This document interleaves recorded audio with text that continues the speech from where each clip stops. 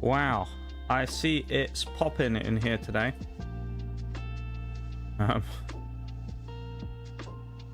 I cry every time. Yeah, Pokemon Infinite Fusion today. We're gonna do something. I don't know what we're doing, honestly. I haven't had any time to think about it because I've been losing my mind the last 2 days. And they have sucked. So I don't know what we're actually doing. We might end up restarting today. We might end up doing something else. I don't really know. We're just kind of going to play it by ear, I think, and just kind of chill. So we'll see what happens. Yeah.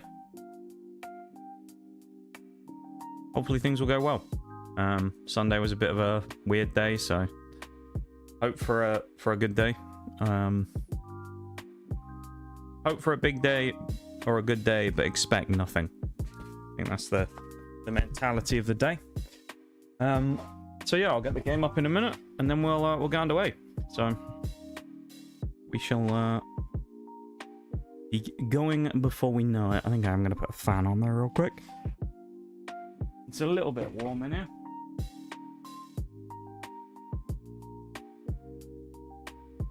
It's a bit kind of stuffy.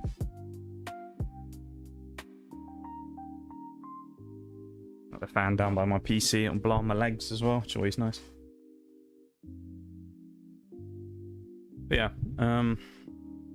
hopefully today will be our chill time. As I say, the last few days have been an absolute disaster, quite frankly. So yeah, I don't know what to expect or what to think about today, honestly. And quite frankly, I need a good day today, because otherwise I'll probably just spiral into a hole. I don't know.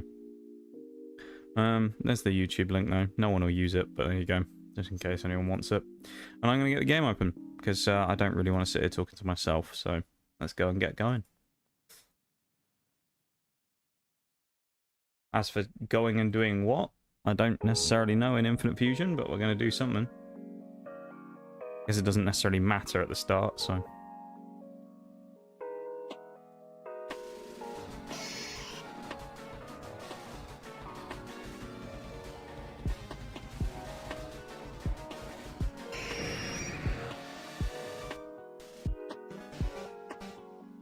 Will the game come up today, or will it black screen me again? Oh, it hasn't. That's a surprise. That's exciting.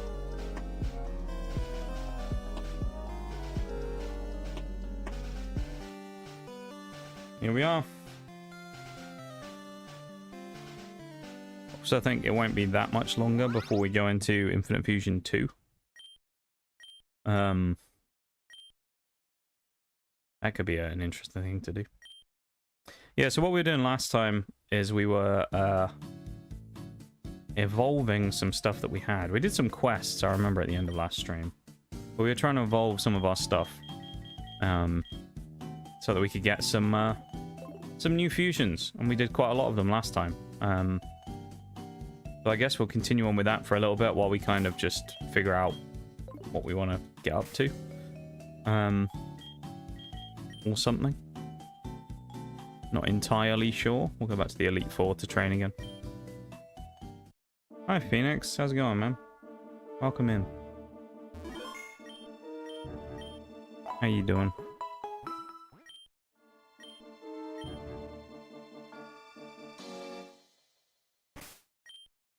I think we're good on that.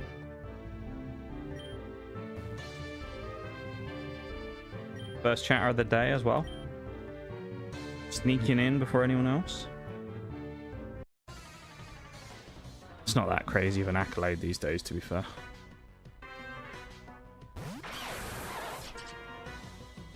Hung out with my neighbor for like 6 hours yesterday. That's a long time to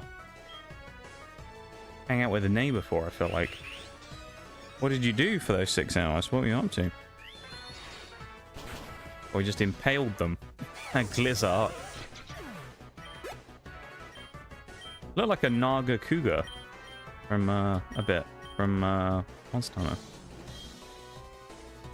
I mean, how were your neighbor for 6 hours? I just Maybe it's just the way I am. I couldn't imagine hanging out with a neighbor for 6 hours. I don't know, I'd want to. Let's get this sped up as well. King, Queen. Let's get a Sacred Sword, I guess.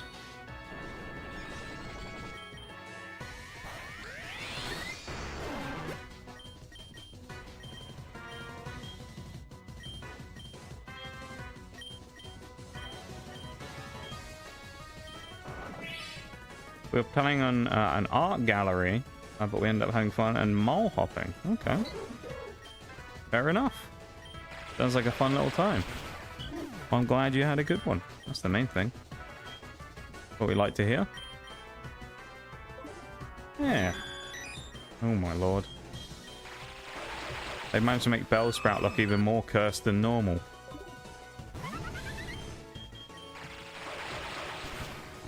A feat I never thought was possible.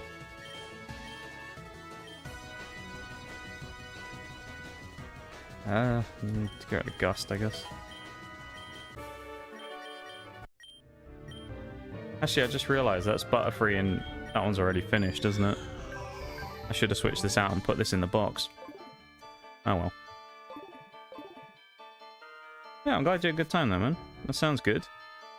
Sounds like a fun little way to spend a day.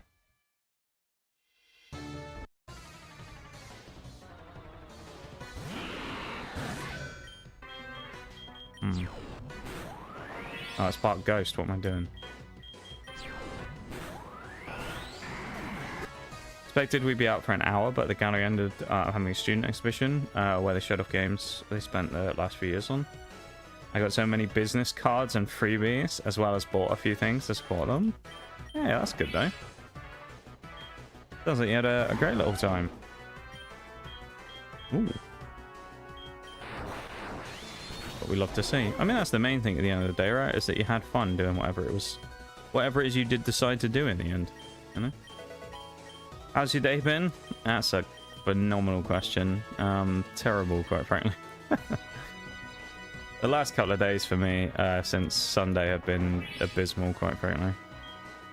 So, yeah. It's been a bit of a shocking week so far. So I'm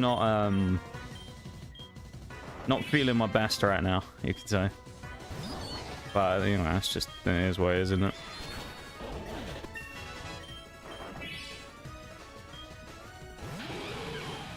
Oh my lord, look at that thing.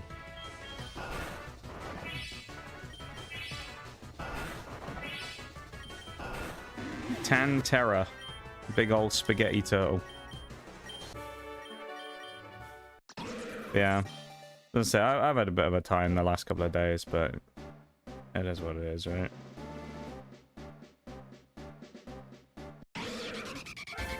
Ooh, I kind of like that. That's not bad, you know. Mavern. I was holding... Ooh. Default. That one's... I feel like I'm gonna go with this one. The more muck-oriented one. The Sound Sludge Pokemon. What a name. Maybe Infinite Fusion will help. Maybe some ugly fusions. Maybe. Maybe. Who knows? Be nice to have a good day today, you know? Sunday stream was a bit all over the place, so it'd be nice to have a more normal stream today. Where we kind of kick on and go fairly well, you know?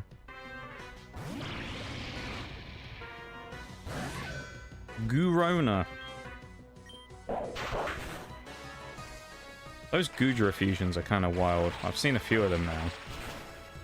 Some of them are pretty good, but some of them are just weird. Also going to get a couple more evolutions here as well, I think. The Monferno is definitely going to evolve.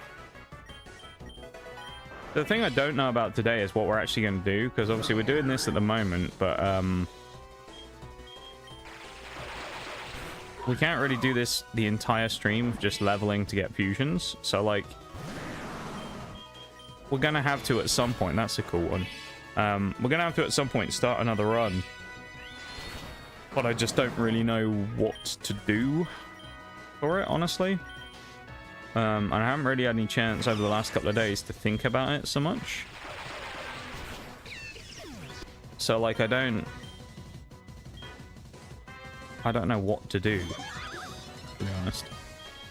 Because there's part of me that's like, I feel like the natural progression for us at this point is to go on to Infinite Fusion 2. But I don't have it downloaded or anything, so it's like, I don't really want to do that in the middle of stream because I know it'll be an absolute pain. If it happens anyway, like Black and White has recently, I don't want to, you know, deal with that. So, but I feel like on...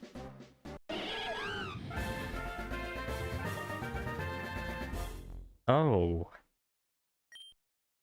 Oh, the neck just...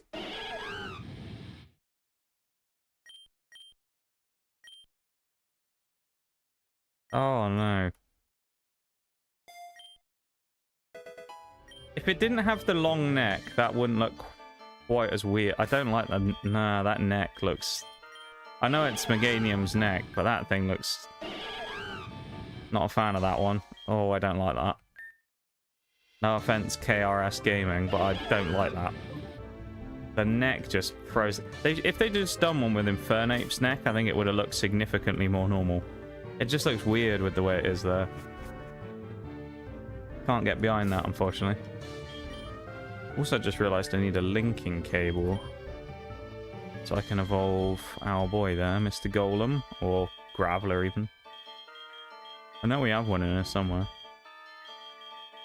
I think we have a couple of link cables.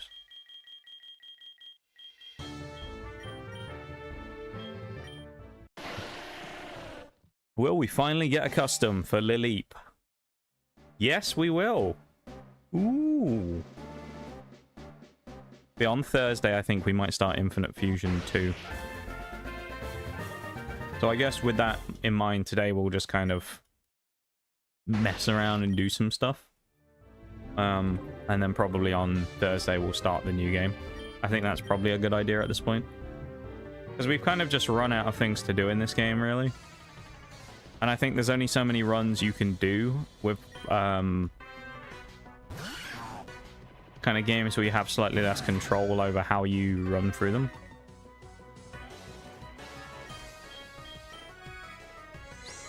So yeah, it's kind of hard for me to figure out more things to do in this one, I feel, at the minute. Gurachi. That was kind of cool. Mono run could be fun, just altered to be as long as it's this type, since it's Infinite Fusion and singular type might be hard. I did actually consider that, and then I thought about an idea of, like, fusions are only allowed to be monotype as well, so you're only allowed to fuse a fighting type with a fighting type. But I don't think there's anything in the randomizer to allow you to do that, unless I'm wrong. If there is, we could do it. We could do, like, a monotype run. Which could be fun. Because you may or may not know this, so... Ooh, goddamn. That one's sick. That might be the best Hydreigon we've seen so far as well, by the way. But you may or may not know this, Phoenix, but of course, back in the day, when I used to play Pokemon, because I stopped playing it for a year and a bit. Back when I used to play it on stream a lot more, I actually went through a series across... What was it, over a year and a bit, maybe close to 2 years, where we did... That's not custom. Where we did monotype runs of Pokemon Scarlet and Violet. So we went through and we did a monotype playthrough of every type in the game. Which, so, including that, we then did... what we called the Hall of Fame afterwards, where we took basically the best 6 from each of the groups that we had, and then we would use those 6 to form random final teams, right? So we took like the top 6 from each of the types, and then we do one Pokemon from each of the types that was randomly selected in the top 6 would go into a big team. So we'd have like a team of 1 of every type. And it was a really interesting run. And yeah, we called it the Hall of Fame. That was a fun one. But yeah, if you include those and then a nuzlocke that we did as well, we played Scarlet and Violet 26 times in a row, including, as I say, every monotype that we could do. So the monotype is a fun concept that we have previously done. I just don't know how easy it is in this game or not. Some of those typings would be really hard to beat as well. Would be super hard to do since there isn't the same for it, but it could be... Ooh, hold that thought. I spy a cool looking fusion. I like that. Yeah, it could be something for us to try and do. Logistically, I don't know how we'd necessarily do it, but I think it would be an interesting one to try, essentially. And that breaks the sturdy. That was useful, wasn't it? Growl Lord. Oh boy. Just a giant whale. Nice. With Groudon's big old... He's got precipice blades. Are you serious? I'm so glad we knocked that thing out. Pradlum. What a name as well. Genler. Has it got levitate? Doesn't matter because we got 1,000 arrows. Good night. Yeah, monotype is a cool idea. I thought about that myself, where I was like, that could be kind of interesting.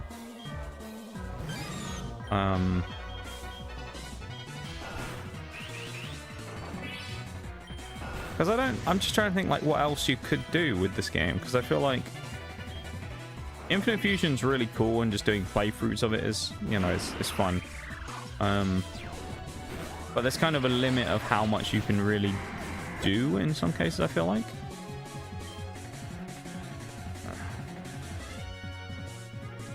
And the bot. Been a few streams since we've seen one of those. Yeah. I don't know. Yeah, get the fuck out of here, bot.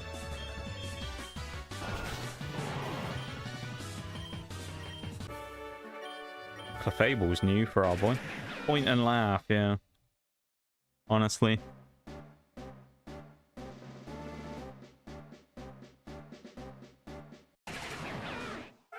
Not as cursed as it could be. Quite frankly. That could be a whole lot worse. I mean, it's not... Wouldn't have been my first choice, the Drill Beaver, but you know what? It's... That could have been worse. What's that? Hammer Arm? I think we want it with Rock Climb still. Water Gun. Ah. Everyone in the party evolved now, I think? I guess minus Rhyperia, who I think we can get, because I'm sure we have Protector. Point and laugh, yeah. Point and laugh at the bot, everybody. That's the button. There we go. That bit in the bot's general direction. Randomized mode, normal. Yeah. League Champion. Again. I think a required type rather than mono could be easier, so if it could still be fused and not drive you insane.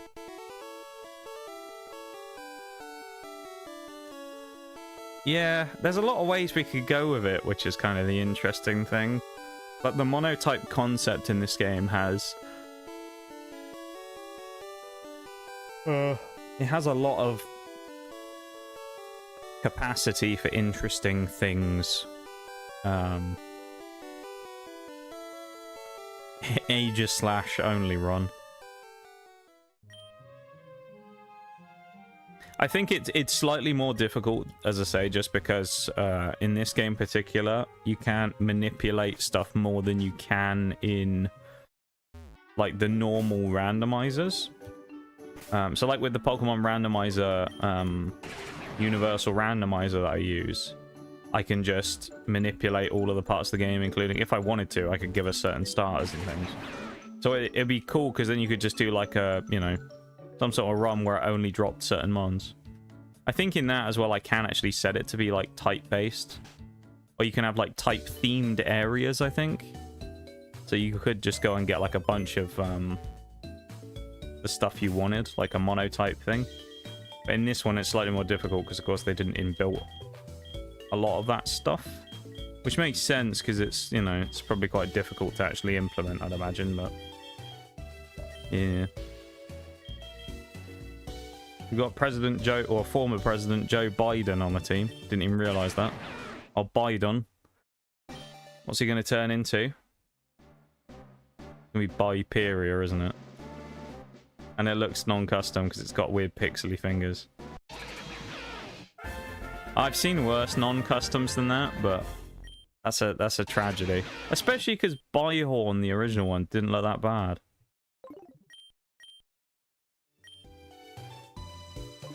Biperia, though. Thank you for the redeems as well, Phoenix. I appreciate it, man. I'm sipping my drink.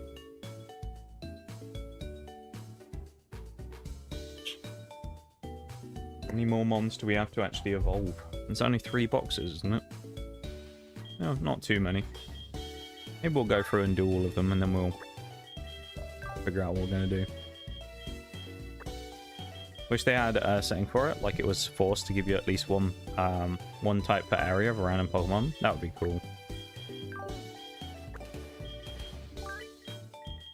Maybe an Infinite Fusion too, you never know. Maybe they've tweaked some stuff to make it more even more random. Now that would be hard to code. Yeah, I suspect a lot of the stuff that doesn't get done is probably just because it would be rather difficult to do. And especially because it's a fan game, of course. I'm sure they only have a certain amount of time to actually work on this stuff. So I don't blame them for not adding certain things. This Magius Dragonite, I feel like has some potential, being really cool. We can actually do one of these straight away as well, because we have the Electrizer, and we have Orabuzz, who's going to turn into Oravire, who is not custom. It's just going to be pink Electivire with some fans, isn't it? Oh dear.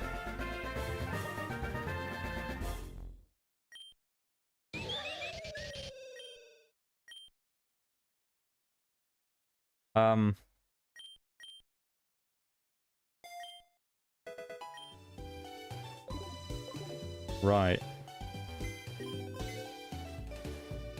Let's forget that one exists. Let's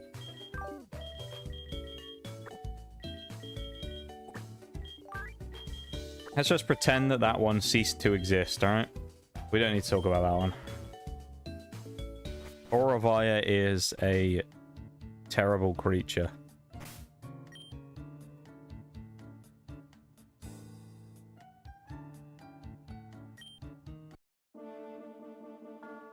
Alright. We're going straight in. We don't need to mess around here. More level ups! That's all we need. We need more level ups, we need more XP, we need more craziness going on. Ooh. Little Meloetta fusion. Double legendary. Well, technically it's a mythical, I guess, with a legendary, but... Keep doing Soul Link Nuzlocke with my cousin. We've yet to make it to the 5th gym. Yeah, Soul Link is really difficult. I've never done a Soul Link. However, I know from just experience of seeing them before, they are notoriously difficult. Just because of the way that, I mean, as you've seen it, I'm sure, with the runs that I've done here, they can be so drastically different from one run to the next. It's very difficult to maintain consistency for an entire run, especially if it's a randomized Soul Link as well. That can be even worse. I have thought about before. I was thinking to myself at one point, maybe it'd be interesting to do a Soul Link. But I don't know how I'd do it. I'd have to find someone I wanted to do it with as well. Because I have an idea, but I don't think the person would be down for it. So it's like, it's a shame.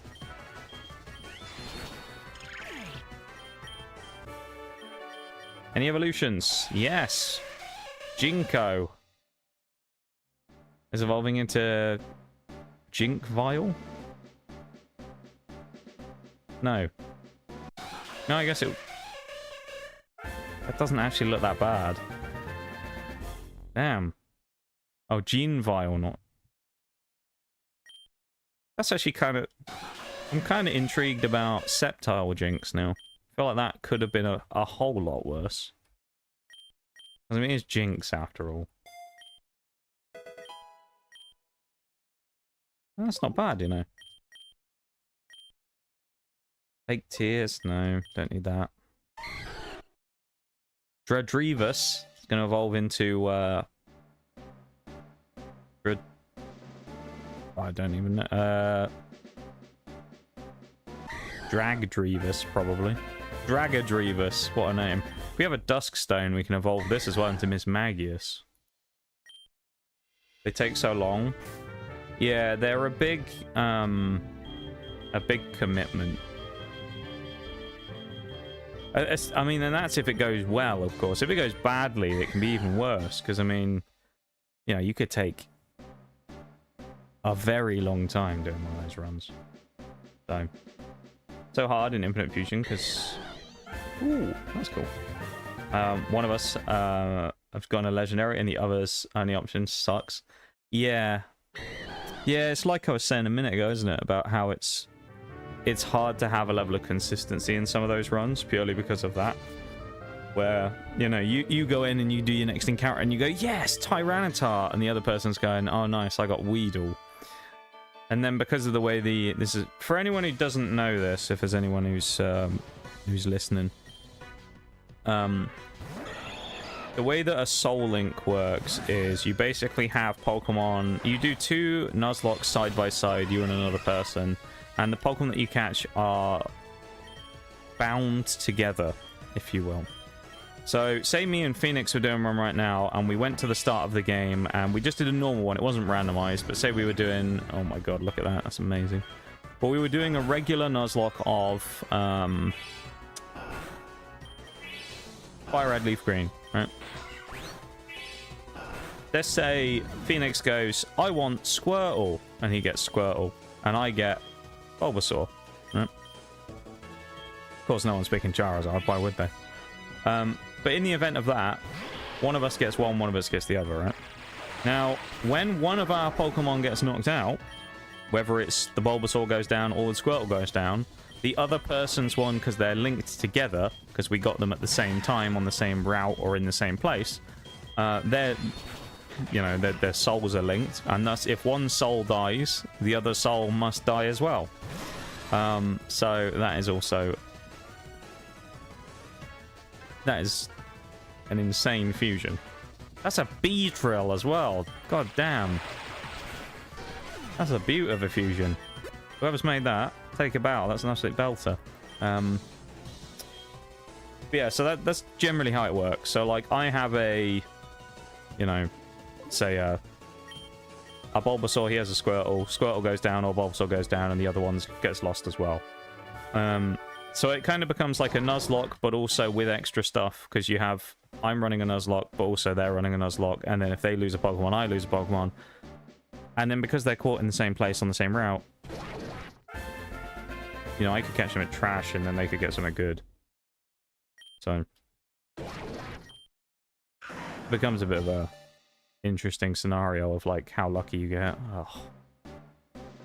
We're getting a bit unlucky with these customs and non-customs today, aren't we? A lot of non-customs coming out. Doesn't I also do the types can't match for the whole team? That's rough, dude. I've seen those type of runs before, and they are hellish. Because you just can't... You go into so many fights just woefully underprepared, because you just cannot formulate a team to be that great. Don't really know what I was expecting on that one. I mean, that one's kind of cool. Oh, that one. Why not?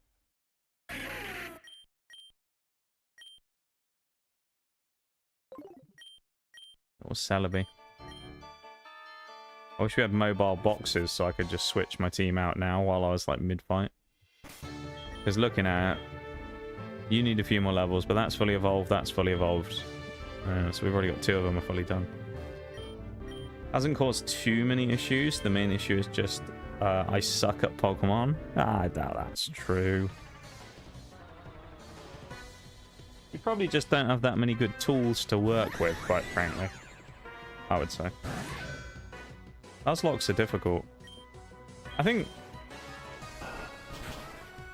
there is kind of this perception these days, I think, to some degree from people that, like, because they've been around for so long and Nuzlocke are a thing that people have done for a long time, that they've become easy. And I think people forget that a lot of them are actually quite difficult. Depending on the game as well. Like, I was looking at this the other day. I found out there's a... Because me and Shags were having, like, a bit of a meme debate at the end of last stream where he was talking shit about Durant again. So I was like, alright, Shags, I'm going to look up a tier list of black and white Pokemon used in Nuzlocke, and I'll tell you if Durant's good or not. And Durant was in, like, the A tier, right, of Pokemon you would use, because it was considered, like, one of the better than average mons. And we were talking about that, and I was like, out of interest, I wonder what the general consensus is on rankings of which is the most difficult Nuzlocke. So I looked through, and number 1 was Ultra Sun and Moon. Number 2 in the consensus of what most people considered the most difficult was Black and White 2. And number 3 was Black and White. And I was like, yeah, well, at least I feel slightly better now knowing that I'm doing one of the harder ones. Like, I'll take it. And then the literally bottom of the list, the easiest Nuzlocke, according to popular opinion, is X and Y, which we have to do next. So, well, we have to do Black and White 2 first, which is going to be apparently horrendous, but... Do you know what? Those Jinx ones have turned out actually a lot better than I expected, so I can't even be mad at that. It's a cool concept. It keeps the tail from Sceptile, but it's kind of frozen. It's got, like, the new ice blades from Sceptile, and it's very Jinx-like as well. That's quite a cool fusion, not gonna lie. I like that one. That's good. Takes both elements from Jinx and Sceptile and fuses them together well. I like it. Got tight matchups so often that at one point I just keep the chart up the whole time. It is easy to forget some of them though, because some of them are super niche, and also it depends what gen you're playing. Because like one of the weird ones is like Steel and Dark for a while had interactions where I think Dark was not very effective against Steel types. That was a thing for a while until I think Generation 6. So. Yeah, kind of wild stuff like that. A lot of weird mechanics and things. A few times she's made us lose. I get to rub it in 10x more because she's been playing since she was a little kid. Damn, dude. Polly swine. Damn, I actually thought for a minute that was going to do some good damage. Apparently not. Just like collecting the cards as a kid, and only started playing a bit like 2 years ago off and on. Oh, fair enough. I do love the TCG as well, and I'm sure, as you know, you've been here enough times to hear me talk about it now. I like talking about the TCG. It's just something about it. I like opening packs. It's fun. And I have a load of binders that I keep them all in, and it's just nice. It's fun having that element of gamba, but also, you know, just kind of the wondering what we're going to get.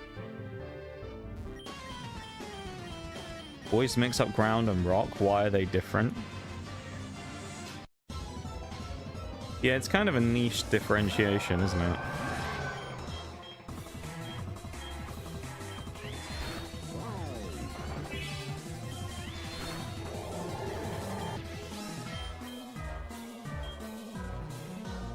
Avalanche? No. Ooh, hello. Is that Golett or Golurk, though? Either way, sick. That's a really cool one. I like that. Nightshade. Why not? Throw it on. I don't think we're getting Dragonite. Hey! Oh, never mind. I thought that was one of our fusions. It's not.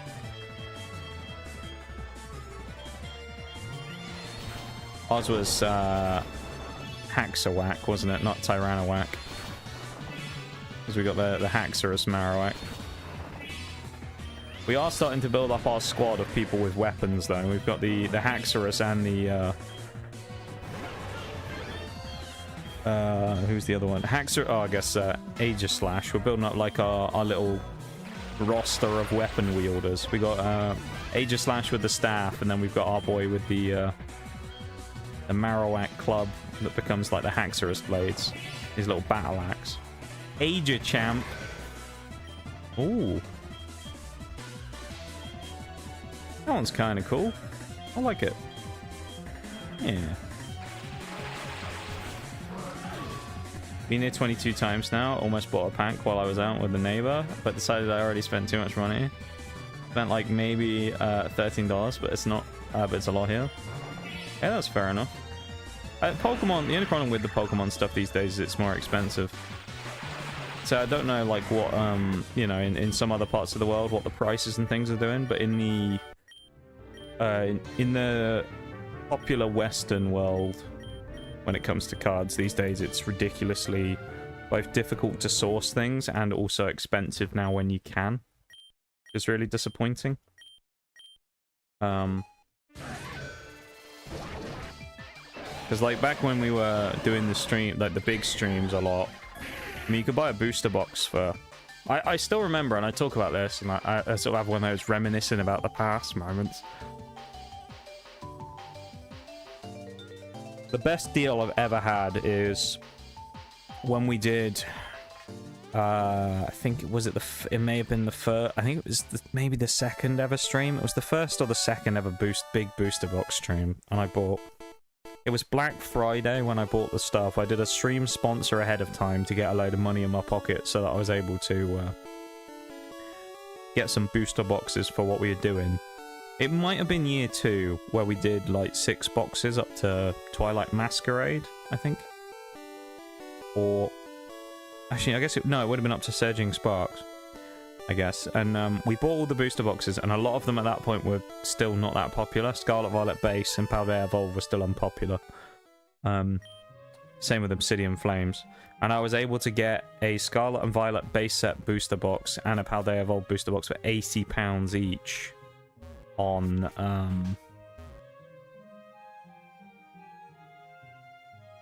Black Friday, which was an insanely good deal. And I was very, very happy about that. Because now, if I tried to buy... I mean, if I tried to buy the same booster box, this is 2 years on. Probably not even 2 years on, if you look at the overall timeline. Let's have a look right now if I tried to buy one on eBay for a Scarlet and Violet base set booster box. They were 80 when I bought them. That was a Black Friday, so it was cheaper. About 230. 220, 230 is what it would cost me now. Which in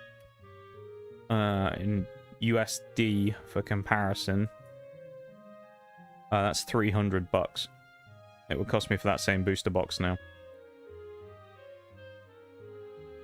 versus the last time when I bought them on Black Friday when they were way cheaper. It would have been like 110, which is kind of wild, isn't it? Them being cheap is kind of only good for those wanting to collect rather than sell. You mean than the vendors who are selling them themselves, or you mean people who are reselling? Got a singular pack for my friend that I hope is in English for less than $1. I wish you could get them for that kind of price here, man. That's crazy. Usually it's about £4 a pack here, so it's about $6 a pack, probably. Something like that. Gambling here is a major restriction, so they have to follow the Japan box rules, where you're guaranteed a certain rarity depending on the pack. Yeah, the Japanese, I'm quite fascinated actually by the Japanese system of doing it with that. It's quite interesting that they have those sort of concepts of guarantees, because we just don't in the English sets, and it's kind of painful sometimes. I'm not gonna lie. I mean, there's some parts about it, you know, that aren't such a big deal, but it can be a bit painful when you just sat there pulling pack after pack. Because when we had our Christmas stream from last year, so Christmas 2025, we couldn't do the booster boxes anymore because they were just too inaccessible and too expensive at that point. So I just said, no, we won't do that. And I went on basically anywhere I could find them, and I just bought kind of other products we'd never opened before. Some that had promos in, some that were just like, we'll get some. And I kind of wanted to get something from nearly every set, so I went and bought a ton of 3-pack blisters and things like that, which is just 3 packs and a little promo card, which none of the promo cards are worth anything. So I bought those, and I bought a load of them. And normally 3-pack blisters are quite lucky when it comes to Pokemon. It's 3-packs are kind of considered one of the kind of GOAT products, where for some reason they're always juiced up with hits. I don't know why, but it just seems to be that they have a lot of hits in normally, and you can get away with quite a lot of good hits out of them. So much so that you'll get times, including when we open one on stream, where you'll get 2 out of 3 packs, you'll get a hit in, which is really good. And so we opened all these 3-pack blisters because we couldn't get the booster boxes, and I kid you not, probably 75% of them had 0 hits in, not even 1. It was terrible. So I feel like if we had a situation of having, you have to have guarantees, it actually wouldn't be that bad of a thing. I might like that, because then we'd stop that situation from happening again. Because it was just quite disappointing, to be honest, for everybody. I mean, it was disappointing for me who'd spent the money and was opening them, but it was disappointing for the stream as well, because we were like, oh, we're gonna get an SIR this time, guys, or a gold, or no, it's a holographic again, and a holographic that nobody wanted, because we've got 6 of them already. Great. Wow. Now I think eventually we got something good, but it's just like, please give me something. It was very painful. I have actually opened some Japanese though now. I've opened a couple of packs of Japanese, because one of the places where I get them, if I'm out and about and I want to get some at like a local place, there's a small shop. It's kind of just like I don't even know how to describe it. It's like a general little mini shop in where I live. And they just happen to have cards, and they have a lot of like little collectible bits and pieces in there, you know, things like that. And they have, you know, other TCGs and stuff. And they've been doing Pokemon stuff in there for years and years since I was a kid, but I hadn't been in there for a long time. And yeah, it turns out they actually have some Japanese packs in there. So last time I was in there, well, last 2 times I was in there, I picked up some Japanese packs as well, which has been kind of cool. So that was fun.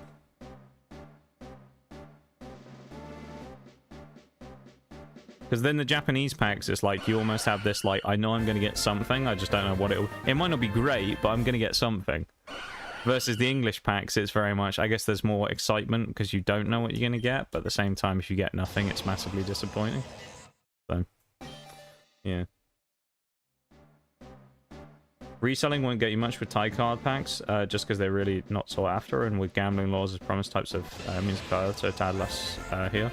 Which is kind of crazy as to why the Japanese cards, at least in the over here, have spiked up in value, because I think maybe it's because of the guarantees that... So it's funny that that's how it works, right? Where over there, you're kind of saying that people don't value them as much because the guarantees mean that it's, you know, you might not have as exciting a time opening them, versus over here we're like, wow, well, there's a guarantee, so we like that because now we can get something we know we want, and it gives us a higher chance of getting the SAR that we want, or the gold that we want. This is cool, whatever this is gonna be. Regigigas Magmortar. Okay, don't know why he's necessarily keeling over to the side, but Magmagigas is a good one. Colossal Blast Pokemon. I like that. Old Magmagigas.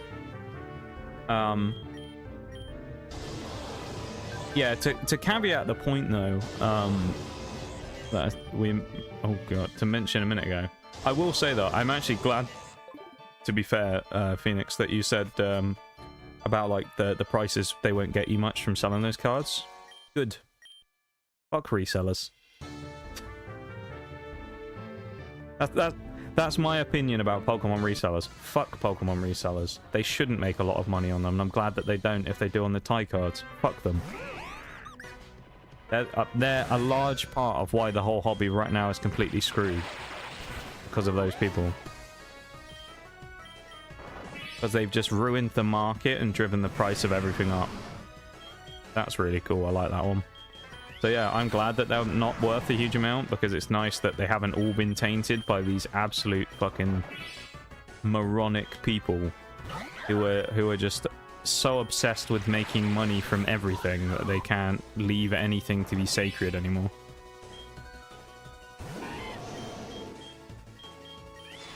And it frustrates me greatly. Like, I hate the fact that I can barely find or buy a pack these days because some absolute fucking turbo cunt has gone in there and bought 30 of them, 30 ETBs ahead of time so he can make a small markup on eBay. Like, get a life, honestly. So yeah, I'm glad that they're cheaper to buy and they can't sell much margin on them, because fuck them. I think which language you pick of cards just depends on what you want them for. To some degree, yeah. I think you're probably right. People who want the hits to sell should definitely go English or Japanese, but if you just want them to collect, I'd say go for Thai or less common languages. I think the thing I have that's kind of like the problem is, because I've kind of thought about this before, because you know, I've been collecting for a while, and I have a lot of holes in some of the Scarlet and Violet sets, and there are certain ones. Ooh. There are certain cards that I would like to get, but now I look at it and I go, if I just had one Japanese card or one simplified Chinese is another one I think that's like a cheapest lot of sets you can get. But like you can get the Chinese cards or the Thai cards or Korean cards, another one I think. I could get some of those, but then also you think, if I get them, it's just going to be one random Japanese card in the middle of a binder full of English. So I'd almost have to do like a reset and wait until I got a new set and then open it all in a different language. Which I've kind of considered. I was thinking like, well, maybe when, you know, Wind and Waves comes out. Depending on when Wind and Waves the game drops, maybe it'll probably be 2028 when the TCG comes out, I would say.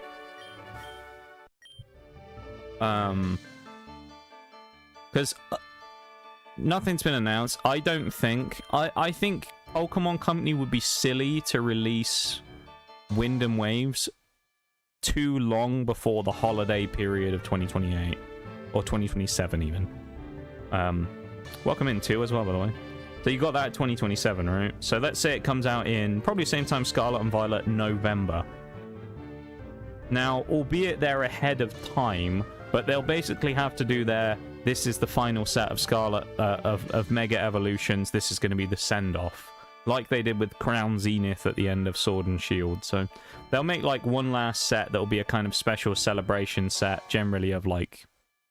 Well, they do sometimes do them where it'll be a set that kind of combines a lot of elements of the previous ones, which is cool, and it'll be just like a special... just a special kind of anniversary type set of the end of the era. And then they'll do the first set a little bit after that. So I would say Wind and Waves, if it comes out in November, Wind and Waves first TCG set probably won't come out until about March of the next year, I think. Because I think that's how it worked with Scarlet and Violet, is it took about 5 months, 6 months before it kind of came out. And then at that point, people weren't hot on it anymore anyway. And as per usual, I've talked about this many a time. When a new set of Pokemon TCG comes out, generally it comes out quite cold out of the gate because people are very, oh, don't like the new mons, don't like the new games. And it's kind of, there's a lot of that mentality going around of people just kind of bitching and moaning about the new games. And about not liking the new Pokemon, and they don't like the early sets because it doesn't have Charizard in it, and it doesn't have Gengar in it, and Rayquaza. And so, like, you can kind of get away with a few of the early sets usually being fairly cheap. Hence why, as I mentioned before, I was able to get that Paldea Evolved in Scarlet and Violet base set booster box at the time for about 80 quid. because they didn't really have any of the mons in that people liked. Which is why it's hilarious now that they've shot up in value and gone crazy because of all these, you know, nerd resellers who are out there pumping the prices like crazy. Because they won't buy stocks. They're going to invest in shiny cardboard. But, yeah, he's breaking it down, yeah. So I'm hoping the card pack I got for my friends in English. Yeah. It just... The card looks the same, of course, but it's like, it just looks a bit weird if you have, like, full Japanese random English card. But then there was a really cool thing I noticed not that long ago with one of the sets I opened. So I mentioned those Japanese packs.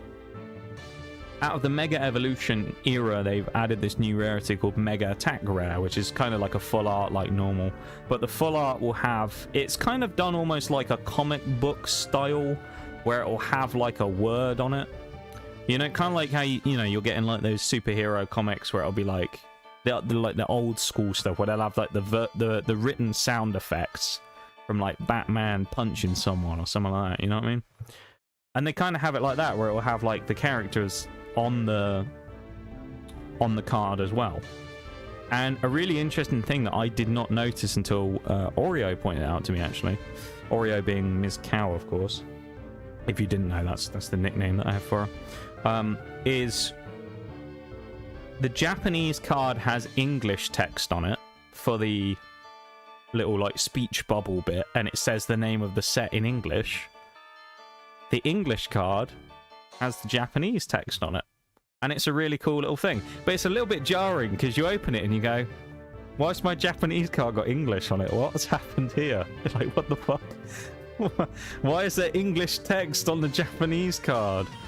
Because you'd think it would be the other way around, but it's kind of a cool little crossover where you have the Japanese on the English and the English on the Japanese. It's quite a cool little, you know, crossover of fates on that. And so it makes for quite a nice little thing in the collection, but I feel like you flip through your binder, it's a bit jarring when you go, wait a minute, why is that in there? And then you go, oh yeah, it's the Japanese one. Also don't think Pokemon card collecting is as popular here, so don't sell them. Yeah. That's also a good thing, probably, because it just would become unaffordable. Like it has over here, I think, if people get too crazy into selling and collecting. Only seen Pokemon like 3 shops, and only 1 shop has carried booster box, and they still had a ton. Yeah, I wish I could. I wish that I could walk into a store, because I don't have any like straight up card shops near me. But I wish, I dream about the day that I could walk into a shop and just see booster boxes again. The closest I've been is a little while ago when Chaos Rising came out, so about maybe 3 months or so ago.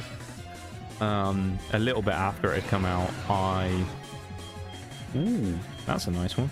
It's a spicy meatball right there. But after that had come out, I went to... There's this bigger... big box store near me. It's kind of like the British equivalent of like a Toys R Us. Like every now and again I'll go in there because, like, you know, you think, oh, it's someone's birthday, I'll buy them something. It's not wild. So like I've gone through a phase more recently where I've been buying people things like Lego and stuff, because it's just kind of a bit of a unserious like meme gift a little bit. Where it's like one of the things I did not that long ago was me and my brother both actually did the same thing, where we bought our parents some of those like Lego house plants and things like that, you know. And I went in there and I was like, I wonder if they got any cards. And I popped in there and I asked the guy, because they keep them like behind the counter because they can't trust them to be out on the shelves these days, you know, because people will be stealing them. So they have them all behind the counter, and I walked up to the guy and I was like, look, I'm gonna be honest, you're probably gonna tell me no. Have you got any Pokemon TCG right now? And he was like, well, let me tell you, it's your lucky day, mate. And I was like, what do you mean? And he goes, we had a restock quite recently. And he goes, come over here. And he brings me over to the side, right? And I look up, and there's a shelf kind of hidden off to the side behind the cashier bit. And there's like 20 booster boxes on there. Now, they don't sell booster boxes, they just sell individual packs. But I hadn't seen that sight for such a long time, and I was like, oh my god. Booster boxes! I was like, that can't be real. It's not even like a thing where I could have gone, can I just buy a booster box? They wouldn't let me. You could only buy, I think they had a limit of 5 packs per set. But they had booster boxes of Destined Rivals and of Chaos Rising. And it was such a beautiful sight just to walk in and see booster boxes again. Because I'm so used to going anywhere and going, have you got any? Oh no, they all sold out 20 minutes after we opened after the restock. Because, you know, a bunch of people were sat there from 5 AM the previous night, you know, waiting for the bloody store to open. So, thank you for the lurk, Nitty, as well. If you're ever in Thailand, I've got names of places you can check. Treating Pokemon like a drug deal, expecting an auto mod. Yeah, it was a bit. He was like, he was going to take me out back behind the store into like the secret bit where there was no camera so he could show me the product, you know? Open one of these packs. I guarantee you'll get a hit. Just rifling through them all. But yeah, no, it's great. Who knows? Maybe at Christmas, obviously we're not going to do like a big budget Pokemon thing again, but maybe if we do a Christmas stream on... I'll have a look at that when I come back. Actually, when I get back, I'll have a look at a calendar and see what day Christmas is compared to when I stream. Because we may do like a little mini day before Christmas Eve stream. And then maybe I'll see if I can get a couple of packs or something. Scrounge some up from various places and we just do like 10 packs or something, I don't know. Anyway, BRB, I'll grab a drink real quick.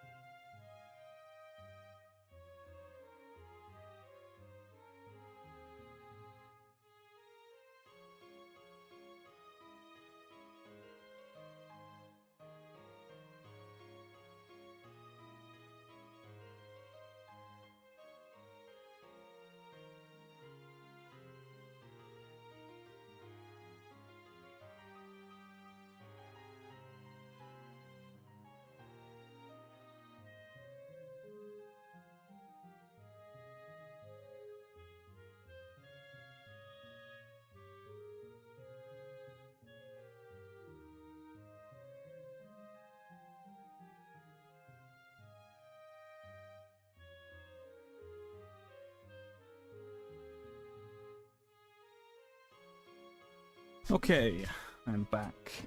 Christmas is on a Friday this year, is it? Just off the top of my head, I think you might be right, yeah, because I'm sure it was on Thursday last year. Yeah, so I guess my last stream would probably be the Wednesday then. So the 24th? 23rd even. Because what we've started doing more recently when it comes to Christmas is I've tended to skip Christmas Eve. Because I know I used to do... So when I used to do one stream, I've done two variations of the Christmas streams over the years, right? I've done Christmas stream on Christmas Eve, and then I've done, unless it was on a day where, like, you know, I wasn't streaming, in which case we did it the day before, or we did the week before Christmas. So we'd have started on, like, Wednesday of the 16th, and we'd have done Wednesday, Thursday, or, you know, whatever, and we'd have done, like, the whole week from Wednesday to Wednesday, and then 23rd would have been our last stream. And then we do, like, trickle it, you know, a few booster boxes, 2 a day or whatever. But one of the things is a lot of people, I say a lot of people, a couple of people complained when I did them on Christmas Eve, because some countries have their Christmas Day effectively be Christmas Eve. And that's their sort of celebration day.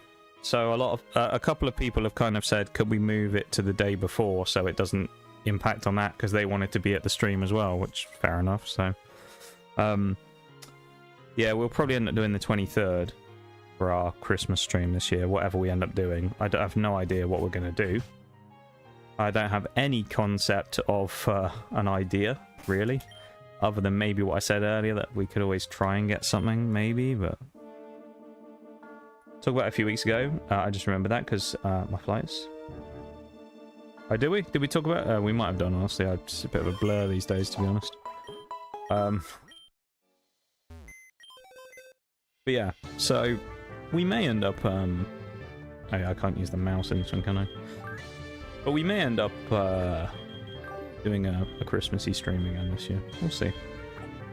Depends on a lot of things, really. I mean...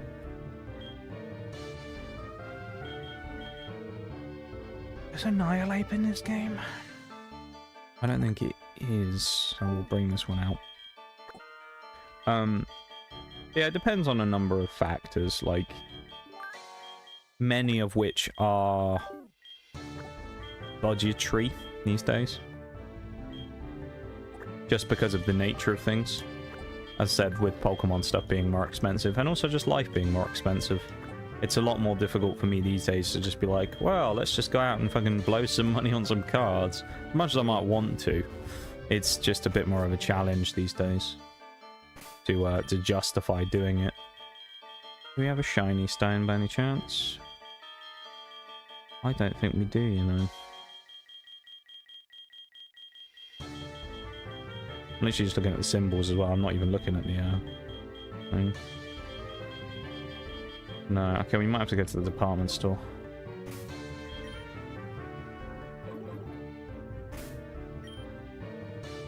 In Celadon, I think we can get shiny... I don't know if you can get shiny stone there, but we're gonna have to guess. Just do what you can, plus I'm sure they'll bump up the price of cards around Christmas. Yeah, probably. They'll probably go up even more. We need the Great Pokemon Crash. We need the great Pokemon Depression is what we need. We need the prices of everything to crash. It probably won't happen, but like Pokemon needs to just overprint the shit out of everything so that the prices all just crumble. And then all of the, you know, all of the people that have invested all their money in it will learn a valuable lesson that never put all your money in one thing, because if it crashes and burns, then you're fucked. We'll see. It's kind of... I think it's for me, it's more like the sad thing. I think it's because I know of the days gone by where we were able to do a lot more of these, like, higher-end Pokemon streams, so it's almost a little sad now to be, like, knowing that we probably won't ever be able to get back to that because of how much fun they were. So, but it is what it is, you know.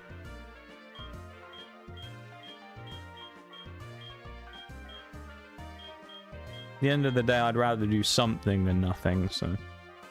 Watched a birthday stream. and they spent about 5 hours opening Pokemon cards that cost around 800 USD. The cards they got ended up giving them a profit though, luckily. That's cool. I can't get the stone we want here. Bollocks. So the biggest one, well, now I think about it, hard to say. I was gonna say the biggest one I ever did, the biggest one I know of that I could just think of off the top of my head was when I did Christmas 2023, I believe. Paradox Rift and 151 had just come out, I think. And I spent... so I bought booster boxes of all of the sets that had come out at that time in the Scarlet and Violet era, as well as all of the products from 151, which was one of the special like anniversary sets that had just come out. So when I did that, I spent probably well, actually it was more than that because it was in pounds, of course, but... So in pounds, I'd end up spending something like 900 on that stream. And I think we may have done it in a week and we did one booster box a day. I don't remember. But we've probably eclipsed that, actually. Because, well, we didn't pull anywhere near the value back of what we got either, but... But when it came to that, that was also easily done because that was the one where I kind of talked about where I said we did a sponsor beforehand. Actually, no, maybe that was the year after. I don't remember. I can't remember which one was which year, but we did something. And then the next year we did all of the sets that had come out until that point again, which went up to Surging Sparks.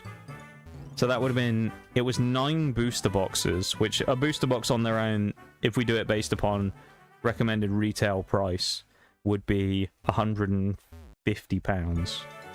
So we take 150 times 9, which is very nearly 1,500, right? That's what, 1,350? Plus we got some of the stuff from Shrouded Fable. Because our idea that we came up with, and this one wasn't one that I paid for all myself. There was a couple of people in stream that were incredibly generous to help us get very much near our goal of trying to open every booster box from Scarlet and Violet. And then we kind of, as a bit of a bonus goal, I was like, yeah, fuck it, let's throw in booster bundles as well, in case anyone, you know, wanted to contribute but didn't obviously want to, you know, cough up 150 for a booster box, which is a lot of money. So like, let's put booster bundles on there as well, which are like 20 bucks a piece or whatever, so people can kind of, you know, might want to contribute a smaller amount and they can, you know, still feel like they're included and not just have the big boys coming in blasting out, you know, 150, 200 bucks a piece on booster boxes. And so we tried to get one booster bundle and one booster box of every set, although the booster bundles were way harder because for some reason some of them barely got printed. So the booster bundle was just a mini booster box, basically. It's just 6 packs in it. It's just 6 packs in a box. But for some reason a few of the sets just had non-existent booster bundles, so you just couldn't find them anywhere.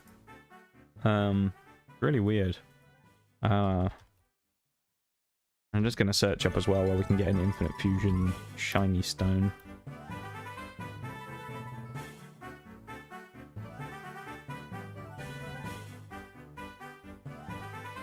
In a Pokeball in the Deep Sea or received by events in Saffron City and Goldenrod. And it's opened up a window to a sus site. Nice. Received by events.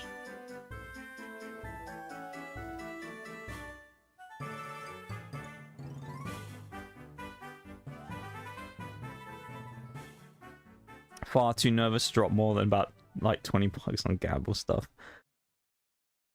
Yeah. Yeah. Left of the Pokemon Center in Saffron, there's a house with a girl and a Togepi. She gives you shiny stones. Alright.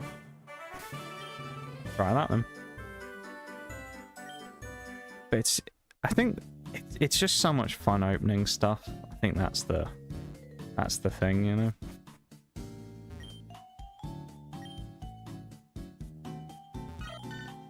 Okay, we've obviously already got a shiny stone off them, and that's it. They don't give you more. I know there's a guy in... There's the Stone Maniac guy in Lavender who gives you one if you go during the day and during the night.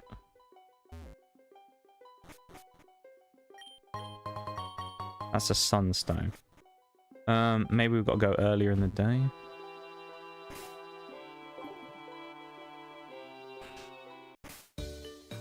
5 p.m. We got the sleeping bag. We wait 12 hours till the early morning.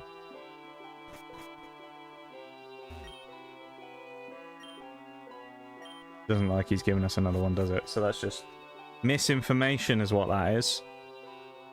Ah. Guy in goldenrod sells all stones for 5,000. I guess we're trying goldenrod. I hate this. Going to like every town. I wonder if it's the guy in the underground.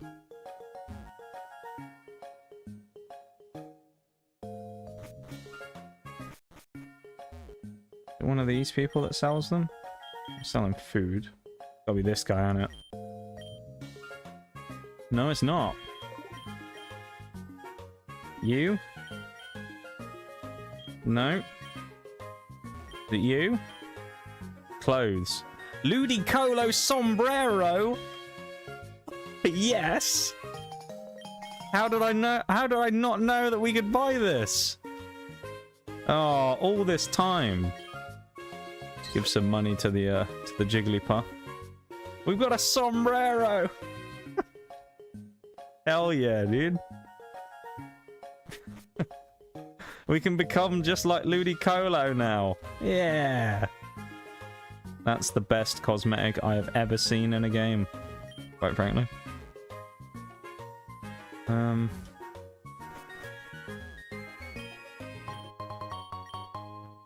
Come back at a different time and I'll have something to give you.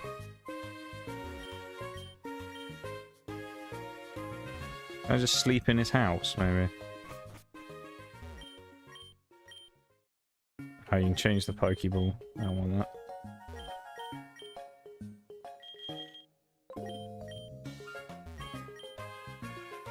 Yeah, I've got to say though, it's the feeling of the Gamba of opening PCG cards is just great, you know.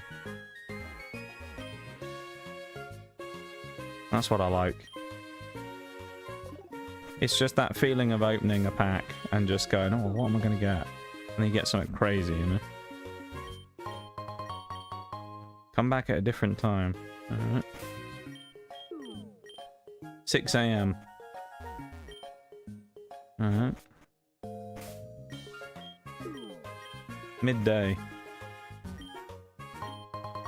He just gives me sunstones and dawnstones. So all these people are just full of shit then, aren't they? Or is this the Reddit post that says the wrong thing and it's sunstone? No, shiny stone.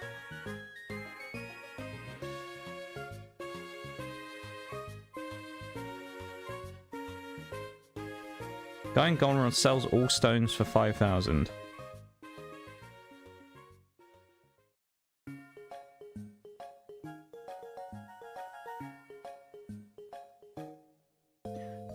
I think the problem is all these people are like, this is how you get one. And it's like, well, I want more than that. Maybe it's in the goldenrod department store you can buy multiple. Ah, there we go. I was wasting my time. A big waste of my time, that was. Here we go. Time to get Holier upgraded into Hoserade. That's a name, isn't it? Get Hoserade.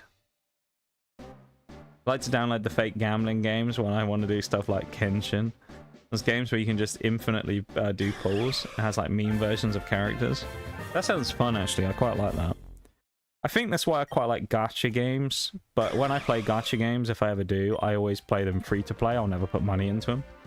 But I enjoy gacha games just for that element of like opening shards or whatever and trying to pull characters. It's just fun. That's pretty cool. I like that one. Ho-Raid. Oh, that's horrible. That one though. It does sound like the guy's name there that he's got as his username does sound like some kind of deadly disease though, doesn't it, as well? Xenophacillus.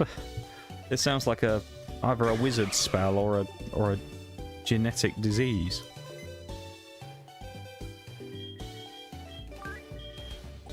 That's a cool one, though. I like that. It's like collecting characters. Yeah, nothing wrong with that. Got all but 2 new cookies on Cookie Run Kingdom. I haven't heard the name Cookie Run Kingdom for a while.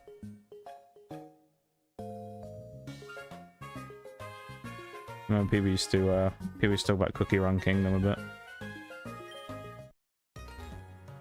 Used to be a bit of a meme for a while. I think Bevan always used to talk about it.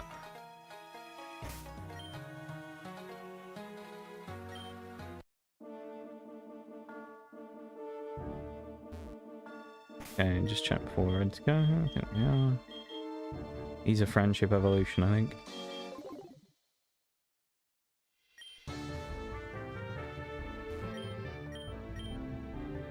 Yeah, collecting characters and stuff is just fun. There's something about it. But it's like that. It's fun, but also it's painful at times. Because you have the fun of opening, you know, the stuff, but then you also have the chance that you don't get what you want, and then you get a dupe of something, and it's like, oh man. It just, you know, it gets you.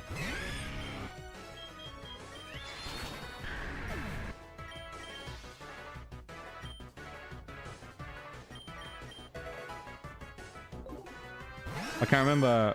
It's like, it's the duality of gachas though, right? Because like recently I was doing, playing one of the gachas I was playing, and they had a big event, and they brought out a load of new characters. And recently I pulled basically everything I had, like resources wise, for this big banner for these characters that I wanted some stuff for. Or didn't own, I can't remember. It's something like that. Is that an Among Us face? What the hell is that?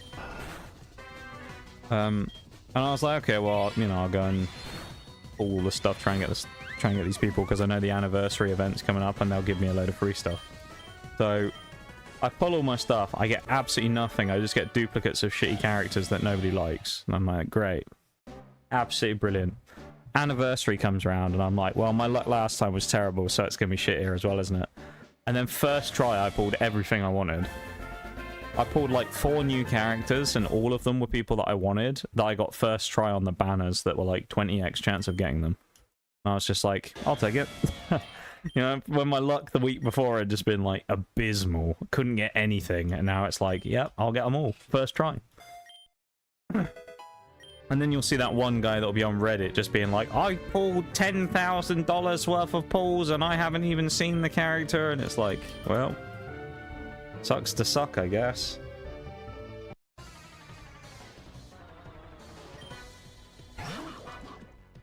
That's one of the ugliest Pokemon I've ever seen.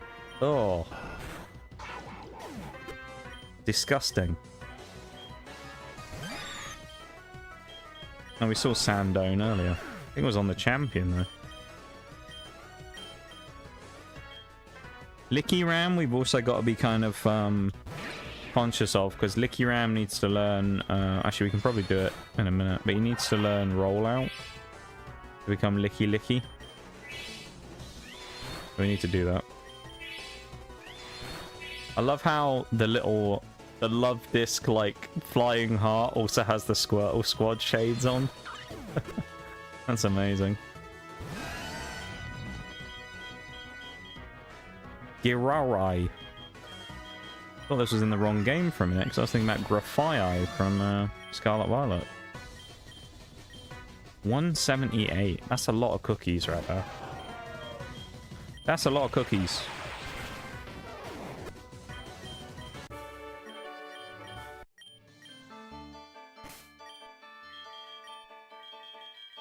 Can you learn Rollout?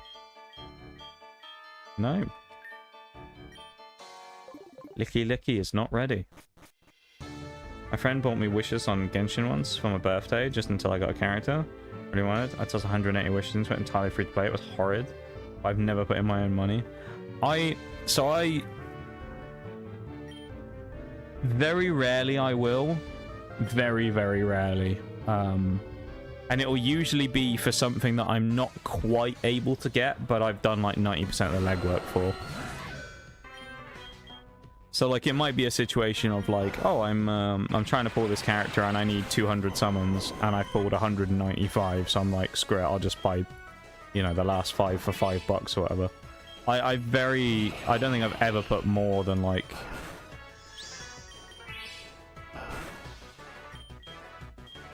probably like 15 in to any one purchase on a game. Oh, you son of a bitch.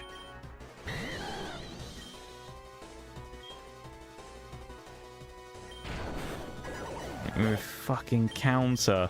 You little bastard. Oh. I wish I could bring in our dead friend Aegislash. We're gonna have to hope that Dragonair can take a hit as we revive the corpse of our Aegislash. And he could not take a hit. Damn. Let's use a regular revive, shall we? Now you're about to get it, ghost bitch. Get out of here. The weeb has come for you. Time for him to destroy all now.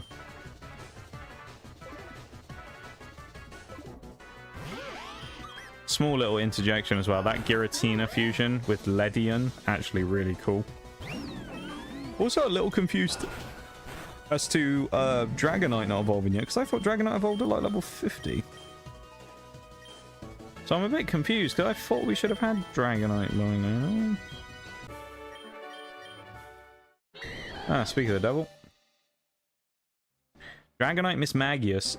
Dragonair looks cooler than Dragonite in my opinion, so I'm a bit... Yeah, the Dragonair looked cooler.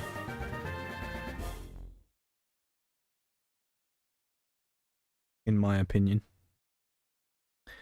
Dragomagius. That's a hell of a name though, isn't it? Or Dragomagius. The other thing I hate about Dragonite is its move pool, at least like learn set move pool, is garbage. It's so bad. It'd be nice if it learned some good moves, you know? Having Miss Magius with it kind of helps, but... Alright, so you're fully evolved. You're fully evolved. You still need to learn Rollout. This, for Volcarona, this one's a way away yet. And then this one's Friendship with Rai Jr. So...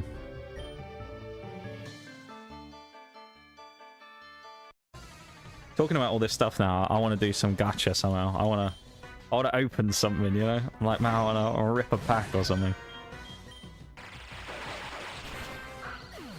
Be cool if that was actually a thing we could do. If it was still the way it was, like back in the day with the prices, I probably would have just made it so I had like a booster box just on hand every now and again. Purely just for the reason so that one day we could be here in stream and I could have a redeem that's like, open a pack. And the whole redeem is just someone redeems it, and when we open, like, you know, one pack, like as a one use per stream kind of deal, and we can just open one pack of Pokemon and just see what it is. So have a permanent camera set up just for that, so I can just be like, right guys, one pack, whip it out, and then we just do it, you know, right there and then open a pack up and see what we get. Really?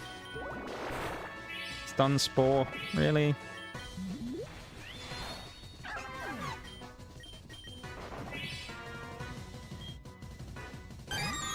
That must be double unknown. Kind of wild though that we can get doubles in this game, like double fusions of the same one, considering it is randomized. It's kind of interesting though sometimes to face up against the same mon though.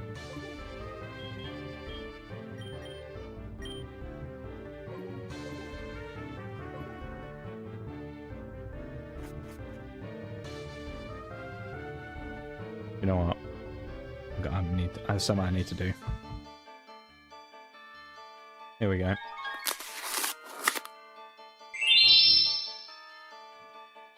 I'm going in for another one.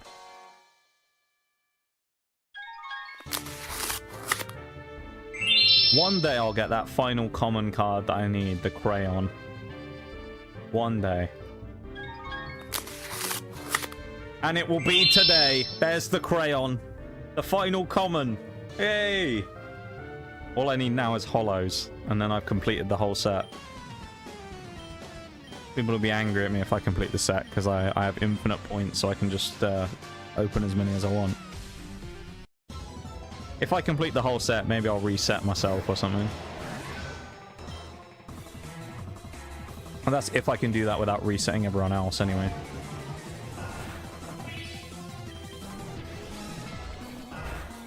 I'll need to look into the commands for that. Extra sensory, eh? Where's rollout? Slaments. Oh. What an ugly bugger you are.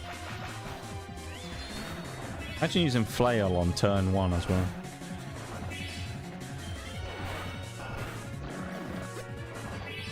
Also, it doesn't get Salamence as Intimidate, it gets that crap. Truant.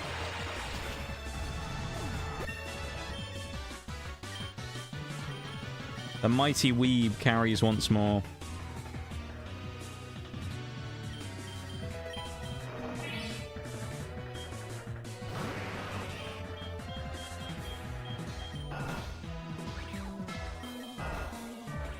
That did nothing. Must have been a crit on the first hit then or something.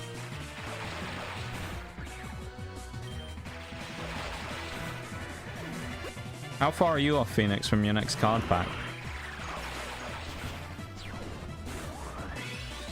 Can't be that far, right?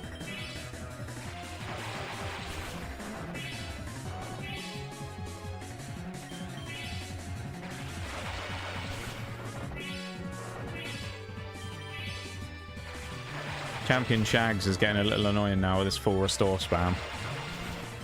Pain in the ass. Double-edged, no. Sharp Lord. Look at that, that's cool. He's just a Baskin shark. Yeah. I like that.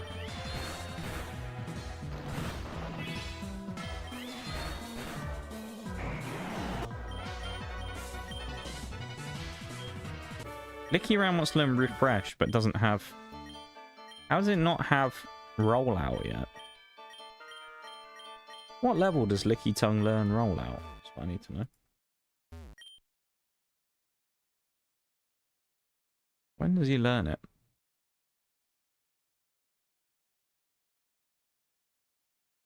Hard to know what gen this technically is. I guess we'll call it 5, because that's what it's based on. He would have learned it at level 33. Did I just miss it before? Maybe I did. Twitch crashed as you asked that, but I'm like 8.3k away. Just a bit far. You'll be there before you know it, though, you know? You'll be there before you know it. I believe. Hey, I mean, if you keep, you know, sticking around as much as you have, you'll be flying for them soon.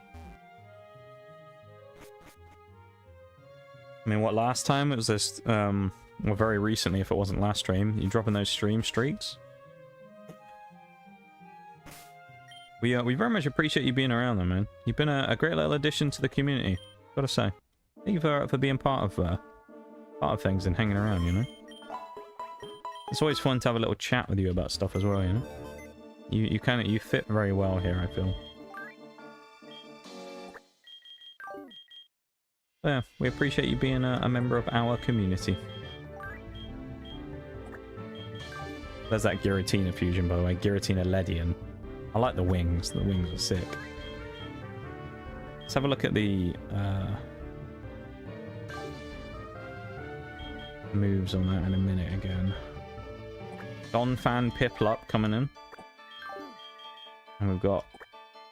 Oh, we actually can't use this one. I've just realized. We already have Meganium. We have an invalid fusion.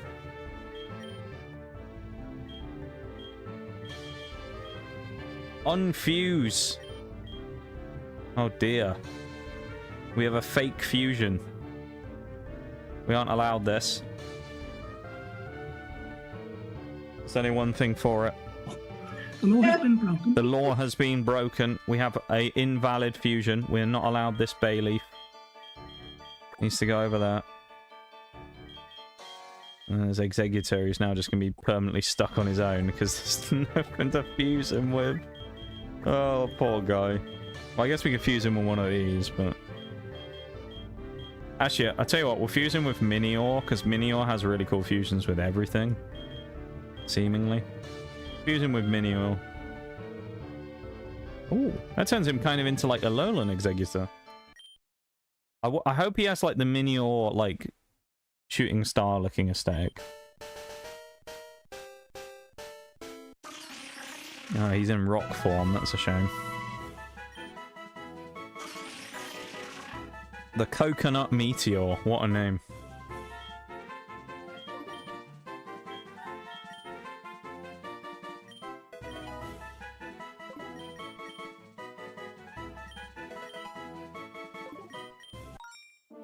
Well, there you go. We've got that now, I guess. We actually have very few fusions left now, which is cool.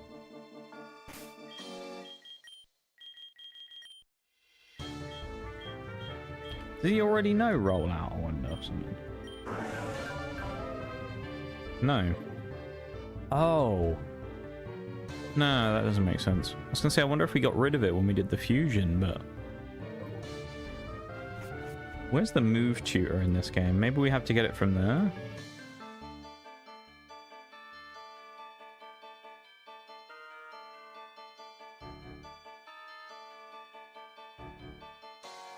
Vermilion.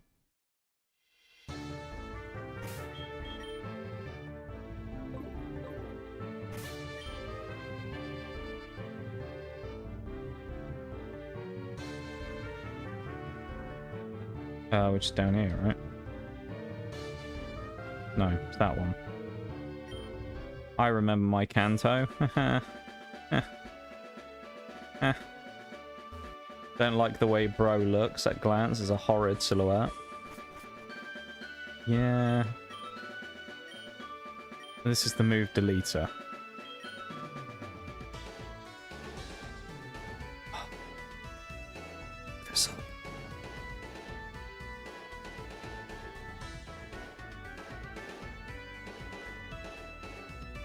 Located in Vermilion City next to the hotel.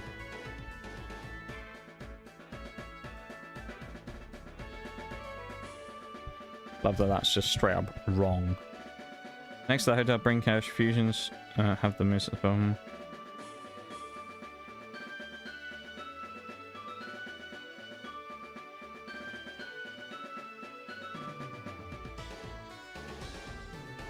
In every Poke Center, stand up to the left. He's in the Pokemon Center?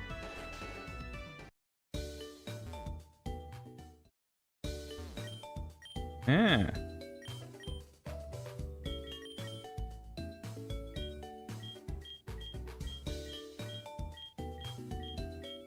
Roll out. Here we go. Now we just level him up once and he should evolve, I think. This is cool though. I wonder what Aegislash can learn. Anything cool? Any like extra moves maybe gonna pop up? Probably not, but never know. Head smash. Fucking head smash. What? Yeah, it took me 20 to 21 streams just to get the first card back. That's not too bad, I guess. It's not. Yeah, it's not. It could be worse, I suppose. Worth it for the actually. We do love a good actually. Alright, so Licky Tongue needs to level up once. Rai Jr., we have no idea where he is in terms of his personal feelings, but we know that he needs... Actually, is he a friendship evolution, or is it going to be one of these annoying ones where he needs, like... He needs to have learned a certain move. Like Bonsly does. He needs to he needs to learn Mimic. Okay. Move Rememberer. Please have Mimic. He doesn't have Mimic.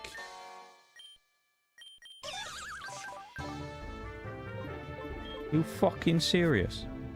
I'll go straight back again now. Because there isn't any stairs here, so he can't go to the Pokemon Center.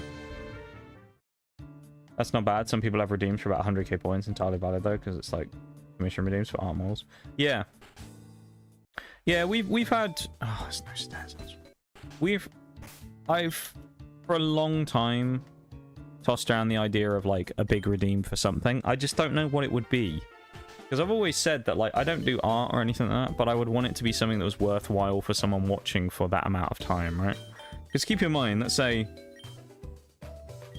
you said there that it cost you for 10,000 points, it cost you about 20 streams, right? So what would be something that would be worth you watching 200 streams for? Because that's a lot of streams, isn't it? So it's like, what's something I could come up with that would be worth that? And I just could never answer that question. For that much time, effort, and energy put into watching the stream to earn some sort of reward. So I never came up with anything that was, like, worthwhile. And then I know every now and again someone will have a suggestion where they'll be like, you should add, like, become a VIP. But I don't like those redeems. I know people have them, I just don't like them. Especially, like, be a mod, become a mod, and stuff like that. I find that crazy that people do those as redeems.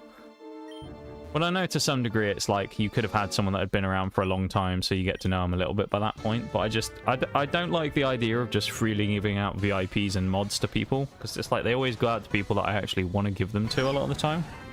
Which sometimes it takes a little bit before, you know, I'm willing to, like, give them to people, because they need to have been around for a bit, right? But, like, usually I'll end up just giving them to people that I want to give them to, rather than kind of, you know, letting people get them for themselves. Oh my god. The fuck? Why is he so derpy?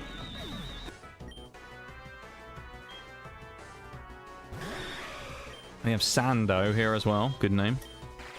I feel like at a point people are just watching for fun and not the reward. Yeah, people forget, I think, a lot of the times about the channel point rewards, and they just watch for the purpose of, you know, watching the stream.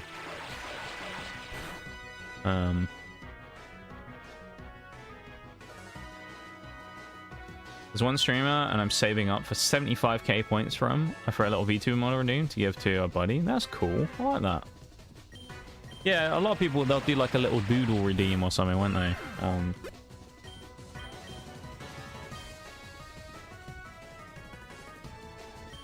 One of my old PNGs actually came from that. One of my old PNGs that I used to use came from a chibi art redeem. From a stream I used to mod in quite a lot. These days I don't go in there so much. I mean, the person doesn't stream very much either, but I don't really go in there very much anyway, because I don't like the community, I'll be honest. Oh, Yamask. That makes sense. That one's cool, actually. I quite like that.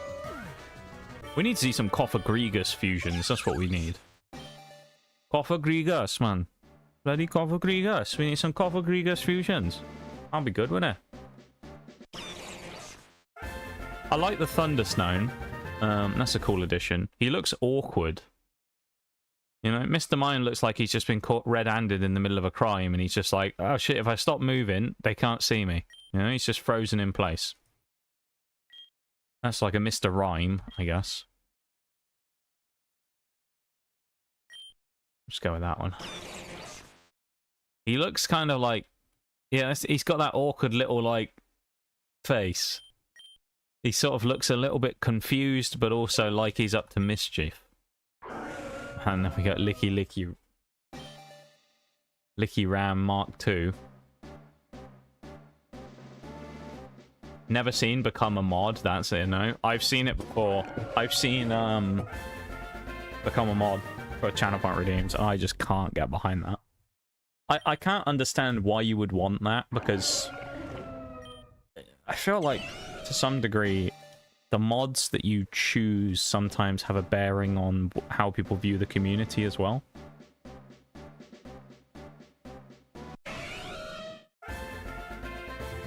Because the mods generally are like big members of the community and things like that. So it's kind of a... You want people who are like, I feel like, good representations of things. Yeah. I've been thinking about all that stuff recently, about like whether I need to get like another mod or anything. I don't really know if I kind of want to, but I don't really know like where to go with it right now. The most 3-face I've ever seen, yeah. That's quite cool. The scream is horrific, but the Hyolia, but the actual thing itself is cool. If we want to, we could turn that into Gallade. This is the question. I'm gonna let you decide this one, Phoenix. Do we get Gardevoir or Gallade fused with Kyogre? What do we think? Gardevoir or Gallade? Because I feel like that's a tough choice.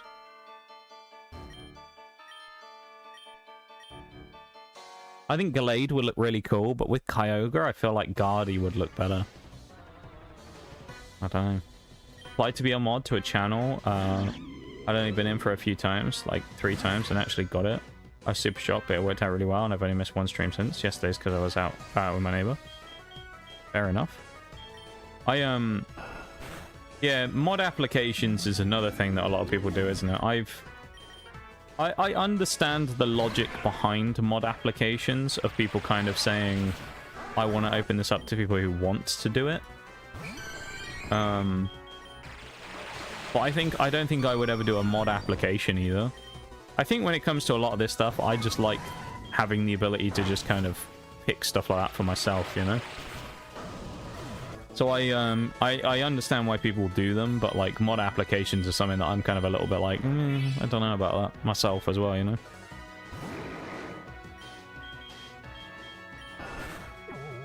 That's kind of wild though that you managed to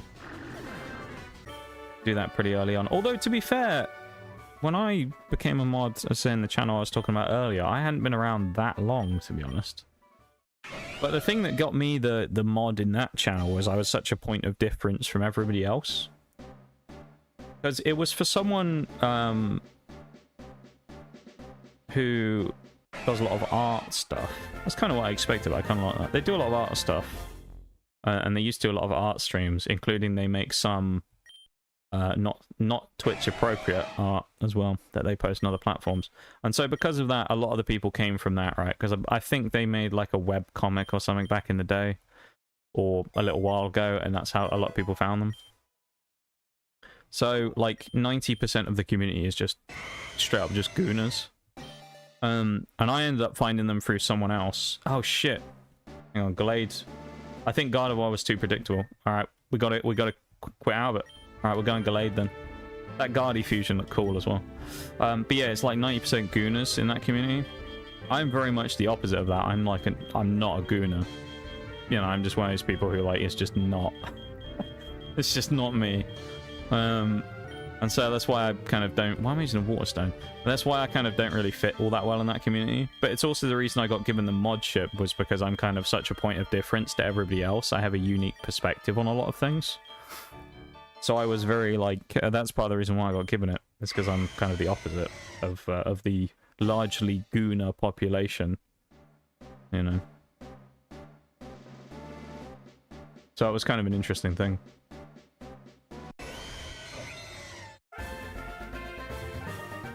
Not what I was expecting. I wasn't expecting him to get big old mitts. Kind of cool, but I don't know how I feel about that. It's not bad.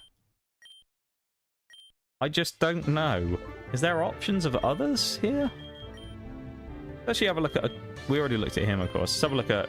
This one I doubt will have another one. I'm even surprised that Licky Licky has one with Reshiram in the first place. And I mean, that default is just disgusting, so I'm glad that one isn't involved. Have a look at Empoleon. This is kind of what you'd expect, really. Oh dear, that's just a tragedy. they're definitely iffy. I think the questions you ask is really important. She asked about certain situations, what you'd do if rules were broken, etc. And she mentioned she liked how I answered it. And I've stuck to it and helped other mods even yesterday when making calls on what to do. That's a good thing. Yeah. I think, yeah. When it comes to like mod stuff, I think also some people just take it too seriously sometimes is another thing. Some people aren't like modding is literally a job. I saw this post the other day. There's this person who used to be in this community, doesn't really come around much anymore. But they're still like vaguely around. Like I'll see them like once every couple of months, thankfully. But they came in a little while back and had a weird interaction with me. And they're one of those people who, they used to mod somewhere else as well. That I used to be in a lot. I think they mod somewhere else that they modded like a couple of places that I used to be in. And they're kind of someone who like subtweets a lot. Like you'll see it where like any little thing happens and they'll go on Twitter and start vague tweeting about people. And I had this weird interaction with them and I was like, just wait, I'll be on their Twitter in a few days. And I was like scrolling back. I actually wasn't, which was a surprise. And I was kind of scrolling back through and just seeing like what other stuff they'd been posting about. And 90% of it was kind of what I expected. It was just like vague subtweets and like depression posting, right? And I find this one post, which is about them talking about leaving a community they'd been in for a long time. And they, so they're talking about like leaving this community that they've been in for a long time. And I read the replies are wild, just first thing, where the person in the replies is like accusing them of some crazy stuff. So like, I'm not going to get into that because, you know, that's a dangerous slope to go down. But the person who was saying, you know, afterwards when the guy was like, I've left this community, I finally gotten out of there and I'm so much happier for leaving. It seems like they may have left on not so great terms from what this person had said in the comments. But, so the big tweet that this person makes is like this long essay. It's like 3 or 4 posts where they're talking about various things. And they're talking about like, I joined the mods to set an example for other people in chat, and I did this because of it. And it's just like, it's really not that serious, my guy. Like, if we're talking about setting an example to other members of the chat by being a mod, it's like, you're kind of going about it the wrong way. Because, I'll be honest, I don't think anyone's looking at it like that. People are there to watch the streamer. They quite frankly do not care 99% of the time about the mods. Like, fucking hell. Talk about, like, misunderstanding your importance. Like, to the streamer you're important, to the chat you're not setting an example for anyone. It was very like kind of this weird like high and mighty stance of like, I did all this to try and like be a shining light for people, and they just threw it back at me. And it's like, maybe you weren't such a good example as you thought you were. Who knows? And then also on top of that, like, just from knowing about the person personally, they're like the opposite of a good example of that type of stuff anyway. They're a notorious shit stirrer in the first place, as well as being someone who just kind of doesn't really have much understanding of modding, from my understanding anyway, and how to do it properly. I don't think they're very good at reading the room, so crazy. Like, the lack of self-awareness is wild. Not more than one stream I like to watch, and I've had like mods in the Discord to get their attention because someone was refusing to stop talking NSFW. Streamer 17, about to be 18, but still. Oh, dude, don't get me started on that stuff. I've seen so many dodgy things when it comes to that. One of the worst things I ever saw, I'm not going to name drop the person, but one of the worst things I ever saw is that there was a stream I was in before. There was someone who was a streamer in someone else's community. This is a long time ago. Streamer in someone else's community. And the person, like the streamer, the original streamer themselves was really cool, and we found this person. We were like, oh, we'll go check them out. I go check out this person, right? And there's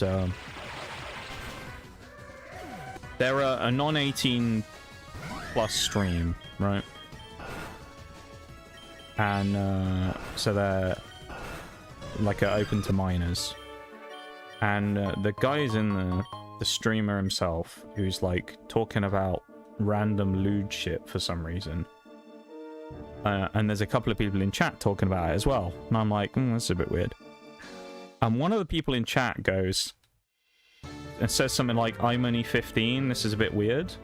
And instead of being like, oh, maybe we shouldn't talk about this, he continues to talk about it while the kid's like saying about he's only 15 or whatever, in this like, you know, kind of chat that's a bit like, we're here for minors, but there's like 3 people just fucking gooning in the chat. And then afterwards, the guy's just like, stop talking about your age. He's just like, don't tell me that you're under 18, just stop talking about it. And it's like, oh, that's a bit uncomfortable. You know, you just sat there and the guy's like, by the way, hello, Mr. Streamer Man, I happen to be younger. And then you just continue going. And then you're just like, shut up and stop talking about it. And it's just like, no, I don't like that. That's a bit weird. Why would you knowingly keep kids around in your stream if you're going to be like that and talk about that kind of stuff? Especially if you're like, kids kind of like, stay away from this content, you know?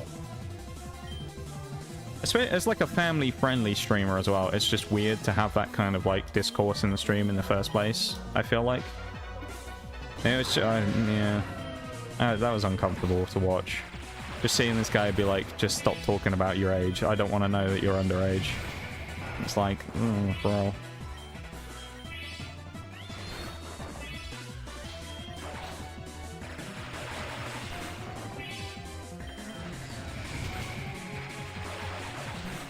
No, he's gonna full restore. Why did I King Shield and it failed anyway? Oh, bruv.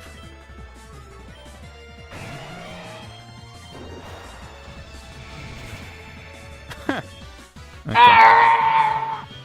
We actually could lose this because AG Slash is just gonna die to Fusion Flare. Unless he's run out. He might have run out. Looks like he has.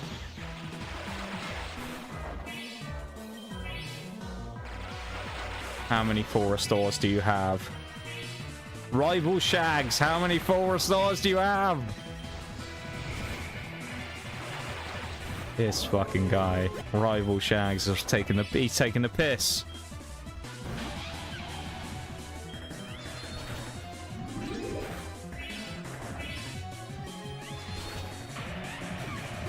Speaking of, welcome in, Shags. How's it going, Rival Shags? How are we? I only really take it seriously if it audibly or visibly makes the streamer or others uncomfortable, and even it just time them out. They keep going, they get a longer timeout, third time banned from chat, but other than that, so chat like normal, because being a mod doesn't make you that special. Yeah, I think sometimes people kind of view it as a bit of like a power trip when they get given mod in certain circumstances and in certain streams. Some people view it as like being like god of the chat, you know?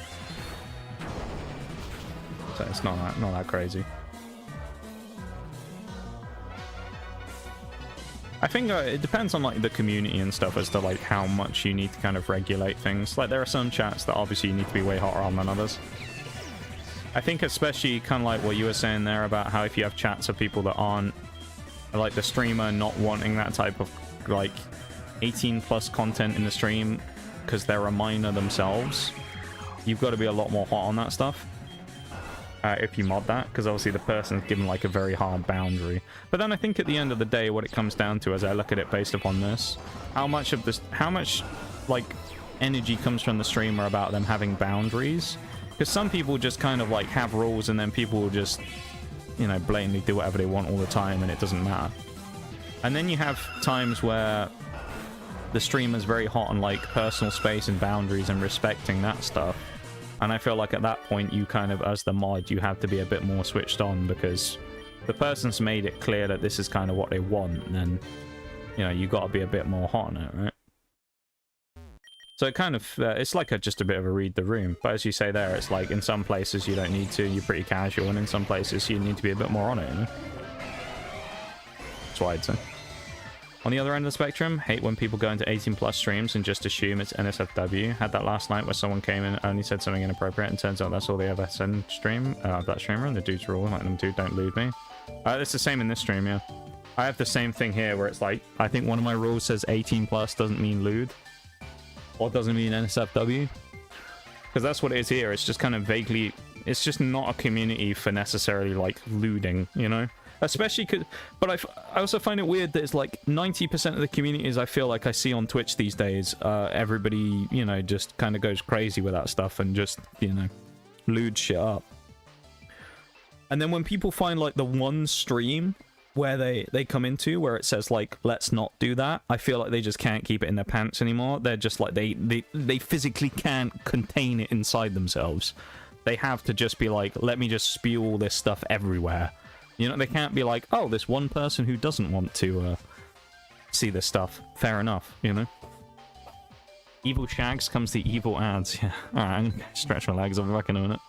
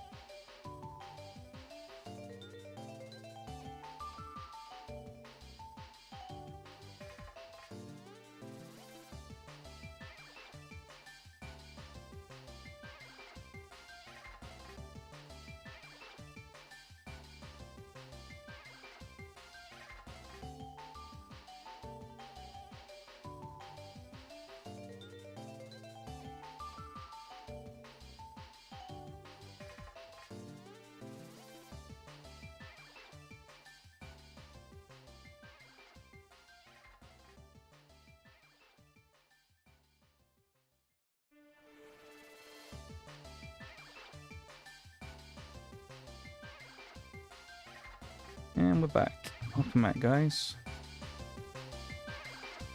Welcome back.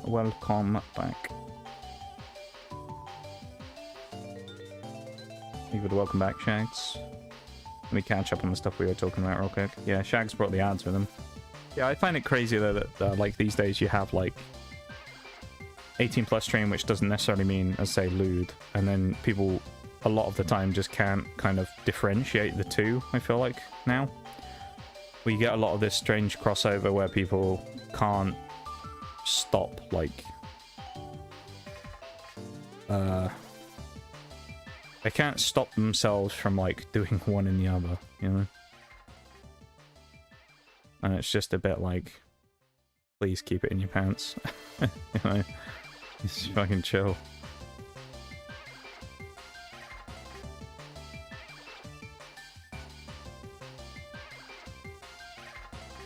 But what can you do, right? Kids? Nope. Yeah, right. Welcome in those Shags. How you doing, man? Sand Dune looks really cool. There's some really cool ones we've had today. We've seen some cool fusions. Lucky me, I'm in Asia and we've only got like 3 approved ads, so half the time I don't get them. 100% watch them because I know it helps you guys out there. Hey, do you know what? Hot take. That's a hot take right there. That is a spicy take that you've just said right there, Phoenix. that you're willing to watch ads because you know it supports the streamer. And you know what? I appreciate that. I appreciate that you understand the game, if you will, in the sense that you don't, because everybody knows ads suck, right? No one's sitting there going, yay, ads, that's great, I love watching them. But at the same time, it does get a little tiresome as the streamer as well, when 99% of all you ever see is like some random guy come in and be like, oh my god, you run ads? And it's like, yeah, just like literally every streamer on the platform, because we're forced to.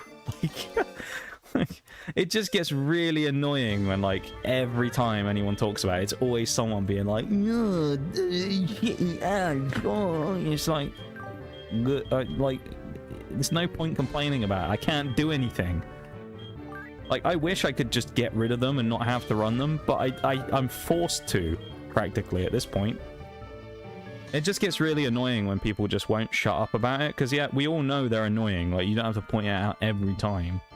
So it's always nice when you find someone who understands the game and goes, you know what, I don't like them, ads are annoying, but I'm glad it actually helps out streamer or YouTube person I'm watching, and for that reason, I'll put up with it and I won't complain. I appreciate that.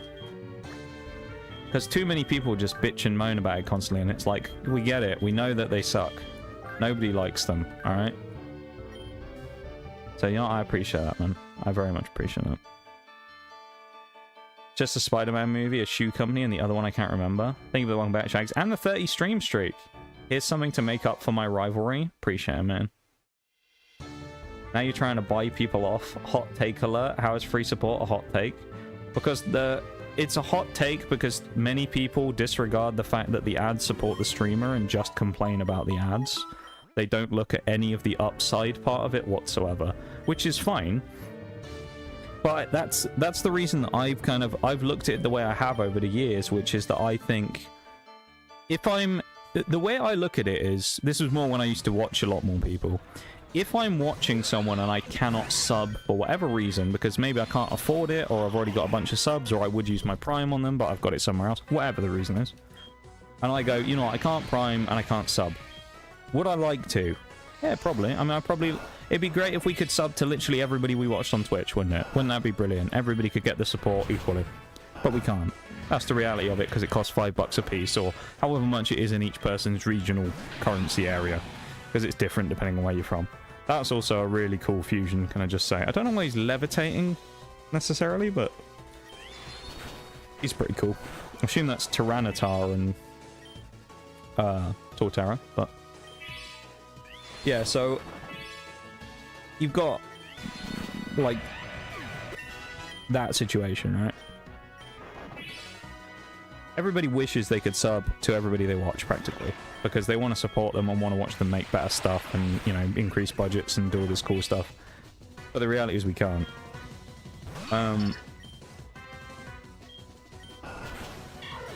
And everybody is forced into just running ads these days. There's nothing you can really do about it. It's just the way it is, sadly, on Twitch. But it is a hot take when people say, you know what, I don't mind watching them for the streamer. Now, personally, for me, I don't at all. If I cannot sub to someone, I'm more than happy to watch ads because I know that it supports them in a small way. Yeah, is it going to be a game changer and they're going to get rich off of me watching an ad? No, they're probably going to get... If I'm lucky by the end of their entire stream of, say, 5 hours, they might make 5 cents from me watching the ads. Maybe. Which is not a lot of money, right? Yeah, you know, you get some people who go, well, it's 5 cents you didn't have before. And it's like, true. But it's also still 5 cents. What are you going to do with 5 cents in this economy? Nothing. You're fucked. I love how, as well, there's been an Abra and a Kadabra, but there's no Alakazam fusion, because this looks non-custom. Oh, no. Oh, Sun Kazam. That one's going to have to be reversed to see if there's a different one. Oh, man. But yeah, it's a hot take these days, I think, Phoenix, to say, for you to give that opinion that you've said, that I don't mind watching ads to support a streamer. Because I feel like the general consensus of the internet right now is, ads are shit, I don't want to watch them no matter what. And a lot of people will, of course, just look to get ad blockers and things like that to avoid them completely. And of course, in that case, what you end up doing is you watch the content completely for free. You get no ads on anything, and the streamer or YouTube person or whoever's made whatever it is gets kind of shafted. They're the only one really getting shafted. Because you got to remember, it's like Twitch is running the ads, they've already made the money. It's the streamer who's getting shafted by the ad block, really. Because Twitch has already made their money by selling the ad space to someone on Twitch. You know, Microsoft or Google or whoever's bought it. They've already made the money. It's only the streamer getting screwed because the ads that would be run on the stream and thus trickle down the revenue to the streamer aren't getting run. And I think people forget that a lot of the time. So they kind of... While I understand people don't want to watch ads, there's also such a thing as tab out. Stand up and go for grab a drink, stretch your legs, go for a bathroom break.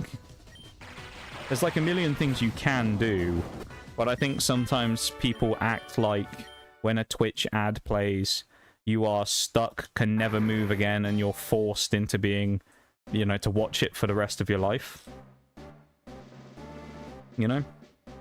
And I think it's just the wrong mentality. I think if people looked at it more from the perspective of what I'm doing directly supports the streamer for free, maybe people would kind of change their minds on it a little bit, and they would go, all right, well, this person's got an ad playing, let me just step away for a sec. Rather than just kind of being like, fuck this shit, and then just leave because someone wrote... Like, it's a common thing. You can look at this in stats in various places. It's a common thing that people will leave the stream during ads. An ad will play and they'll just leave. They'll go, ah, they run ads, fuck it, and they'll just leave the stream. And it's like, well, good luck finding somewhere that doesn't, because everybody runs ads. There's nothing you can do. And I think even non-affiliates, I'm pretty sure Twitch will try and run ads on them, for like, but they won't get the revenue from, I'm fairly certain. Because it used to be a thing, it was like a bit of a cheese method you could use years ago, where you could have a channel that wasn't an affiliate, and you could not run ads. And then, you know, a lot of those people who did that, I'm fairly certain Asmongold did it for a while. And then they kind of clocked it and realized he was doing it, and they changed the whole policy to stop people from doing that. Because he had like a second channel or something that was not even affiliate, but of course he made money from other methods. Yeah, probably from sponsors and things like that, and donors and stuff. Non-Twitch related, you know, payment stuff. Yeah, I think they've fully like locked that whole system now, where it's like you can't really do anything to get around that now. You just get ads no matter what. This is going to be Torterra Dusk Noir, so this could be cool. Hot take alert, yeah. Let me catch up on let me catch up on Twitch chat again. I almost got it Twatch. Yeah, free support is a hot take, honestly, if you ask me these days. I feel like it's just easy to do and doesn't cost me anything. Again, that's my mentality, but a lot of people don't seem to share that sentiment from my understanding. I think the people complaining didn't spend their school mornings watching cable with ads before getting on the bus. Probably. I suspect a lot of the people, honestly, and this is going to be one of those like old man moments, even though I'm not that old. I think a lot of the stuff like that comes from the fact that, kind of like you say, many of the people that complain about things like ads haven't experienced a world where you had to wait for things and weren't given instant gratification. I'm sure all of us at some point remember when we were a child, when you used to watch show. Could have been you could have been like me. We used to watch Pokemon in the morning, or the Yu-Gi-Oh show, and you go, man, they've cliffhangered me. I've got to wait until tomorrow morning to watch that now. You couldn't just binge 200 episodes in a day, which has its perks, but also having to wait for things kind of makes you enjoy it more, and it changes your opinion of stuff. People now being able to get everything instantly at the touch of a button has kind of ruined a lot of things, because now people expect that everything in the world is going to be instant, and when it's not, it's shit. You know? Which, you know, the perception is warped with delivery as well. Think about Amazon, right? Amazon created the Prime system and really pushed the next day delivery thing, or same day delivery. We have same day delivery in the UK in some cases, because it's a smaller country. I know in America I've spoken to people as well, and I've gone, oh yeah, same day delivery. And they've gone, what? Because, of course, America's so big, same day delivery doesn't really exist. But like Prime with its really, really aggressive delivery is amazing. But it's kind of forced the situation now where everyone else can't really afford to charge for delivery, nor can really afford to have it take longer than a day or two. Otherwise, people will look at it and go, I'll just buy it on Amazon instead, because I can get it faster and cheaper. So a lot of places kind of lose out on business because people get annoyed by the fact that they have to wait 7 days for something, or 5 days for something, or 3 days for something, or even 48 hours. And, you know, you can't knock Prime. It's a great system, but also it's kind of changed the way that people look at delivery of items from online stores forever. And now you kind of can't go back because everybody's perception is, well, if I buy something, I want to get it the next day or the day of. And you can't really walk that back, you know? So, yeah. I'll fully watch ads and music videos and stuff, even if it's like 3 minutes, because I know those things are expensive. But if the music's fire, I get an uninterrupted music video. Not a bad idea. The thing that annoys me, this is the one thing I will say, caveat to everything I've said. The one thing that annoys me, and this happens on YouTube a lot, it doesn't happen on Twitch, when I get a 20-minute ad. What's that about? Like, I've had full-on ads before, and I'll scroll over the thing, and it's like 19 minutes, and you think, that's not an ad at that point, that's a mini bloody documentary. I'm obviously going to skip that. You know, and it'll be like some guy who's talking about, like, trading, stocks trading, and it's like, I don't want to watch a 20-minute video about a guy talking about how rich he is from stocks.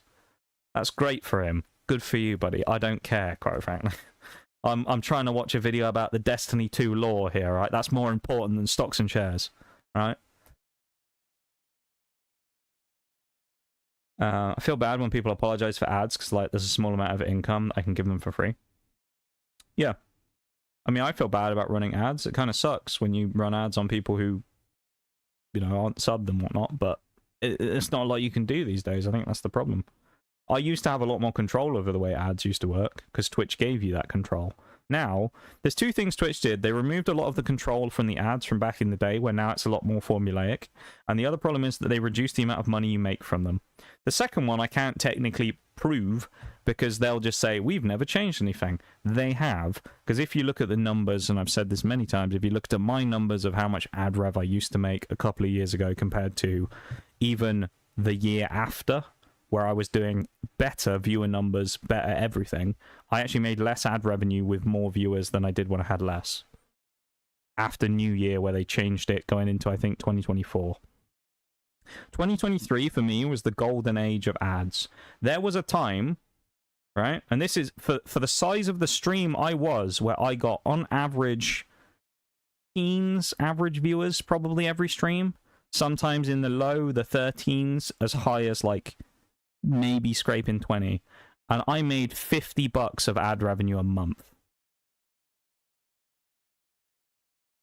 For a channel that size, that's pretty bloody good. I'll tell you that. $50 of just ad revenue from that time period was very, very good for a channel of that size. You want to know how much I made last month from ads? 8.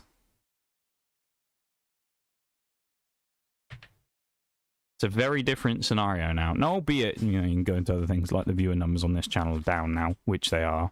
A lot of the people that watch this channel now are subbed compared to there aren't many non-subs in the channel anymore, which there are. Those are facts. But it's night and day. If you look at it in some cases, the watch hours are not that much different from how they used to be. In previous years, say in 2024, we went from that golden age $50 of ad revenue, and the next month I went from 50 down to 20, I think, and I lost over 50% of the ad revenue. Now, again, you could go, well, it was in December, so you earned more. That was also consistent. I did that for about 6 months prior, $50 of ad revenue. December, I think, or one of the months, I think it was actually November, it went up to 60, and it was kind of like one of those moments where I went, oh my god, we're actually doing this. Just ad revenue, we're able to generate enough to easily scratch at the time all of the bills for the stream and more, and that wasn't even taking into account any subs, bits, or gift subs. So the stream, profitability wise, to be able to reinvest stuff into the stream was in a really good place. It was amazing. I was able to get emotes and PNGs and work on projects in the background and get stuff. It was great. These days it's very different because the ad revenue was just tanked.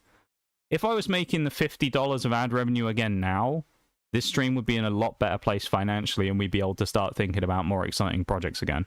But we're just so far away from that now that it makes it difficult to do that, because now Whereas before we had free stuff freed up from other stuff, that now needs to go into the stuff to run the stream again, and then, you know, cuts into the bottom lines of it. So it means that I don't have the stream-generated disposable income anymore to spend back on the stream like I used to. But genuinely, for a long time, ads used to fund this channel quite aggressively. We used to make more on ads than we used to on subs per month. These days, it's very, very lopsided the other direction. I get angry at ads when I'm watching Amazon Prime, which I already pay for. That's a disgrace, quite frankly. I think Amazon should be ashamed of themselves for offering ads on a paid service. It's a fucking disgrace. If Twitch ever does that, where they change it, where they're gonna... Like, there's one way they would do this, which I wouldn't mind. If Twitch had a system where they said there's like a, you know, like an upgraded, kind of like the way tier 3 works, but they reworked the tier system and they made like an upgraded sub. That'd be one thing. And maybe if Twitch made a downgrade sub from tier 1 that they have now, and they call it like tier 0, where you just get the emotes, but you still get ads, I'd be fine with that. I think that would be an interesting idea to try if you're Twitch. Make it so that you get the benefits of the emotes, but you still have to watch the ads. I think a lot of people, especially people who want to support multiple people but can't afford to because of the price of subs, would probably be more than happy in a lot of cases to get the emotes from the channel and still watch the ads. Maybe I'm wrong, but I think people would be happy with that. They go, I got the cool thing, I got the emotes, I'm part of the community, I get the badge, but I just still watch the ads. I wouldn't mind that. If I was a viewer, I'd be quite happy with that if I got the emotes. Or do it the other way around. You get the ad-free stuff, but you don't get the emotes. You get that at a tier 1, where you get both perks. Now, if Twitch does it the other way around, where they go, a tier 1 sub will now only get you the emotes, or will now only get you the ad-free viewing, if they ever do that, they will shoot themselves in the foot in the biggest way possible. And it would not surprise me one bit if they try that one day. And if they do, they are going to kill their own platform, quite frankly. So... I hope they never do that, but I suspect at some point they will start experimenting with subs and they'll probably fuck it up royally like they normally do. I've also long been an advocate of expanding the Twitch Prime system to make it better, and also with the current state of things, adding things like a renewable system that allows you to stick it on one person and have it auto-renew. That would be cool, providing you still add a subscription to Twitch Prime, to Amazon Prime. And also, I think it would be interesting if these days they actually gave you 2 subs instead of 1. I mean, Twitch is basically getting free money from it. They're still making a good margin on all of those Prime subs because you've already paid for the initial thing for Prime. And then they make 50% of the value of the sub back because, you know, it's like 2 $5 subs that you're paying $10 or whatever of Prime for a month. So you're getting the value back. And then they take 50% of the sub that you've gotten for free back and give 180 to the streamer. So I think it'd be cool if Twitch Prime gave you 2 subs these days as well. But I don't think they'll ever do that. But Prime, there's so many things they could do with Prime that would increase, I think, the value of it and thus get more people involved. I mean, these days, you don't even get a fucking reminder on Twitch that your Twitch Prime has expired. I don't think. I think it would be cool. It'd be a bit annoying, but if you went in there and you had a Twitch Prime available and it would come up and under the by the sub button, it would come up and it'd be like, you still have an unused Prime. Just as a little prompt that would just, or someone subs in the chat and it goes, by the way, you still haven't used your Prime this month. Do you want to use it now? And you could just click a button and use it. Wouldn't that be good? It's gonna have to be burned at the stake. Yeah. No paid services giving ads, can kiss my ass. Yeah, fuck that. Been like chatting with a streamer and ads cut us off. I shot a message being like, ads are running, so they know I can't hear. Yeah, that's a fair thing as well. Twat chat, yeah, that's what we're doing right now. Always with a little channel emoji at the end, for example. Yeah. I like that. Favorite thing as a kid was racing to the bathroom and getting a snack in the ad breaks because it was a fun little game. Yeah, you had to like run to try and do, especially if you were like upstairs or something, you had to like run downstairs to go and like get a drink and then run back upstairs to get back before the ad started. Or ended even. Once waited a month for a box set for a show and getting it made made me so happy because I had to wait. It does one of 2 things, though. There has to be a balance, because if you wait too long for something, it also kills the hype on it. It's like Elder Scrolls 6. Elder Scrolls 6, if it had already come out by now, probably would have had the hype rolling and stuff like that. Problem is, Elder Scrolls 6 was announced 8 years ago, and it had that initial wave of hype where everyone was like, oh my god, I can't wait. Skyrim was great. We're looking forward to it. Fallout 4's been out now. We're ready for Elder Scrolls 6. And then now we're waiting 8 years. So people, that initial wave of hype's dead. Like, people are still excited about Elder Scrolls 6, but that initial wave of, oh my god, they've announced it, has gone away. And people will have to wait until they drop a trailer now before that comes back. But you can kind of, it can go too long as well. But if it hits that sweet spot, like you say, and you wait for it and then you get it, it's really exciting when you do get it, because it's like, oh my god, finally, I've got this thing I've been dreaming about for ages. Kind of like mobile games that cost more than £1. People get angry for paying for stuff that's reasonably priced. Kind of like mobile games that cost more than £1. Yeah, I think it depends how reasonable it is, Shags. I think if you're paying for a product like that already and then they aggressively monetize the game inside the game as well, that's where I draw the line on it. If you buy, say, like an app for $5, £5, and then they aggressively monetize the game on the inside with packs, skins, XP boosters, pay-to-win products, and in a lot of cases, I've noticed mobile games these days doing battle passes and premium accounts. If you're doing that, that's where I draw the line. I find that a bit shitty. If you're charging for an app because it's higher quality and doesn't contain those things, great. The other problem I've noticed these days with a lot of apps is basically every free-to-play app on the planet these days is rammed full of ads. And quite frankly, some of them are unplayable. Like, there's one that I did, right? I've been doing the free cash stuff for a while. Some of you guys know about that. I did the sponsor for them, but I've been using it since January before I ever did the sponsor anyway, hence why I did it, because I thought, this is a good sponsor and I know that they're legit. And I've been doing it, continuing on since. And I played a game the other day. It was called, like, Cat Cafe Manager or something, where you basically have a bunch of little, like, cat chefs, and it's just like an idle game where you upgrade things and you build up your, like, restaurant over time, and then you move on to the next one, and then you move on to the next one. And I had to do this thing that was required me to get to a certain level. It was like reach level 25 or something. I was like, okay. I go through it and you get really badly like XP power crept by the end, where it takes forever to do anything. But you go through it and it's like you get 2 or 3 upgrades and every couple of minutes you get hit with an ad. And it was to the point where it was practically unplayable without the ad removal, because it was you just wouldn't have done it. You'd have spent 99% of the time watching the fucking ads. And so in the end, I just caved and I bought like the $10 removal ads. My progress instantly accelerated so much faster, and I ended up making a number of the goals that meant that on its own, I made back the money that I spent.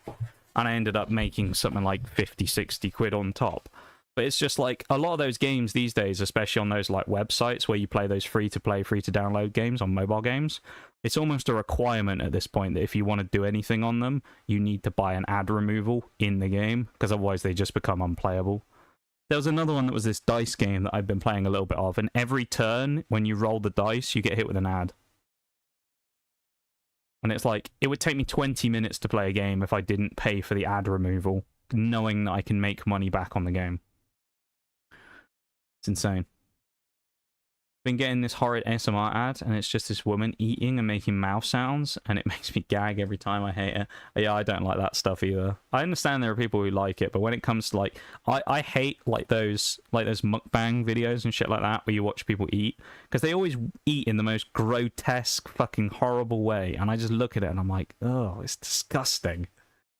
It's just vile, dude. Like, you watch, it'll be like some woman, she's like, I'm gonna eat crab legs today, and she's like deep throating the fucking crab leg, and it's like, bro, what are we doing? You know, it's like, nobody eats a crab leg by sticking 90% of it in their throat and then sucking the bit out at the end, alright? Jesus Christ. Fucking chill out. Imagine getting paid to show ads. That'd be crazy, dude. Imagine if Twitch paid people a fair amount for what they gave them for the platform. Wouldn't that be crazy? Stuff like that is why I make little free things for streamers if I see they could find a use for it, because it's fun. Get to add to my portfolio and they get some little things here and there. Yeah. And I think it's really cool that you do that, Phoenix, to be honest. It's really cool, and it's a nice way of giving back to the streamer as well that gives you, let's remember, free entertainment. You potentially, in some cases, people who've been in this stream have had hundreds of hours of free entertainment, and, you know, some people go, you know what, I'll give us a little something back. I've done a fan art piece for someone, or I've made something, you know? And it's cool. It's an interesting idea. I'd be willing to sub to more people in that model. Me too. Or here's another one to throw in that funeral pyre of stuff of ideas that Twitch will never use. Give streamers the power to adjust the price of their own subs. They won't. That would go down so well. Because if you think about it this way, if you had 1,000 viewers and 100 of them subbed, how many more people do you think would sub if you changed it from $5 to a $2.50 sub? I bet you would probably get, you might even get another 100 to sub just from that. You could get a lot of people that go, $5 is a bit much, but you know, $2.50 a month, yeah, I don't mind that, I'll take that. Yeah, maybe even incorporate the two systems. If you drop the price too low, it removes some perks. So if you dropped it to like $1, you could have $1 a sub a month per sub, but it removes. You only get a certain amount of emotes, or you only get something like that. Twitch will never do it because they're not very smart. That's the thing I've noticed about them as of late. They're stupid. They don't invest things in the right places, and they don't try interesting ideas.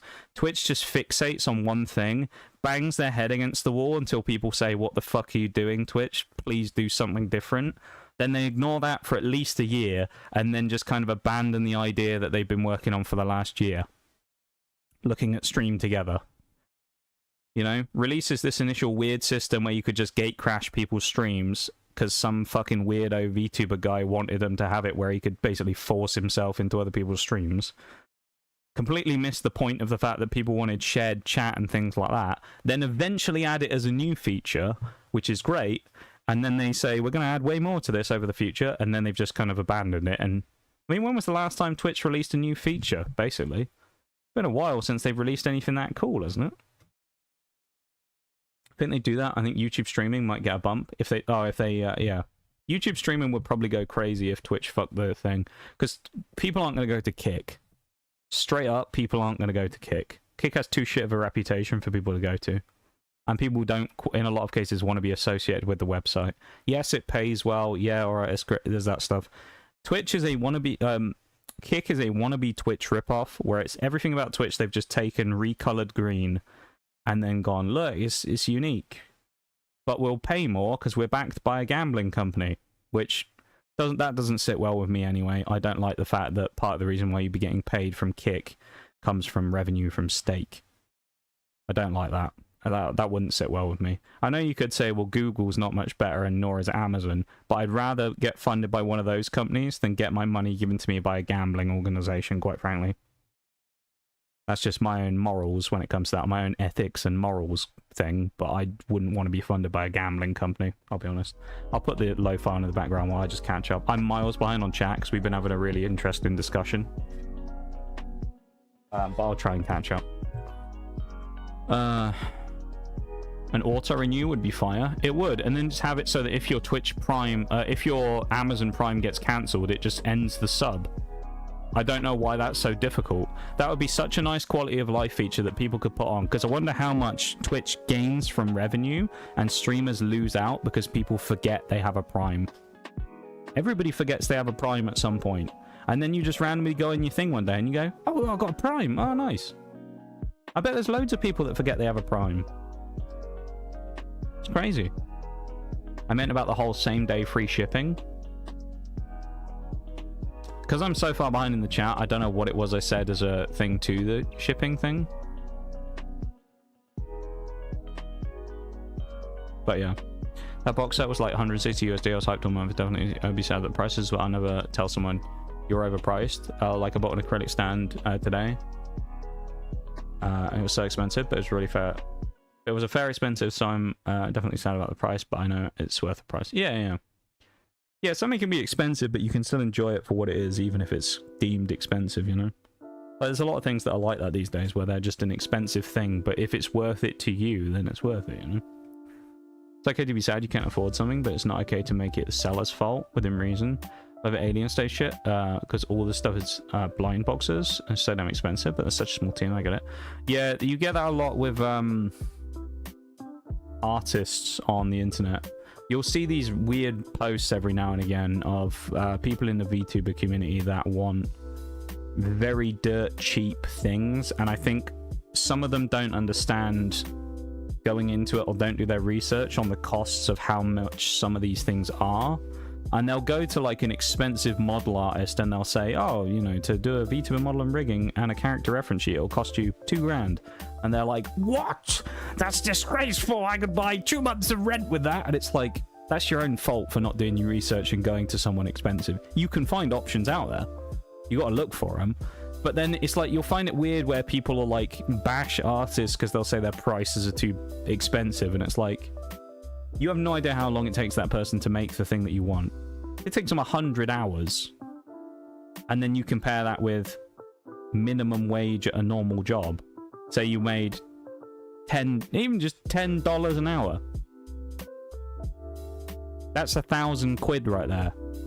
And I bet the person's charging, in a lot of cases, less than the given rate of minimum wage and things like that. So it's like, artists don't get enough respect for the amount of work they do that probably goes likely undercharged.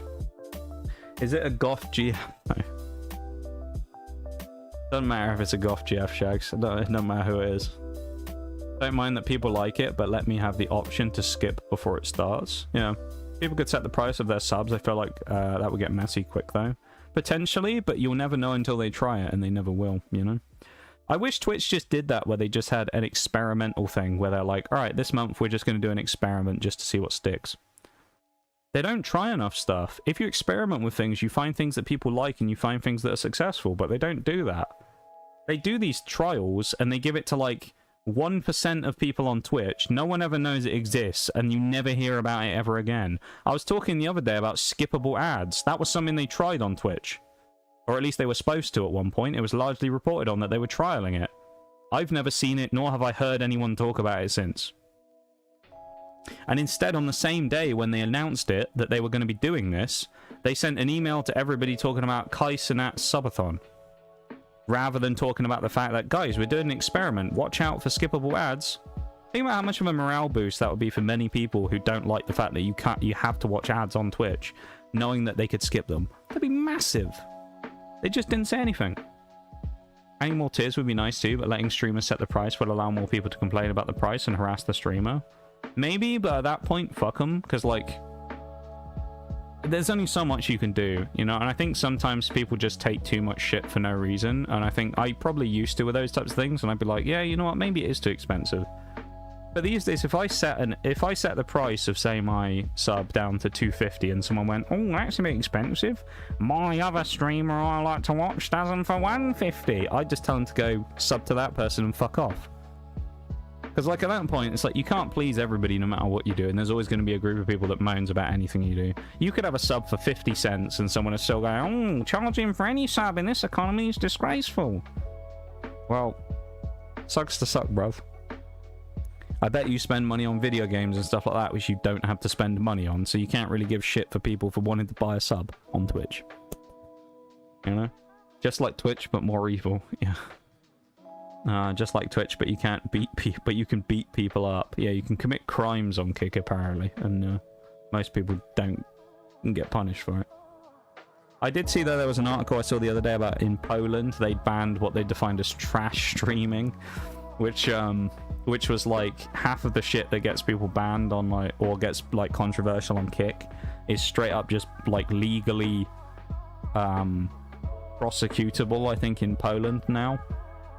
Where, like, it's become a crime to do a lot of those things that were kind of deemed morally reprehensible on stream, and you can get, I think, arrested and fined for it now in Poland, which is cool. Stuff like art and rigging, if everything is too expensive, learn to do it yourself. Yeah, there's a lot of stuff like that. There's a lot of people who complain about things like that, and then it's like, well, you know. I said this before, we had this this chat last time about the people who justify AI art via the, well, I can't afford to pay an artist, so I'll use AI. And then they say, well, when I can afford it, I'll pay a real artist. And it's like, you won't though, because if you've got something for free, you're not going to now willingly pay for it. No one does that. You don't get a service like YouTube for free, and then next week someone goes, we're going to charge you, you have to now pay $10 a month to watch YouTube. Loads of people are just going to say, all right then, and never watch again. Not everyone's going to just jump on the bandwagon and pay it. if you've been given something for free for so long, that's not the way it's going to work. And you get a lot of those people that will do that, where, oh, I can't afford it because AI is free, but paying someone is expensive. And it's like, fair, I understand the argument. However, there are methods to get things cheaper. You don't have people going with the mentality of wanting the absolute pinnacle of what they can get immediately. How many times have you seen it where you see someone who is a pre-debut VTuber, hasn't even launched yet, has never done a stream, and they get a model of the same level of quality you get from some of the absolute top elite people that likely cost them 5,000 plus? It's like, people don't necessarily need to jump on that bandwagon immediately. Some people, maybe they do, I don't know. But like 9 times out of 10, most people are fine with something significantly less expensive to get them going, and then they can build up to stuff like that. My model was not anywhere near as expensive as many people's. I'm sure it wasn't. Just based upon pricing, I know it was going to be way cheaper than a lot of people's. It's a lot more simple in some ways than other people's as well, but you work with what you got. But a lot of people just jump straight into the, I need to spend £3 million on everything. But, I need to buy a Shure SM7B mic for $500. And it's like, no, you don't. You can just buy something else that's good, but not quite as good, and it'll be absolutely fine. Definitely plan to end up learning to do rigging, and rigging my own model one day, because I know I can't afford to pay someone, and that's no one else's problem but mine. Good for them. Those freaks don't deserve the money. Hey, I finally caught up. Oh, that took me 40 minutes to catch up. Jesus. 40 minutes. Because I came back from the BRB when we were talking about this. That's insane. That's the longest it's ever taken me to catch up on chat again as well. Nice little breakup from what we were doing though. A good little chat about stuff though. Thank you for indulging that conversation, everybody, because that was good. Let's keep the sombrero on. Actually, you know what? We should take off the other hat as well, shouldn't we? Can we?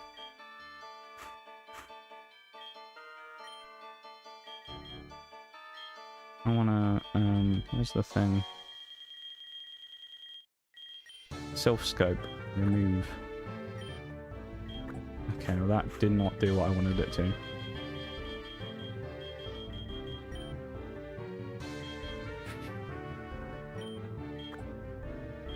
And it's still in the other position.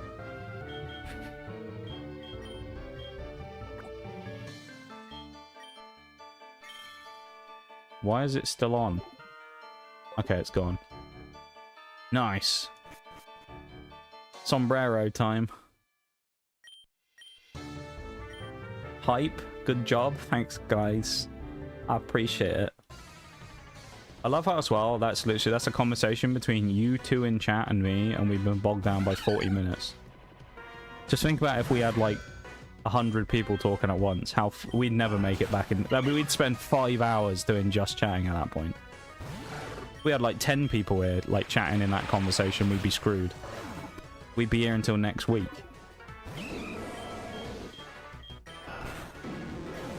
Yeah, it was a good little conversation though. I think, I don't know. I think the reason that things these days on the internet are the way they are, and the reason that they get complained about in the way they do, is people's expectations are very different from what they used to be, and I think, quite frankly, a lot of people's expectations are just wrong about the type of thing they're doing. As I say, they expect immediately to go straight into very expensive, very high-end stuff. But also they expect to not pay a premium for it. Which is just insane, if you ask me. If you pay for a premium product, you're going to pay a premium price. And that's kind of just how it is. I like to yap when there's not many people, because I know it's harder to stream without some back and forth. If there's more people, I yap a little less and adjust. Yeah, you know, that's fair. That's one thing I struggle with as well, just as a streamer, is when there's not a lot going on in chat, it's kind of difficult to get things going, not gonna lie. Yeah, I mean, I'm someone who's been doing this for 5 years, and I still struggle with it now, you know? I've sort of said about it, but we've had a lot of chats about this before, about how,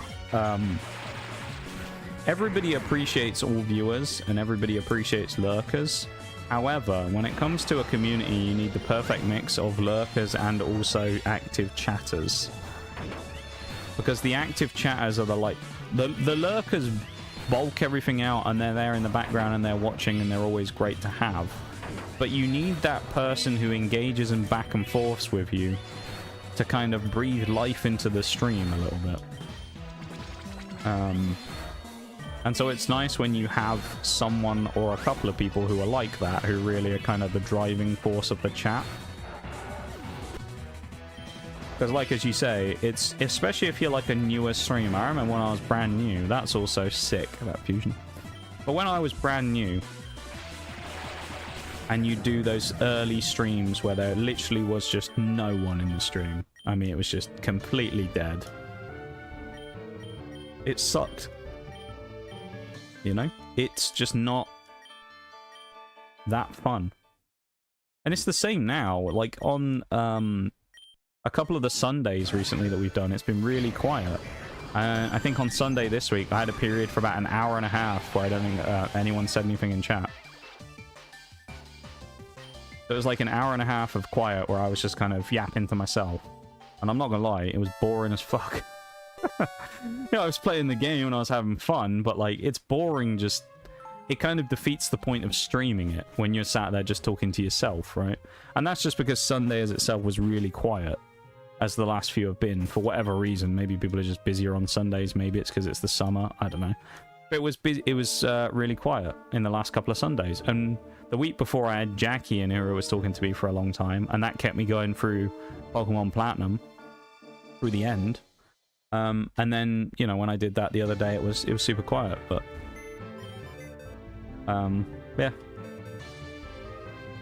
It's also important to be able to just move on from a topic when it's over. I know some people can't do that and it's exhausting. You mean chatters or streamers or both? Because I've definitely seen it from all sides, yeah.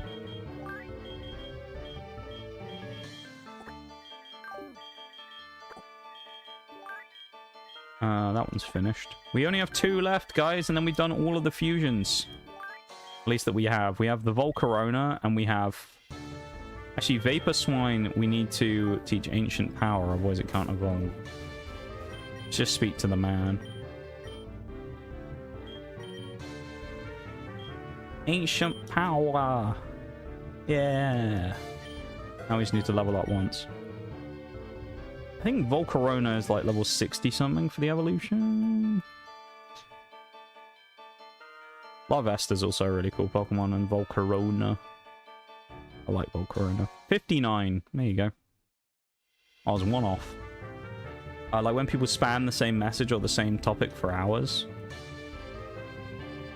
I think what that comes down to is that element of reading the room. It's also one of those things which, like, bugs me slightly. It's not as big of a deal, but it's something that's just, like, sometimes is just kind of annoying, where you'll be in the middle of talking about something. Say we were in the middle of talking about, like, the... Ooh! That's nice. Look at that. It's a lovely fusion. That Chandelier is sick. Chandelier Roserade. I like that a lot. It looks like sort of dark Roserade. Oh, God. That's a weird one. But, like, you'll get, say, a situation where we're talking about, like...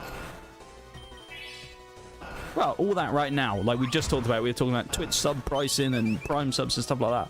And someone comes in and they just start talking about... This has happened before. Someone just starts having a whole conversation about coffee.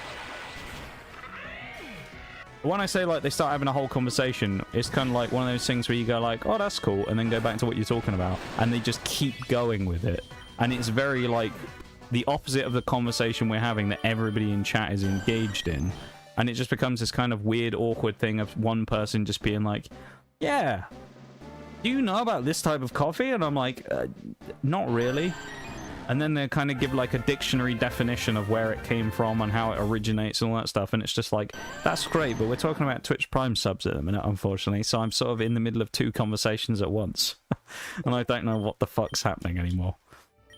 And it's a little bit of that, like, read the room a bit to be like, oh, okay, maybe this isn't the time to talk about this. I'll bring it up when this conversation ends.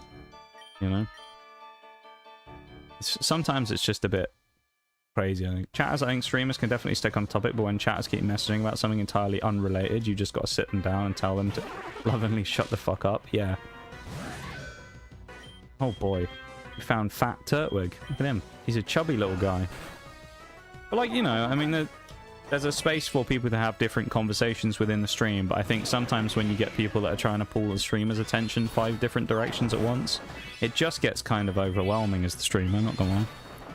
Because you're trying to talk about one thing, and then you've got someone talking about something completely different, and then someone's asking you about something else, and then someone's saying this thing and that thing, and it's just like, I don't even know what's going on anymore. Like, I don't know what's happening now. That guy looks traumatized. Like, we definitely have little side bits, like we just did, but that doesn't take focus over the whole thing. Yeah.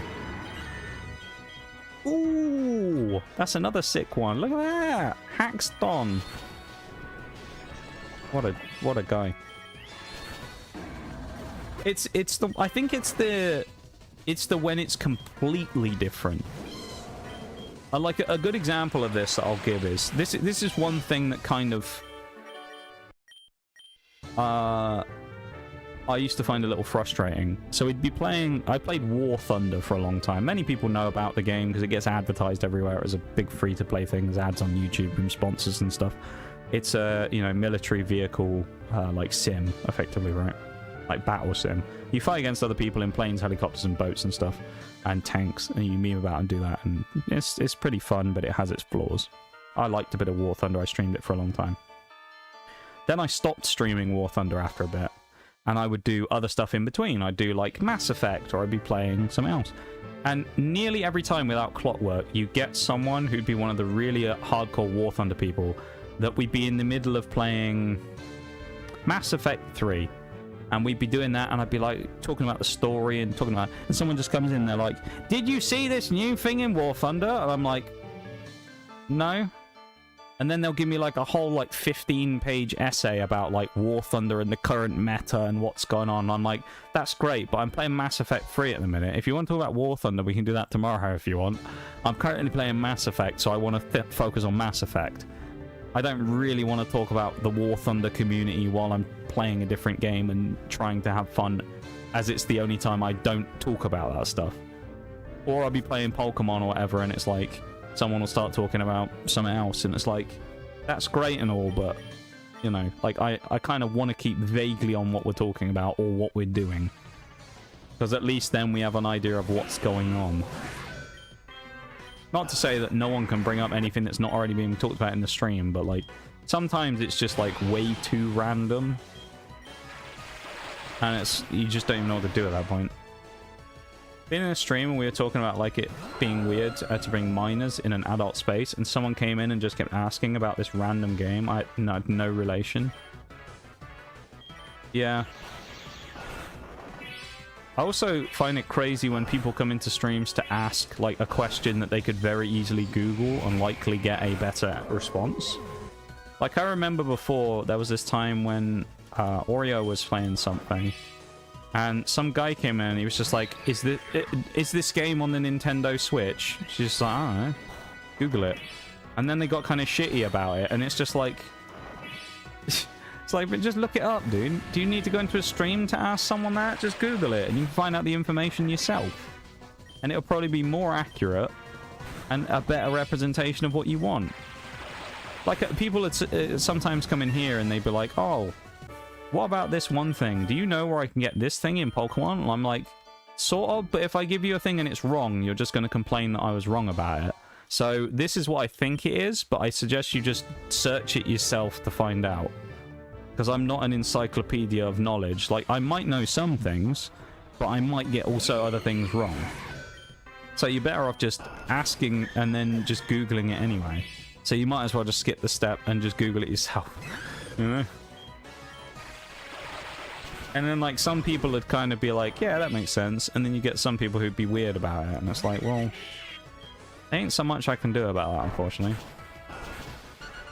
Sometimes you got to use a little bit of your own brain and go, you know what, maybe I should just look it up.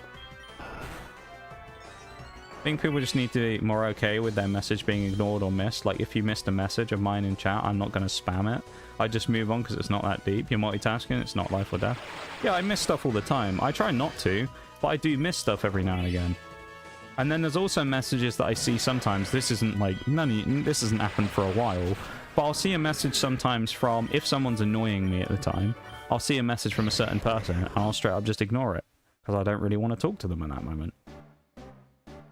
And then you'll get one of those people who it's like, you won't read it for a reason and they'll keep asking it to the point where it gets to like, listen, you know, little Timmy in chat, I've ignored it for a reason. Stop fucking spamming it, you know? And then you also get those people that are like very... If it doesn't get read instantly, they'll immediately post it again. Like, I've seen it before, it'll be still... Like, you can see the chat window, obviously, where you can see, you know, the messages from before and, you know, whatever. And you can see 2 or 3 versions of the same message within the same chat window inside, like, 2 minutes. And it's like, dude, you don't need to post the same message 3 times in 2 minutes, especially if they come in and see that the streamer isn't up to date on the chat. Because they're reading a message from 5 minutes ago, like we were earlier. They'll come in and be like, stop ignoring me. And it's like, bro, I'm 10 minutes behind in chat. Just give me a minute, alright? Jesus. It's like, I can't respond to you immediately every time. Just give me a minute, alright? And we'll be fine. Side note as well, that Volcarona, that was the last fusion we needed that wasn't fully evolved. So yeah. Now we have to find something to do for 3 hours. That's awkward. Or 2 hours. We actually will do a few reversals first and see if we can figure anything out, and then we might mess around and do like a... I almost don't want to restart, because it's like, you know, we've got this whole run that we've just done. We've got all these cool mons. I don't want to get rid of them. Sad, dude. Charitar looks chonky.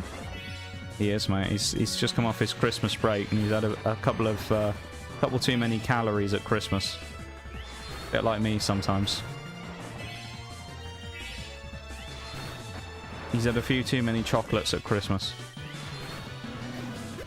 Hate the people who feel entitled to a streamer's time. We don't know you, complete stranger. For most, I know not everyone is a complete stranger to you. Yeah. Well, most people in chat I don't know on like a personal level, you know. There's people who I know more. Like Mirage is a good example, right? Like Mirage, who comes in chat sometimes, and you'll see. He's a friend I've known IRL for about 20 odd years. You know, and things like that. And there's people who you get closer with. Oreo, obviously, is someone who I hang out with all the time, and things like that, right? Just a couple of easy examples. But then there's a lot of people that I just, yeah, I don't really know that well, or haven't... Especially when it's someone that you haven't really spoken to very much, you know? Where there's like the people that you just don't know. And then I find it even stranger where you'll be playing a game and like someone will come in who you've spoken to once in chat ever, and they'll be like, can I join the game? And it's like, I genuinely don't know you. No. Like, unfortunately, the only people I let in my lobbies are the people that I know I can trust, and I don't know you, so I can't trust you. You know, it's like, there isn't much to say on that. Like, I'm not going to let you join because I don't know who the fuck you are. So, like, you know, unfortunately, go find somewhere else that may accommodate that. But I don't know. I think people see that closeness and don't think, oh, they must be friends, and just assume that's how you are with everyone in chat. Yeah. But then also, I think sometimes you get the opposite way around, where people take things too far when it comes to that. Like, I saw a big thing the other day on Twitter. There was a couple of people who had a big... they were just, like, friends who'd known each other for a long time. And I think one of them is married, and the other one I don't know about. And it's, like, this weird situation where, like, people ship them, but then go way too far with it. I think it was one of the other people who was involved, like, the wife or whatever of the other person, who was a streamer as well, was like, guys, you just need to chill the fuck out on this. It's just getting weird now. You know? Where it's either like people kind of view like everybody's like that, or then you get the weird situation of people act like those specific relationships with the people they're close with are kind of like these weird sacred bonds, and then they come up with this like, I want to be like that, and it gets crazy, dude. Shipping real people is so insane to me. Have I got a story for you when I get back, Phoenix? Because, believe it or not, I have been shipped in this stream before. I probably still am, to be honest. But that's not the crazy part. It's the what else happened when it came to the shipping that's the wild bit. We'll get back. We'll get on that when I get back, alright? But there was a crazy story about that before, which I feel like you won't be ready for. So I'll be back in a sec, alright? And then I'll give you the, I'll give the spiel. I'll be back in a minute.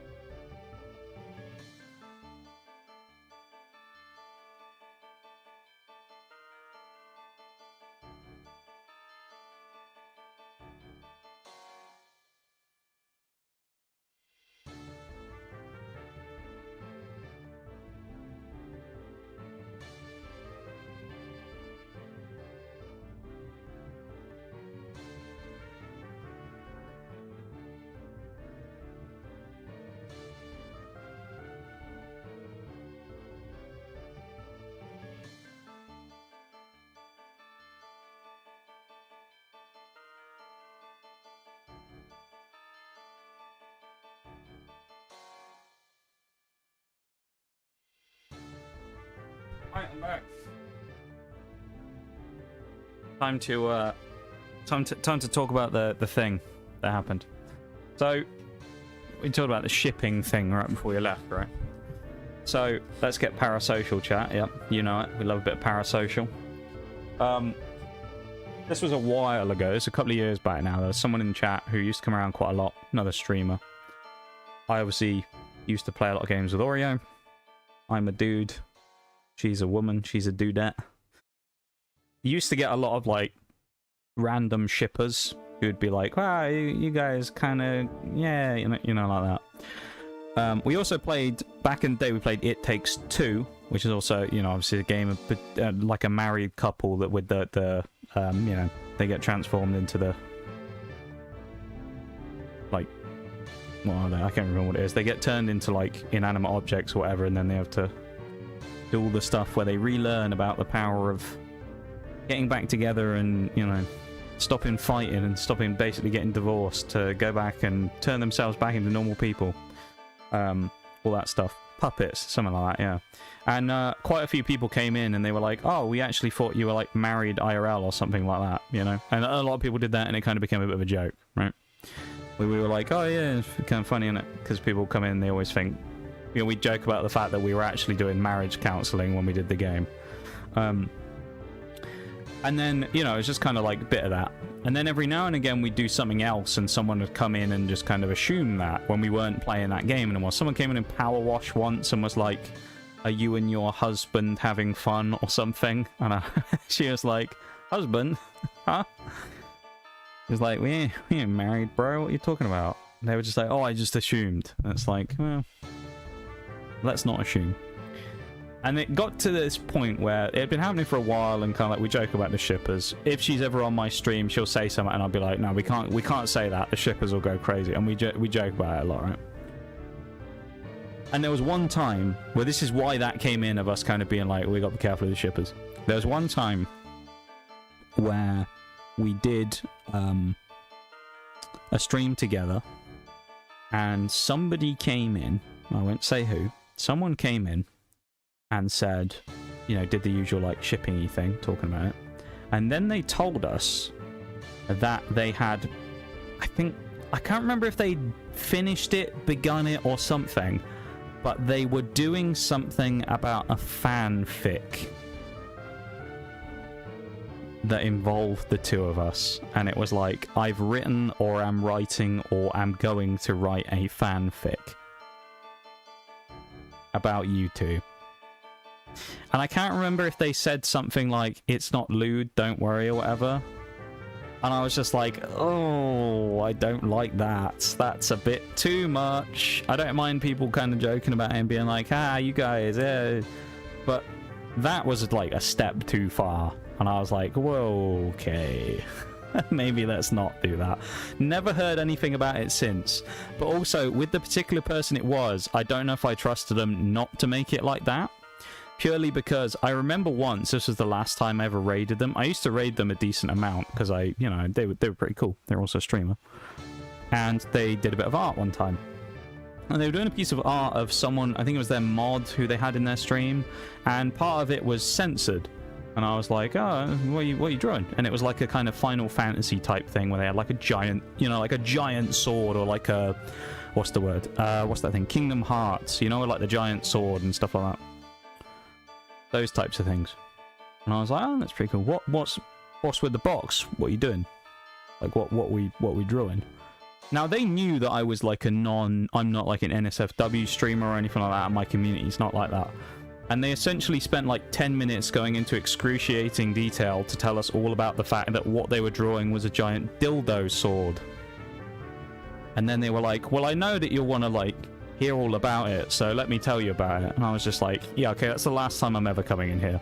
Like, you know I'm not like that as a streamer, nor am I interested in any of that shit or want to hear about it and see it constantly. And you went to like the fucking extra effort just to bring it up.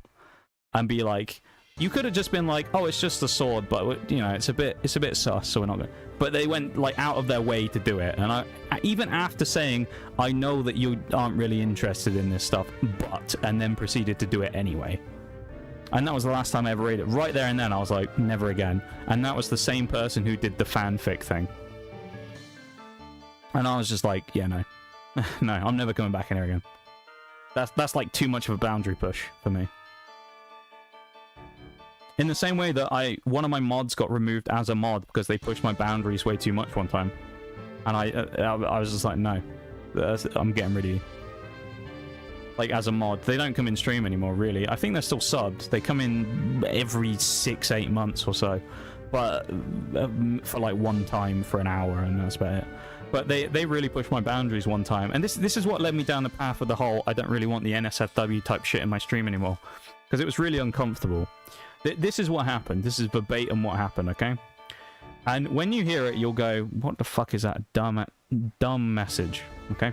Someone came in, this is a mod, former mod. We were talking about whatever. Well, I was playing Siege, I remember this. I was on the Villa map. I don't remember whether it was ranked or whatever. I was playing Siege, so I remember I was playing R6 Siege. Yeah, it was on Villa, because I remember the part of the map I was on. It was 90 is the part of the map that it's called, if you know Siege, on Villa. So it's the part by the gun vault wall that you can open from the outside window. And there's a little, like, block there and a big pillar, and there's a camera in the corner, and there's a hatch drop down. And I was chilling over there and doing what I was doing. I think I was on defense. And they come in, they're talking about something. We're all talking about whatever. And then they post this one message, and I was like, that makes me deeply uncomfortable. Okay? Now, keep in mind, this was one message. This wasn't a message, then a space, and then another message underneath. This was all in the same message. Okay? They said, randomly out of nowhere, we weren't talking... I think maybe what it was is I think I'd said something like, I have to be really careful here, because if not, I'm going to get fucked in this position. You know, meaning, I'm going to get pinched from 2 angles, I'm going to die. If there's a guy coming after the window, I'm in a bad position. And without skipping a beat, that person types, yeah, I'd fuck Nox. And then said, oh shit, wrong chat. In the same message.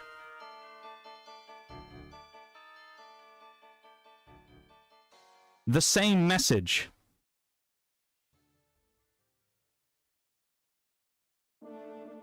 Now, to say that was a vibe killer in the stream, it went down like a fucking lead balloon. And I was just like, I think about 20 minutes later, I finished the match and I ended stream because I felt so physically uncomfortable that a random person, another dude, keep in mind, I don't swing that way, so that made it even weirder for me. And I don't think they do either, because I'm pretty sure they're married and have a wife. Randomly said that to me in stream, and I was just like, yeah, no. I was like, oh, I don't like that. And about a couple of days later, I just removed them as mod, and I sent them a message, and I was like, look, no, I don't like that shit. I was like, I'm not a fan of that. Don't say shit like that to me ever again. And I added a rule the day after that was like, do not say any weird, lewd shit about me ever again. I was like, just don't do it, okay? So that's what I said. And then ages and ages later, they messaged me... They messaged me about something, and they were like, hey, Nox, can you recommend me as a mod? Because I'm doing a mod resume for someone's mod application, and I want a reference. Can I add you? And I was like, I don't know if I can recommend you, bro, because of what happened. And they're like, because of what happened? What do you mean? And I'm like, there's no way you've forgotten. And I had to spell it out to them, and they were just like, oh, I can't believe I said that. And it's like, well, you did. And I think I sent them a screenshot of it, and it's just like, oh. Not only did we do it, we then forgot we'd done it. It's like, oh dear. I don't think they ever apologized either. I think they were just like, what? Well, that's crazy. I was like, ugh. I was that's the most uncomfortable I've ever felt in my stream when someone said that. I was just like, yeah, no, thank you. I do not want that. I don't want that kind of attention from anyone randomly on the internet. I just, it's not what I'm here for. I'm here to play games and do stupid shit, not get people make weird sexual advances towards me. Go the fuck away. Get back. I pulled out my cross and I was just like, get the fuck away. Held it up to her and I was like, get the fuck back. And whipped the cross out, you know? I was like, get back, foul creature. Like, stay away. feel like people get too comfortable too fast sometimes. I will never call the streamer I talk to my friend until they do first, and even then I'll probably message and be like, hey, you chill with me calling your friend. Yeah, people get too parasocial too fast. Susblade, if you will, bruv. What the fuck? Yeah. I think you know who it is, Shags, who said that as well. You probably do anyway. Like, what do you mean? How are you that comfortable to say that shit? But to say that shit and in the same message say, oh shit, wrong chat. So it's like you knew it was a bad message, otherwise you wouldn't have... Even if you put it in the second part and you'd done it in a separate message, that would have also had more questions. Because you go, well, it's either a joke or they're saying this somewhere else and talking about it with someone else, which is even weirder. It's like, no scenario of that is good. None of them. They're all terrible. And I was just like, oh, this is horrible. Just no. Get the fuck... Like, no. Dude, no. I swing that way and I'd immediately ban Bryant and stream. Yeah, I was just like, I didn't really know what to do, to be honest. Kind of at the time. I was just kind of more floored by the fact someone would even say it. And I didn't know what to do. And then eventually, a day later, I was like, look, you ever do any... I think I said to them, it was kind of like, you do any shit like this ever again, you're fucking banned. Do you understand that? And the only reason they got any form of good grace was because they'd been a mod and a supporter for a long time. And that was the only reason I gave them a chance. Many people I wouldn't have given a chance, and I think if someone did that now, I probably wouldn't give them anywhere near as much leeway as I did back then. Because I'm a lot more ruthless when it comes to the bans these days. Because I've realized that keeping a lot of things like that going without doing anything about it is generally worse, because people look at it as a, well, he didn't really react in a super negative way, so maybe I should have a go as well. And then people can potentially, you know, have a crack at it, because it's like, well, you know, they said it and nothing really happened, so why don't I? You know? The new ones, we need to see if there's any ones that we think about reversing, just to see. This one's a possible one, the reverse. We want to try reversals on the ones that don't have the guaranteed fusions. So I guess the first one would be this, the Golem. Cradlem. We'll do a reverse on Cradlem. Apologizing? What's that? Not something in many people's vocabulary, to be honest. Okay, that's not quite as bad, but it's also not great. But that one's already great. I want to try reversing this one as well to make it more Meganium-like, because the neck on this just is not it for me, unfortunately. There's a streamer I talk to out of stream, and like we send reels and talk about non-stream related things, just one-on-one, and I still wouldn't call her my friend. Just say my buddy, because it's like work buddy.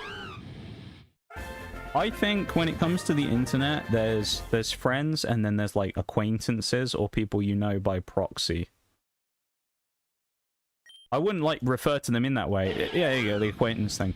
I wouldn't be like, this is my acquaintance, but I'd be like, yeah, that's... Or I kind of have a little bit of a internet friends versus friends. Because internet friends can be very different to IRL friends, depending on how it goes, right? You can have different vibes with things like that, right? This is a non-custom as well. So I, like, you know...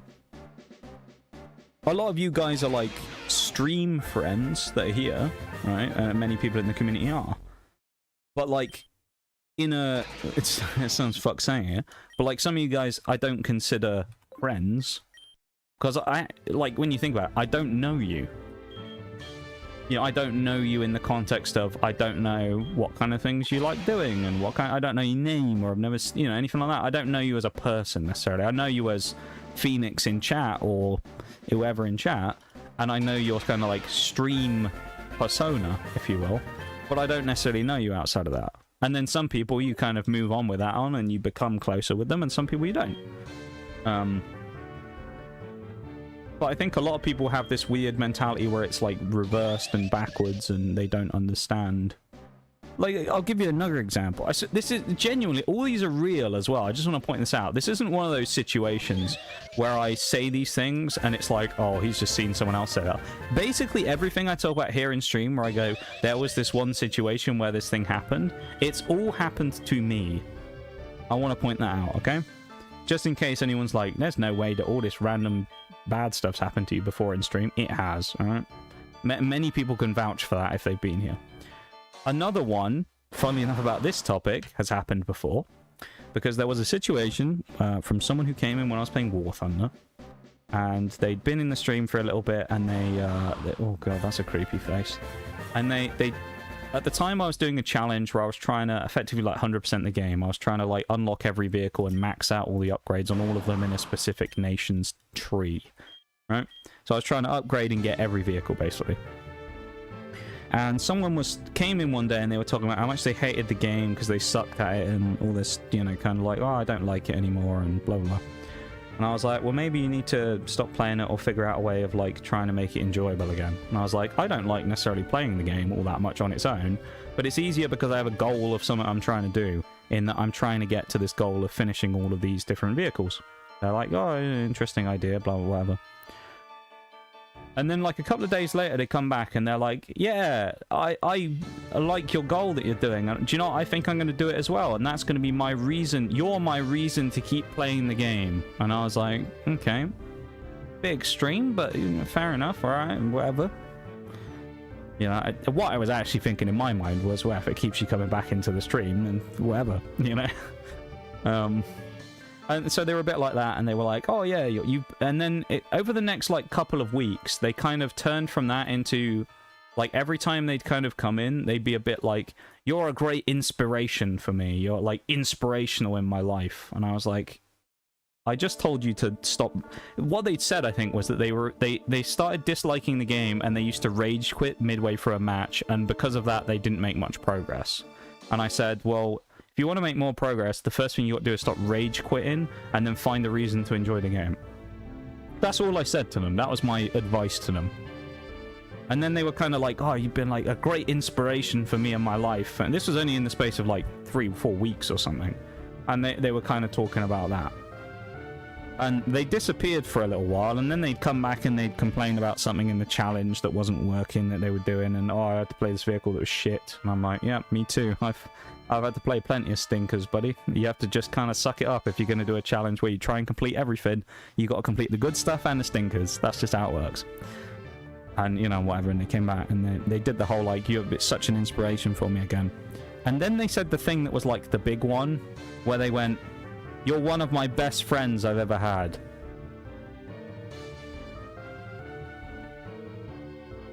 And at that point, I was like, okay. We need to have a conversation here. And I said to them, there and then, while we were on stream, I was like, look, I appreciate the fact that you like coming into the stream here, that I've given you some inspiration to play the game again and whatever else. That's great. However, you're not my friend, and I'm not your friend. You don't fucking know me. I was like, I think I said about 5 times, I was like, look, mate, you don't know me. You don't know me. You watch my stream, you don't fucking know me. You don't know my name, you don't know what I look like, you don't know what I like, you don't know the things I do in my day. You know no details or anything about my life. You know nothing about me. You watch me in a live stream. We are not friends. I'm glad that you enjoy watching what you like watching, but we aren't friends. Let alone best friends. It's like, you really need to, like, get that shit out your head. And they were like, oh, sorry, I've embarrassed myself now, I better leave. And I think I've seen them come back into stream maybe once ever since. Maybe twice. But it's like, I don't really know what to tell you at that point, other than, like, you need to screw your head back on straight, because, like, we're not friends. I don't know you. You know? That's cool. I like that gold up. But, like, sometimes I look at it, man, and it's like, you know, for all the stuff I've done wrong over the years on Twitch, and I've probably made plenty of mistakes. Sometimes I look at stuff on this channel and I go, man, I feel like this channel could be thriving so much more if I didn't just get a bunch of weird fucking interactions all the time. I'm like, man, what has happened? Why am I the one who always just gets all the weird situations happen? It's so strange. I'm like, oh. So many people come into this stream and just do like the weirdest things, and I'm like, I don't get... Like the other day, I don't know if you were here, Phoenix, when I was talking about this. Someone came into stream on YouTube on Sunday, and their first and only message was, "Will you marry me?" What the fuck's that about? What the fuck is that? What kind of message is that? It's just like, what? Like, no? Who the fuck are you? Go away. Leave me alone, dude. What a weird message. Like, no. Have we tried reversing this one before as well? Oh my god. That's cursed. Yeah, because we don't know each other, and I think that's where people get lost, yeah. Love you, bud, but I wouldn't call you a friend. Yeah. I think you're great, Phoenix. You're a great member of the chat. I appreciate you being here, and I think you're a great member of the community. But I say, we're not like best buds. We don't really know each other. Maybe one day we will. Maybe if you're around long enough, you know, we'll kind of become closer and whatever, because you'll be around a long time and, you know, play games or so at some point. Done that with certain people. Shags, Bowl, Chili, people like that, Undo. Or I've become closer with them over time because we've done stuff together and, you know, things like that. Try reverse on the Magius as well. But it's, yeah, just... Some people just, I think, just can't quite... I think some of it is because of the way that the... I like that better than the other one. Maybe it's the world is so online these days that people have kind of lost the understanding of what friends and things in the real world are. And that kind of definition of friendship from a few years ago has been lost. And people don't understand or can't comprehend it anymore. I don't know. It's just a bit weird. Like, I met my best friend on the internet. We've only, like, seen each other in person twice before, when we had to fly halfway across the world to go and see each other. And it was fucking great. We have a great, like, friendship. Just VCing and playing games and stuff. And it's great. I'm very lucky. But it's very different to the relationship that I have with other people. You know? It's just like, I think people just don't understand that a lot of the time. That, like, people... Streamers... It's where, like, the parasocial thing comes from. Streamers aren't your friend. They're an online friend in a way, but they don't know you. Especially the big ones. You get a lot of the big streams that people will go into, and they'll be like, wow, you're such a great friend. And it's like, I gotta be honest, you know, Big Dave 732, the streamer will never remember your name, nor knows who you are. Like, I hate to break it to you, and it sucks, but they don't remember you. They probably won't remember you. That's just the way it is. It's a big stream. There's a lot of people. They don't actually know you. I know you feel like they're talking to you personally, but they probably aren't. And a lot of people just get caught in the trap. Maybe it's because of, like, the loneliness thing that people talk about a lot these days, of people just being more lonely, probably because they spend a lot of time on the internet where there's not, you know, as many normal people to interact with. Maybe that's what it is. I don't know. But it's just kind of creates this weird situation of, I almost feel sorry for a lot of those people in a way. I feel a bit kind of sad looking at it, because a lot of these people just fall into this trap of, these people are like my best friends. And it's like, you can have great friends on the internet, but it's very unlikely that someone's going to be that close with you if you only talk to them in a stream. You know? And then, like, you'll get the weird situation of people that we've banned before for doing this, where, like, when I remember when I was playing Skyrim, there was a guy who did it prolifically, where they'd come in and the only message they'd ever say is, "Do you remember me?" And it's like, yep, I remember you, buddy, because you're the guy who keeps saying, "Do you remember me?" every 2 months when you come back to stream, and saying literally nothing else to me ever in the chat. You just ask if I remember you and then leave. Like, yeah, I remember you, for all the wrong reasons. Try having a fucking conversation with me. Jesus, man. Maybe I'll remember you for something better then, but right now I remember you for being a fucking pain. So yeah, let's try a reversal on this real quick, just to see what this other thing looks like on... Oh, that's not gonna... It'll look cool, but it won't look that cool. I remember that day? Oh, dude. I don't want to remember that day. That was uncomfortable as well, yeah. Man, I'll never keep pushing. You're an inspiration. You inspire me so much. But, like, if someone who does inspire me mentions, oh, I wish I inspired people like that, I'll definitely be like, dude, you do. I see, that's the thing, though, right? I think, like, it's a... That's actually kind of cool. Ooh, I like that. We'll have that one. But if, like, one of you guys said to me, like, say for argument's sake, this is a bit of, like, a pretentious one, but say I said it and one of you guys was like, I was inspired to start trying streaming because I watched you stream a man, I'd be like, wow, that's kind of cool. I'm glad that you've, you know, maybe decided to try it because you watched me and you're like, well, if this loser can become a streamer, then I'll be fine. You know, like, that's just kind of how it is. But, like, oh, that's kind of sick. That goes hard as well, dude. That's cool. I just think too many people just go about it the wrong way. Because, like, that guy, I think the problem with it is, like, them being like, yeah, you inspired me to do something. That's fine. But it was the very aggressive, like, you're the biggest inspiration I've ever had. And then, like, with the concept, the context afterwards of the other things they said, with, like, you know, the whole, you're, like, my best friend. You're, like, one of the best friends I've ever had, of which I just don't know them. It kind of changed everything else, where then it became weirder, because it was almost like they kind of weirdly idolized me. And I didn't like that. By all means, people can have things about people that they enjoy and they look up to. There's a lot of things about other streamers that I kind of take inspiration from, because they do cool things, and I'm like, damn, that's... I wish I was like that. You know? But, or I wish that I was able to do that thing as well as them, because they're really good at telling stories. They're really good at, I don't know, fostering and nurturing a community. They're very good at creating new things and having new ideas and having great creativity. I don't have that. I'm not someone who's a particularly creative person, so I struggle coming up with new, fresh ideas for things. I think you're right about with AI, it will get worse as well, yeah. May or may not have been asleep for that. My god. Yeah, that was wild when someone came and said that. That is...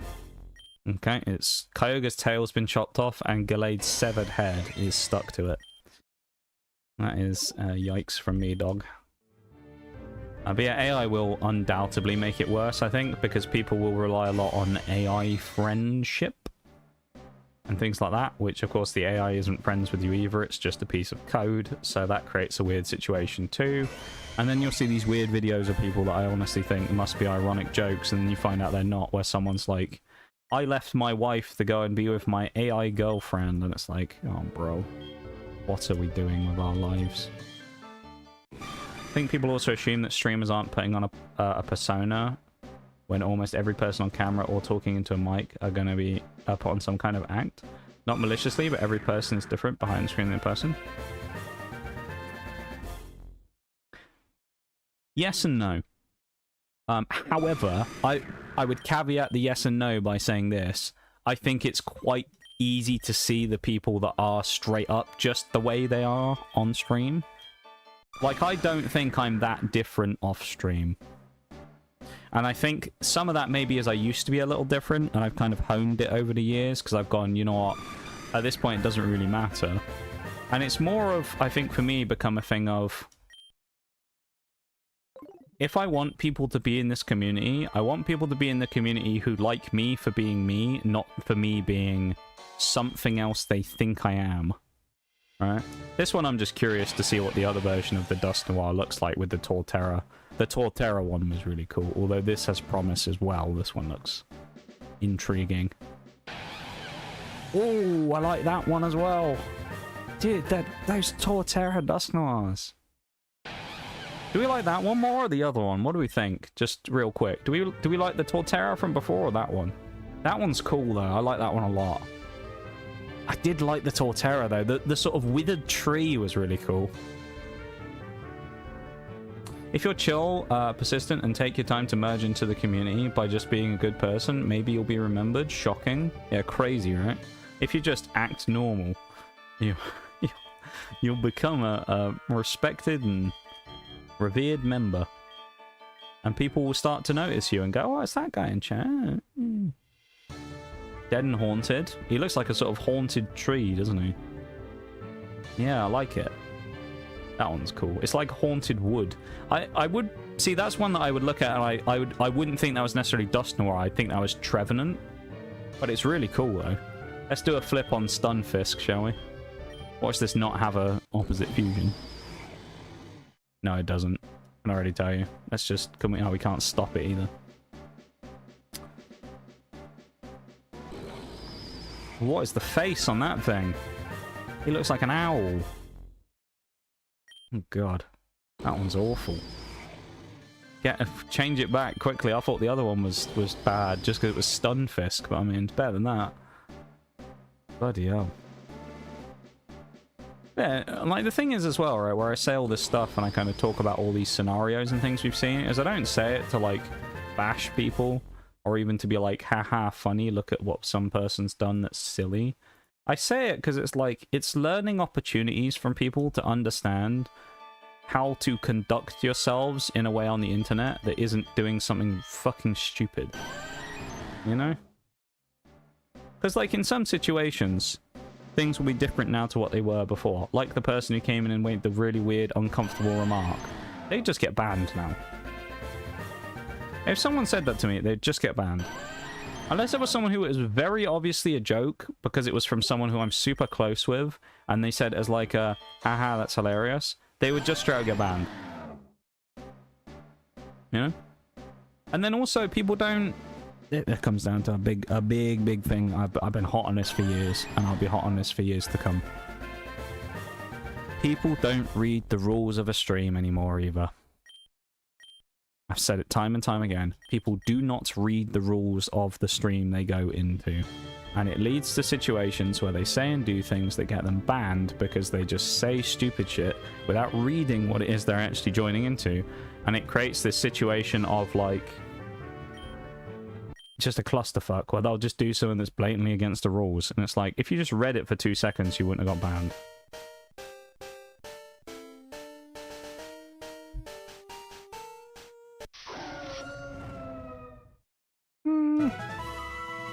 That's kind of cool. I feel like that would be cooler with Zekrom, to be honest. But I kind of like it. I think maybe it's just Reshiram with the way it looks is not quite as cool as... Oh yeah, I forgot he has a weird moveset because we fused him with Parasect before, didn't we?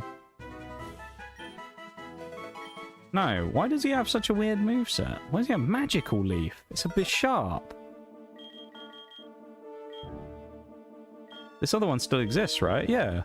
What the hell?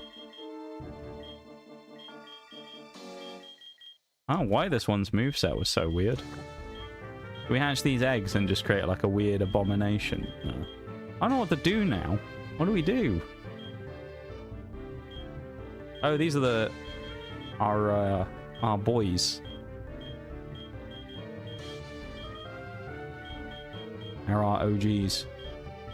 I think basically everyone we've done a flip on now that we want to... Should we check out Diabro's reverse? Let's try that. Definitely important to normalize the conversations of it to make people more comfortable with calling it out. Yeah, but I suppose the thing is with that, I absolutely agree. I think a lot of people don't do it because a lot of people view it as it's turning off other viewers. Because whether we like it or not, I think the reality of the situation is this. Say what you will about it, but I think this is how it is. People would rather benefit from people who they didn't necessarily like than get rid of people that did weird shit because they know that they benefit them. Like, well, I could get rid of this person because they've been massively uncomfortable and said something to me that I find despicable. They're a tier 3 sub, so I can't. Or I don't want to. Right or wrong, you know? And it just creates this kind of weird situation. It's like, I don't know. I think then sometimes you'll get people where it's the other way around, where the viewer almost sometimes can have like the power of doing that, where they're the one who puts the money in. So they kind of hold it over the streamer. It's a weird scenario, you know. Let's bring back the roster. The goats.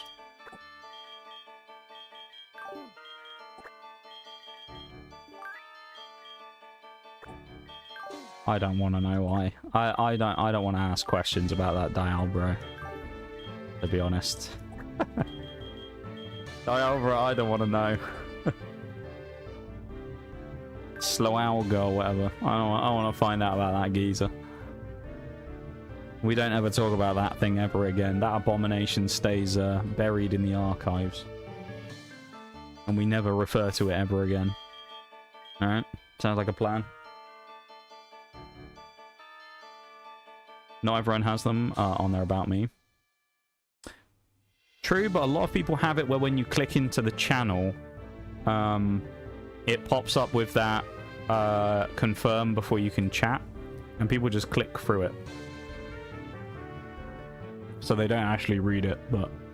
I mean, I think a lot of the time you can very quickly get a grasp of the rules just from reading the rest of the chat and seeing what everyone else is like, but people don't like doing that because, quite frankly, people don't like thinking for themselves. I don't think that's an unfair assessment. Most people don't like thinking for themselves these days, and thus, you know, will not read the room, or... It's like that whole thing, I've ranted about this so many times. People that go, like, they'll come in and go, like, what's happening in here? What are we playing? And it's like, it's literally on the screen in front of you. If you read the text below the stream, or you watched the stream for 2 minutes, you would probably have an understanding of what it is we're doing. But instead you come in and immediately ask everybody else who figured it out for themselves, what are we doing? And it's like, just watch the stream and you'll figure it out yourself. It's not difficult. Very simple, in fact. E for the redeems, man. Things like that, I'm just like, oh, here we go. When people say that, I'll just be like, oh, what game are we playing?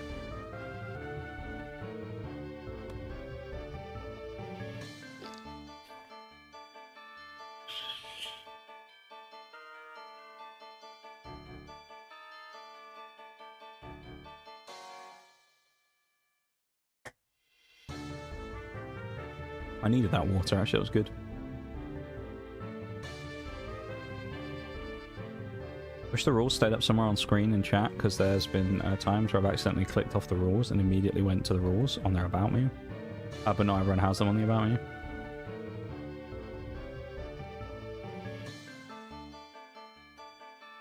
Kind of hot take on that again, but I feel like if you don't have the rules on your About Me, you can't complain when someone breaks them. In my case, I do have them on there, so it's like, you know, makes sense. Let's knock off some quests, shall we? This guy wants to see a fully evolved bug Pokemon. We've got to have a bug type, surely. Surely we got a bug type. Most rules are just basic human decency.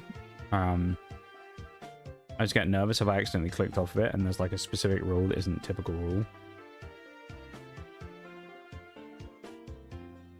Fair. Yeah, I think that's a fair. Is this going to be the one hotel that doesn't have a PC in?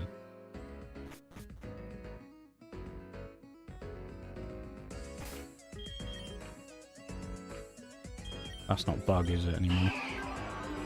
Fuck's sake! Maybe I'll just show him my snazzy sombrero instead, and he'll just, you know, decide that he wants to just give us the reward anyway.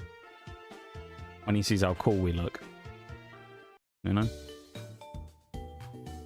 Yeah, I don't know. When I look at all this stuff in general, I would say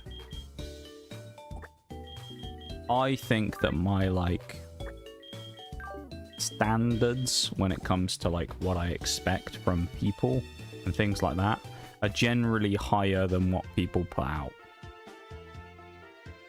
You know? Like, my standards of what I hope / expect from people who come into the stream are probably higher than people who are actually coming in a lot of the time, and that's why I kind of look at a lot of stuff and I'm like, haven't come across it yet, but I never want to make someone uncomfortable, even on accident. I can understand that. Snubble. Oh, buddy. A gift snubble. You might as well have given me nothing, quite frankly. Would have been better. At least we got to break out the Beedrill, though, who's cool as fuck. big bee drill, and then we got that abomination. How cool that bee drill is. Bee drill Machamp. Bee champ. Sadly, we never found Miltank, so we can't get Milk Champ, but that'd be great if we could, wouldn't it? Because it's just such a cool Pokemon.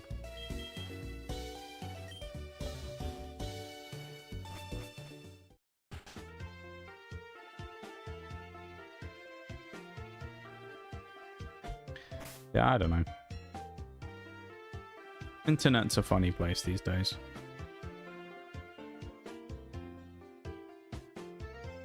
Cerulean City. They want to see a Johtomon.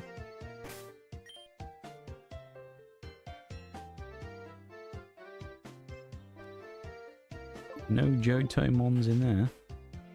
Actually, let's go to Cerulean first, shall we?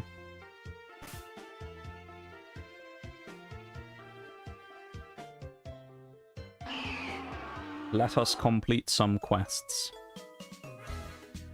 There actually might be a PC in the Pokemon. No, there is. I like the fact that in this game they put PCs everywhere. Anything on this page that's Johto? Ho-Oh. There you go. Ho-Raid. The weeb can go chill in the box for a minute. There's part of me that's like, what I want... Oh yeah! For alligator! That was silly, wasn't it? I don't know why for a minute I thought for alligator was Gen 3. My knowledge has broken. No good, is it? What I would kind of want to do, just because it's... There's a part of me that just wants to go catch as many Aegislashes as possible, and then just get a bunch of random Pokemon and just fuse them with it, just to see. We'll have like an Aegislash off and see what the coolest fusion is. Give her an egg to make an omelette. I want to know what that does. It's in Celadon. We have a bunch of spare eggs. So it concerns me a little because, you know, Pokemon eggs. Do we really want to give one up? But you know what? We have some spares, so we're going to give up a Pokemon egg. Who's this one? I think that's Swablu. There can only be one Altaria fusion in this lobby. It's wild. She wants to try it. Yeah, she wants to make an omelette. I don't know where she is, though, is the only problem. I think she's in one of the, like, tower block things. I don't...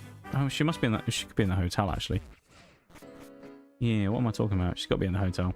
This is the old lady from the bell tolling. God, what does it do?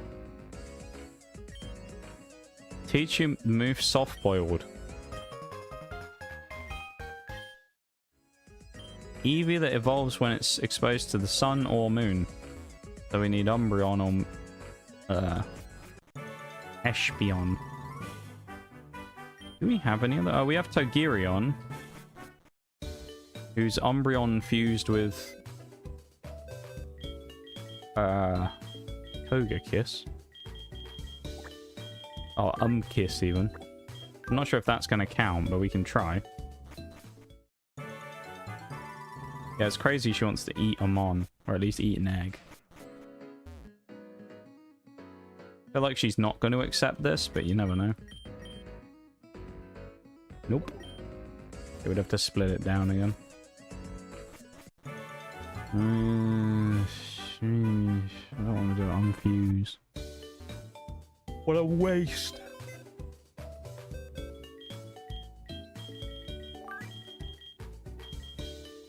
Oh, man.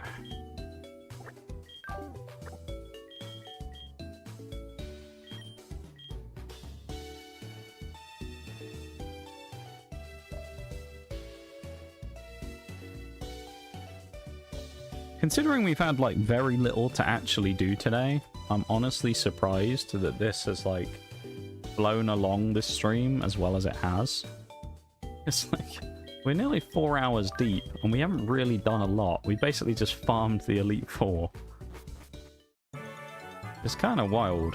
It's been, like, the most interesting, least interesting stream we've done for ages. Well, like, we've done not a lot, and it's been kind of boring content, but actually...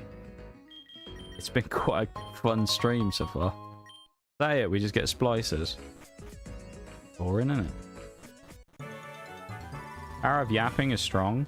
Here's what we were saying about earlier, though, which kind of proves the point about how, you know, when we were saying about the, as you pointed out, about having like being an active chatter in a stream when it's kind of quiet.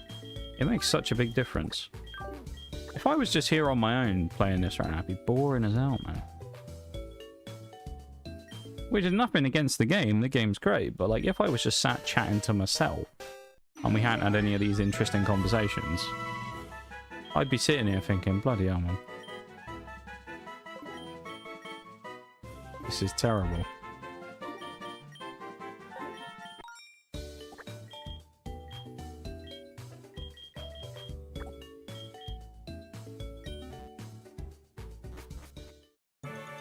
Should pick up Altaria again, actually, shouldn't I? Realised it's stuck in the box. Come on, Altaria. Out you come. Yeah, there's a bunch of fusions I just want to do, like, more of, but it's like I don't want to unfuse half the stuff we've got to get them. It's kind of annoying. Bitey Pokemon is Carvana. We know that Carvana exists in, Viridian Forest. Because we got one right at the start of the game and fused it with Hypno. We know that they should have one in here. So maybe we can find Carvana and complete that quest for the guy. Why are you here? He wants to rematch me? Oh, at the fighting arena. Okay.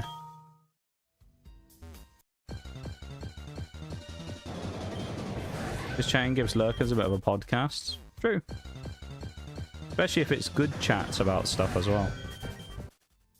I mean, there's some absolute, like, you know, garbage chatter that goes on as well. You give us a good bit of chat, then yeah. I agree. That's if they're actually listening, of course, though. You may find that, a lot of people... So let's just start catching stuff that we don't have a... I know we have Burnett fused with Celebi as well, but we'll just catch it, because why not? But, or maybe not. Okay, go in the bull, you little bugger. Alright, you're dead now. You've gotten away 3 times. Goodbye. Yeah, I suppose it depends if they're listening, right? Because, I mean, you get, like, 2... Ooh, that's sick. But you get, like, 2 groups of lurkers. You get the lurkers who are watching, but just not present. And then you get the lurkers who are, like, fully tabbed... muted, tabbed out, doing something else. So I guess it depends if they're, like, active lurkers or, like, passive lurkers, I suppose. Sometimes put on streams and just sleep through them, because it's normally 1 AM. Yeah. I suppose that it's the reason you do it is because you want to support the streamer by, you know, giving them the views and doing that sort of stuff, which is, you know, a respectable thing to do. And I appreciate the fact that you do that and have done that on multiple occasions. Oh, look at that, he's got a guitar! Oh, a little Pichu with a guitar. Yes, that's amazing. Pichu with a guitar. Brilliant. That's the best thing we've ever seen.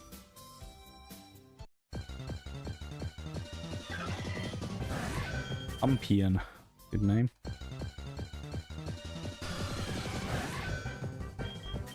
Zakuno. Good name.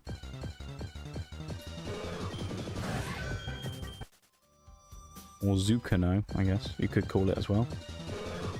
Where's the sodding Carvana?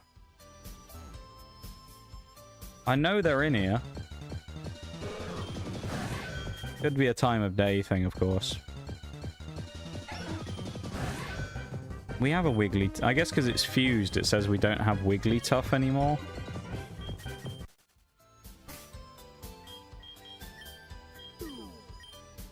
$8 PM. Alright, maybe at 8 PM there'll be the right mons we need. Skarmory.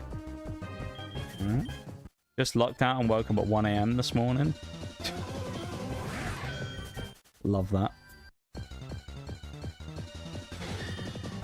Shield them. Okay. We got the Hypno though, so we know that Carvana should be here somewhere. We need to make the combination of Sharp No all over again.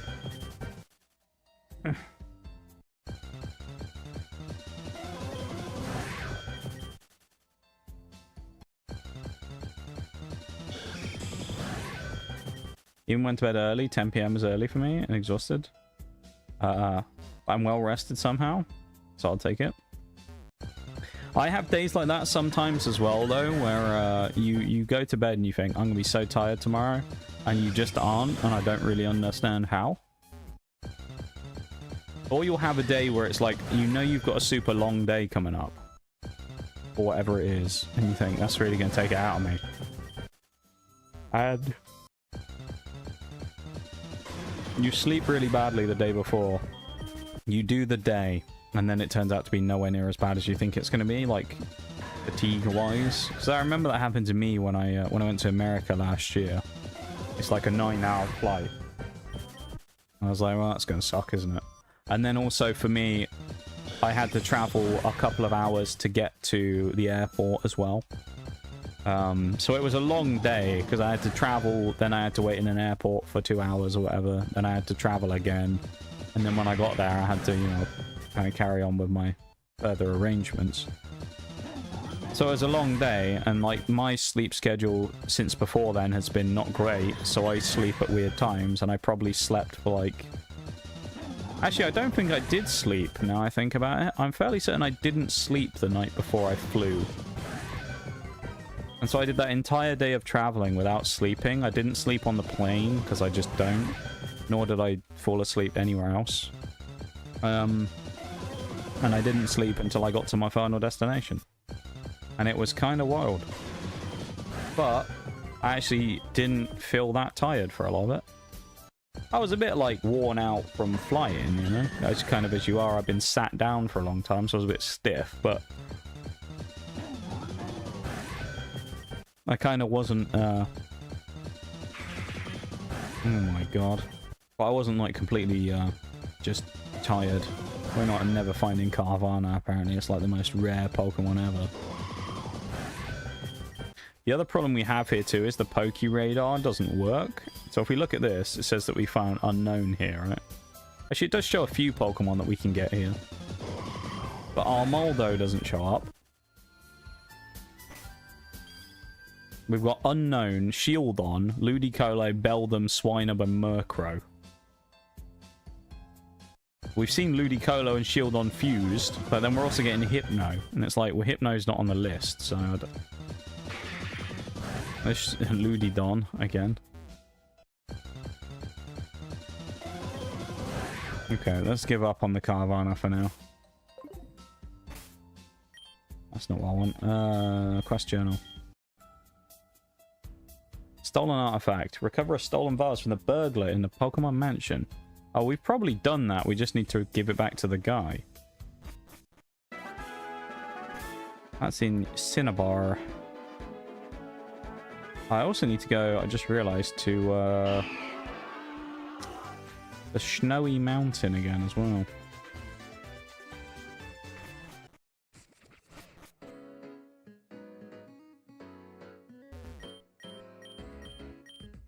There you go, fella. TM recover. Nice. Got anything for me finally? A GS ball. Give me a Master Ball? What's a GS ball, though? Game Shark ball? A mysterious Pokeball? Its powers are unknown. What is a G... I need to... What is it? What's the GS ball? What is this contraption? I have no idea.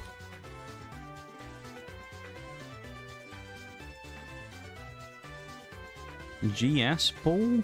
Let's see.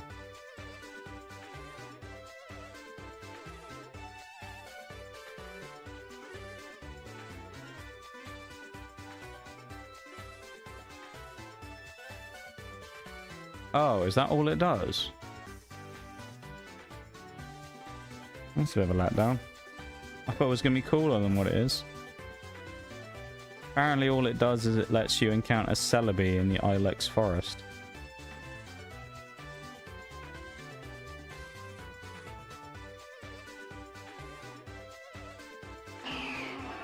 I was thinking it was going to be like Master Ball that works constantly or something, you know?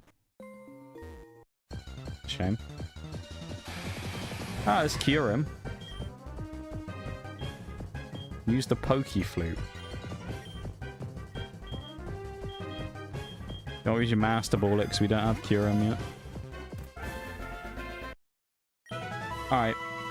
Next break is up, so I guess it's time for us to go for a brib again. So I'm gonna go for a BRB real quick, and then I'll be back. All right, everybody. So BRB back in just a few. Right. Enjoy the creepy forest music.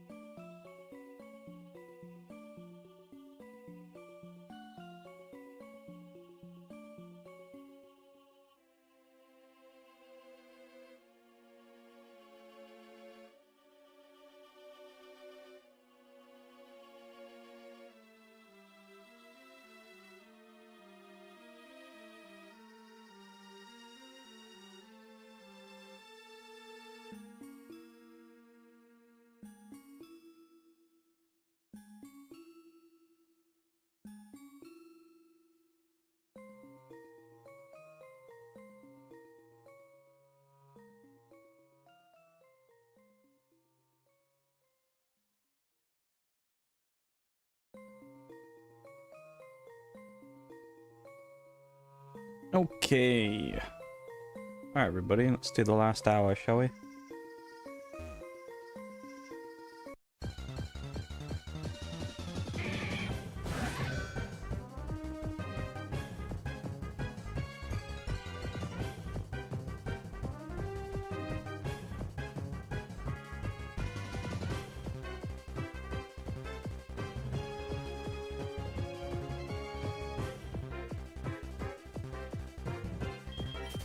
I don't remember exactly how to get up to the Celebi part, so I see it there, but I just don't have... Hold on. It's a ninja. He's actually a Goomy. Yeah. We already called Goomy before though.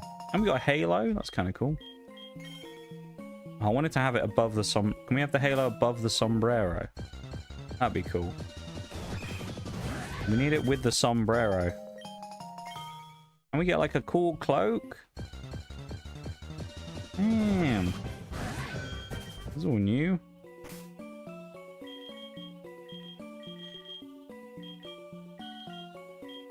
Yeah, dream mirror. Forgot about that. Where's my... Oh, I don't want it in here, do I? It's not what I want to do. Outfit. I like that forest thing. Swap positions. Will this work? Oh, it's sort of swallowed up by the sombrero. Oh well. We know we've got it on. In spirit, it's there. Right. We know we got the secret halo under the sombrero. As Ludicolo, you know, kind of helps us out.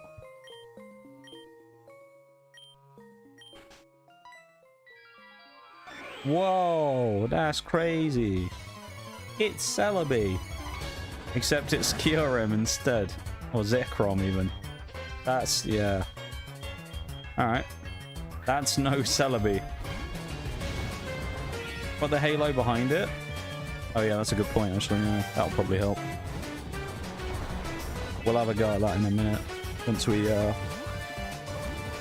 finish balling this Zekrom. He can't even hit me either. Or at least he can't hit me with anything meaningful.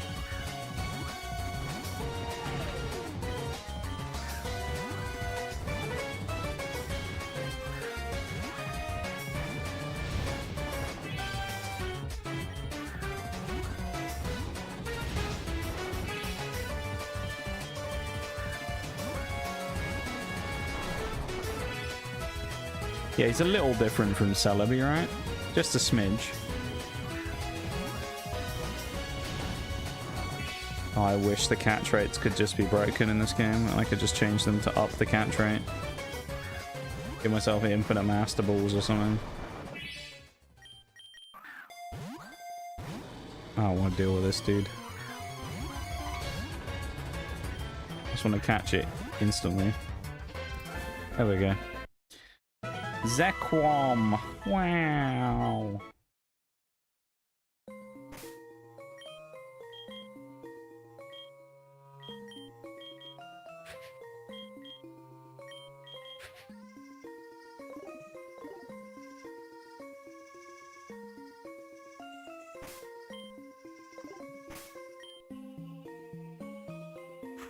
Didn't save.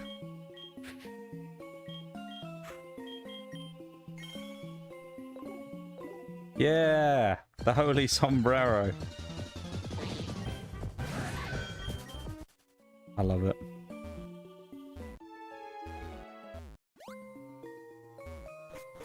What we need to do now is go...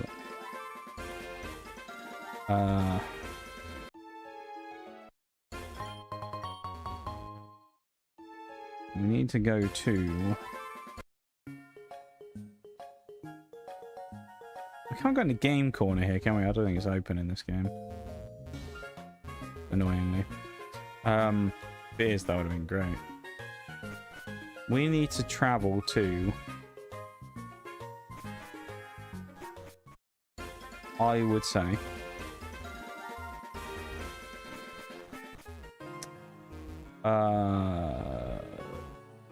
what am I thinking? The route outside of... Oh, hold on.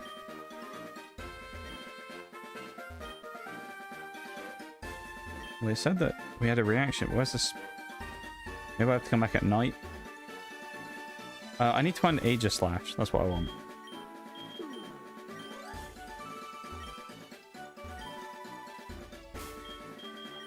the keystone done anything?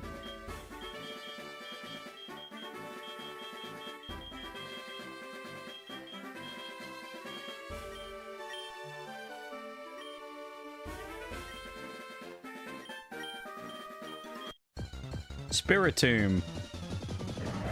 But not its shell gone. It's, yeah. Alright. Little shell gone instead.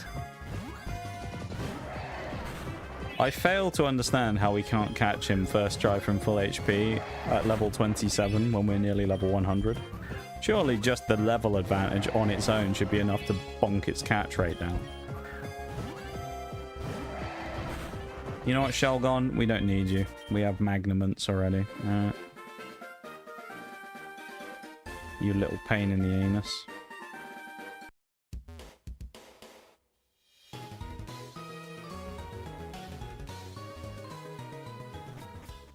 Brings me so much joy. For the sombrero halo mix.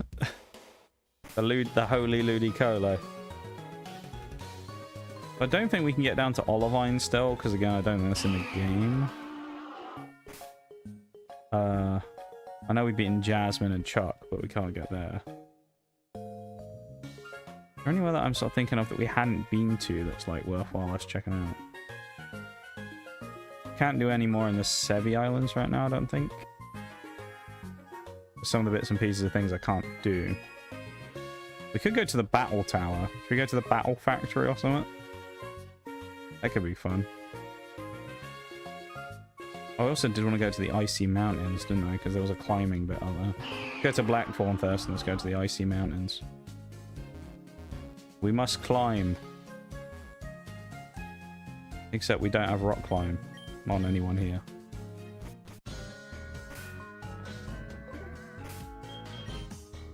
Also, important to remember tomorrow, exciting stuff. Tomorrow could be the conclusion of Pokemon Black and White. Just remember. Because... actually, we're not going to do any more battling, are we? It doesn't really matter. Yeah, tomorrow could be the end of Pokemon Black and White if we are successful in our venture. So keep that in mind. Could be a very exciting day tomorrow. I am kind of nervous, though. I'm not going to lie. Because I feel like we haven't done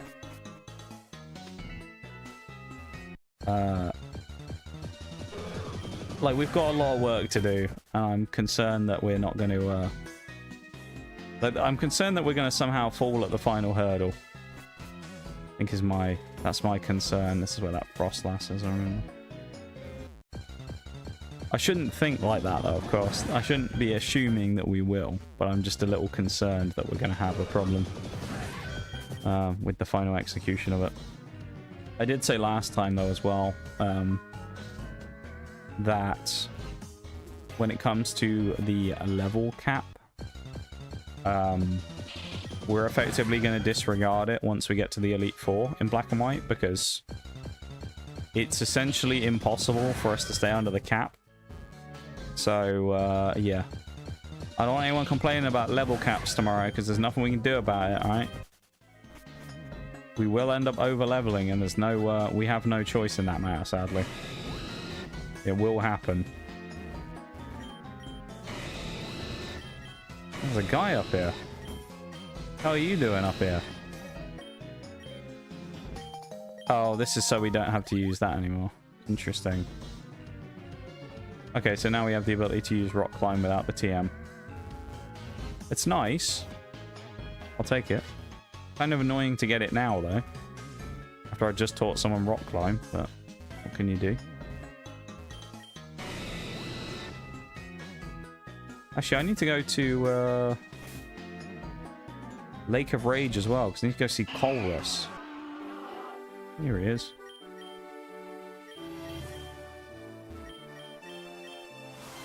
Yay! Oh, we turned it off to ice. Now we can actually go see the Curum. Oh no, I don't remember what the puzzle is in. Oh no.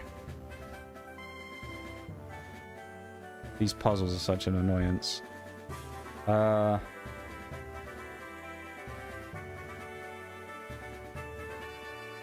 don't remember where the start of this one would be.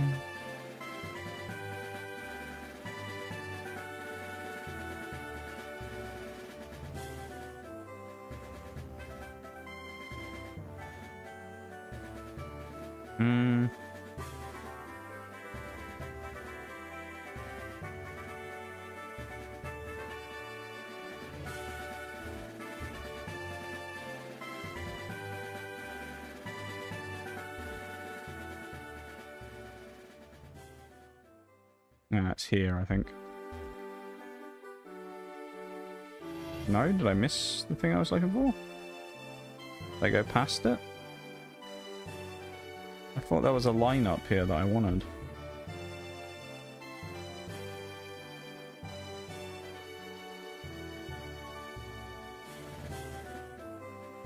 I've done this puzzle before, so I should know what the solution is, but I cannot remember.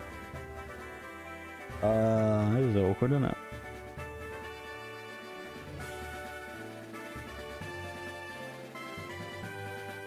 I feel like it was up here though, rather than down low, but I just don't know what the exact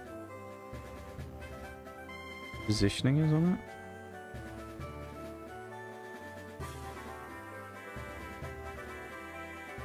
He says as he does it.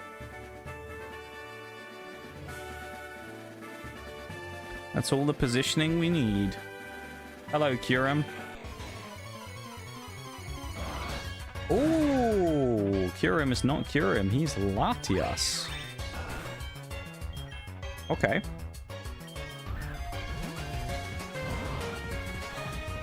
That's pretty cool.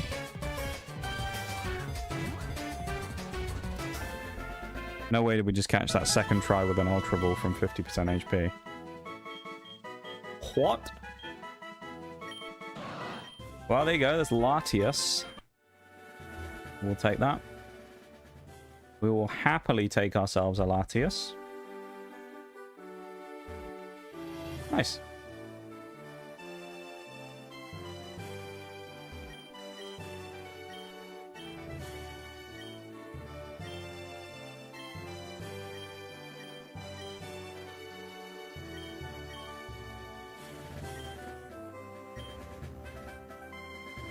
Try and recreate? Ooh. Give you a call when the machine is ready?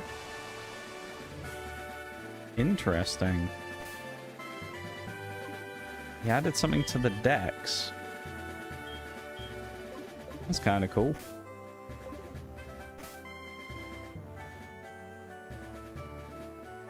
What else can we do at this point? I feel like we've done basically everything we wanted to do. Man. I guess we'll just go to the battle tower then. Go do some battles for a little bit, shall we? For a wee bit of battling.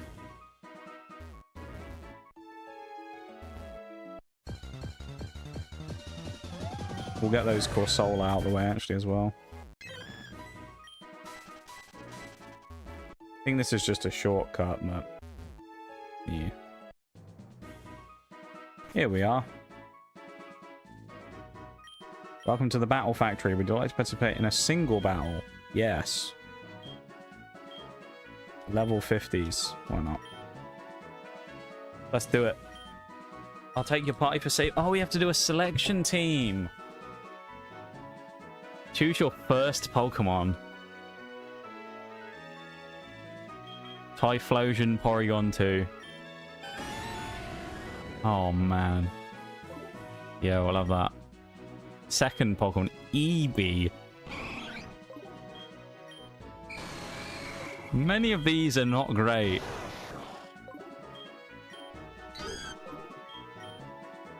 I mean, with Mewbat we've probably got to take.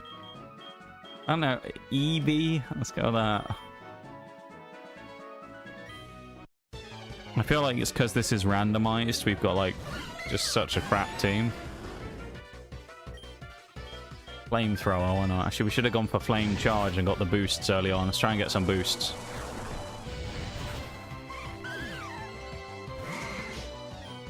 Ooh. Must be... Oh, it's Pincer and something. Curly, I guess. Zap Vial. That's fine. Let's use Bolbara.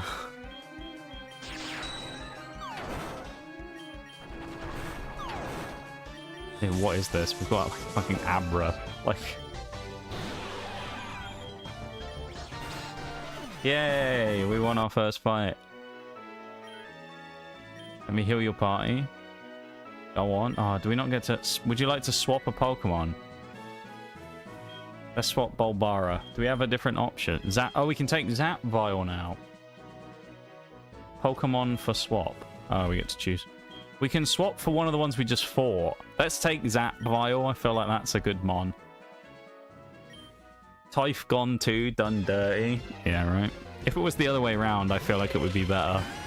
Exeghoot. What a mon. We're lucky that they're giving us loads of setup fodder for Typh gone too to speed himself up.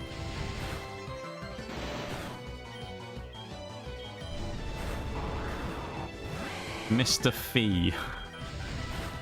Actually, Mr. Fee. Mr. Fafai. Choose our new Zap Vial. Ah, here we go. Ancient Power. Nice. Shit moveset, I'll be honest. Why have we got Charge on it? Such a bad move. I don't think we want any of them, I'll be honest. Let's just go.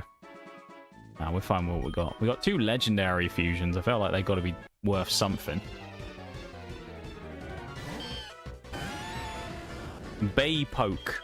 Another one that's a free setup for us to speed boost on. Which we especially need now with the paralysis from Body Slam. That's not great. That Eevee looks so cursed with its head all broken open like that. At +3, we're still not fast enough to outspeed the paralysis. That's crazy.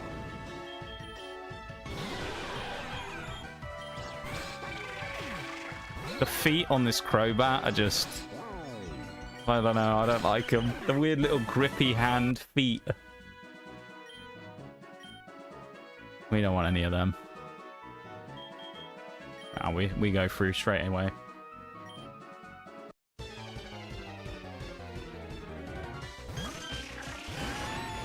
Another setup fodder. Let's go.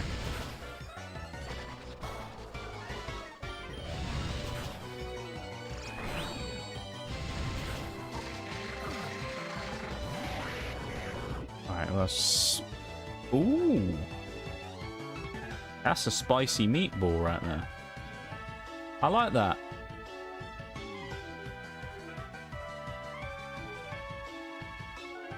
I really like that. That one's cool. Yeah. That one's very cool. Go for a flame charge.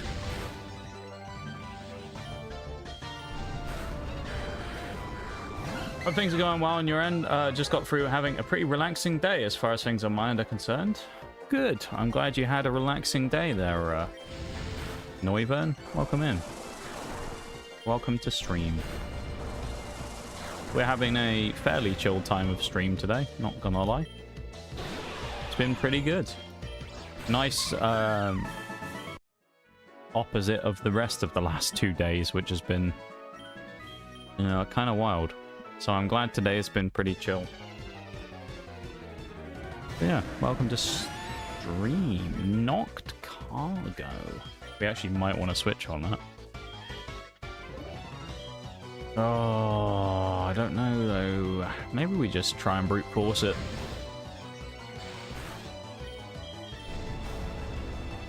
Okay, brute forcing it is not going to be super easy, although the burn is quite nice.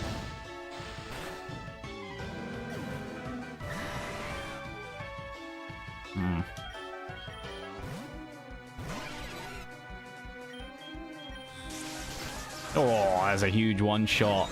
And then Pitoise. There goes Pitois. Lovely. GG, boys. We win another. That's why we're the MVP. That's why we have the Sombrero Halo combo, because we are the best. That's a really cool sprite. We're just a goat, you know? That's not enough to outspeed. We're in trouble. I can't. I just realized I can't hit him. He's part dark. That was a big misplay.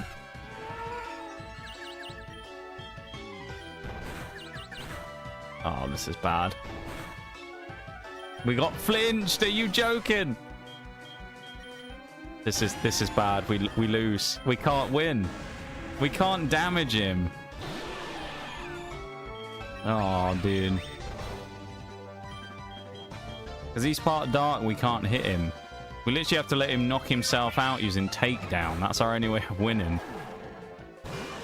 Hitmon drill. That's perfect. Pod effective. If we win this, this is insane. Oh no, the paralysis. Oh, if we dodge the paralysis, we win. Bollocks. Yeah, we were fine if we didn't get parried. Do you like to participate in a doubles bet? Let's try doubles. Yeah. Let's go again. So the selection. Okay, we've got Artivoire. Wheezing. What is Wheezing fused with? Poison Bug? No idea. Okay, let's just have a look. We got Megabok. Zavoir. That's a cool design. That actually might be really good from the fairy typing, but it has no fairy moves. Maraloom. Look at that. Him, he looks cool. Flash Art. Fire Steel with Defiant? No, yeah, I think we'll take you. Wheezing. Oh, it's Weedle. It's Weedle Wheezing. Oh, that's amazing.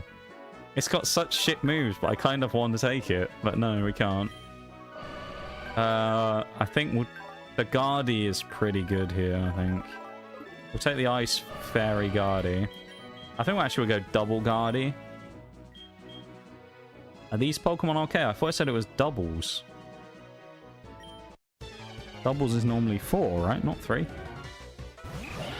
That's kind of weird. Okay. And we've got a horrible matchup here against these guys. We go for the Lava Plume. Actually, no, we won't because it will hit our teammate. We go for the Flare Blitz into the Bulbinape.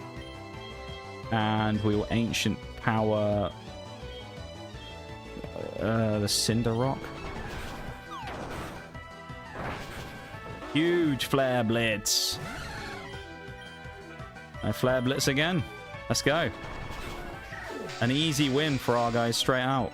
Defiant with the boost as well. Flare Blitz increases its power even more, and we go for an absolutely monstrous Flare Blitz. Knocking out the Chinchou. Huge. Absolutely huge. A monstrous hit from our boy.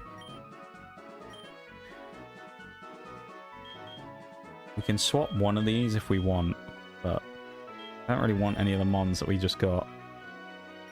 Let's kick this person's ass again. Okay, I think we win this one. This one's a little more one-sided, I think. I feel like that random sound effect works perfectly given the circumstance of what we're facing. Given the circumstance of what we're fighting right now, that works perfectly. We've got like legendary fusions versus like Executor's Vilus, who's just killed himself. Nice. Well, that was easy.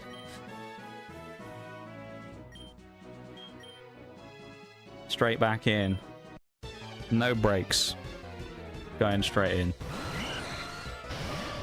I want to see the other one behind the Golea. Beedactyl is going to die straight away. This thing's poison and water. Gives us a super effective move with freeze dry, and there's the one shot.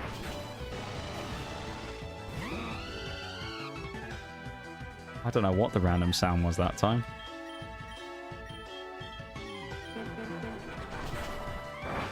I didn't even hear a sound. What was the sound? I don't think it even played anything, did it? Or did I just miss it? Here we go. Here we go.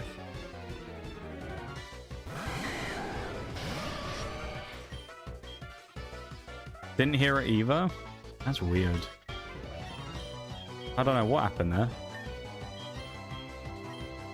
Maybe it was just quiet? Maybe, but the sound should be like way up on it. We heard the oof.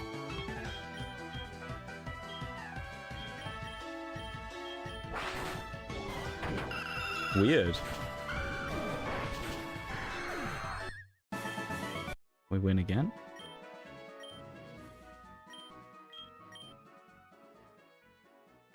Oh, we're fighting a clown. Let's kill this guy. Mewtwo and Ryode. Okay.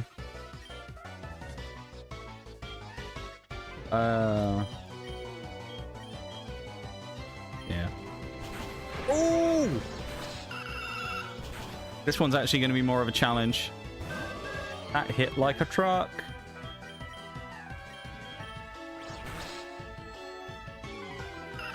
That thing is so fast. I'm so glad we got rid of the Ryode. Now we have a Minecraft spider.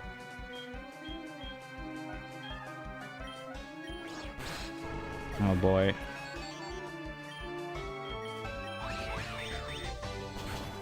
Oh, it's a 1v1. Neither of us doing crazy amounts of damage against the other. Oh, that's just straight up over with the recover. What does Miracle Eye even do?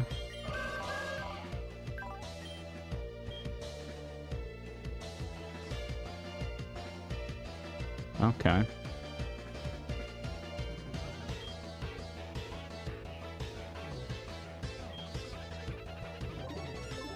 Yeah, we just lose here, I think. Sadly. Man.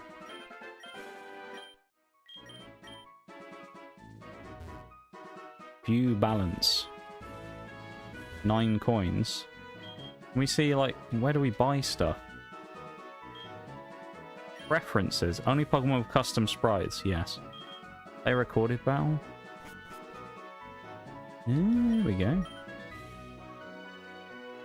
Rare candy leftovers. Eviolite. Oh, we can buy great items. Damn. The egg move teacher? That's kind of cool. I don't think he's really that useful here, though, to be fair, but still. Oh, damn, we can get some good items here as well. Aurora Veil. Kind of nice. Out of the way, Pokemon Breeder. Move your ass. Oh, we can get loads of the new ones here as well. The other upgrades. That's cool. I like that. That's pretty sick. Oh, what's in here? Is this just more of the same?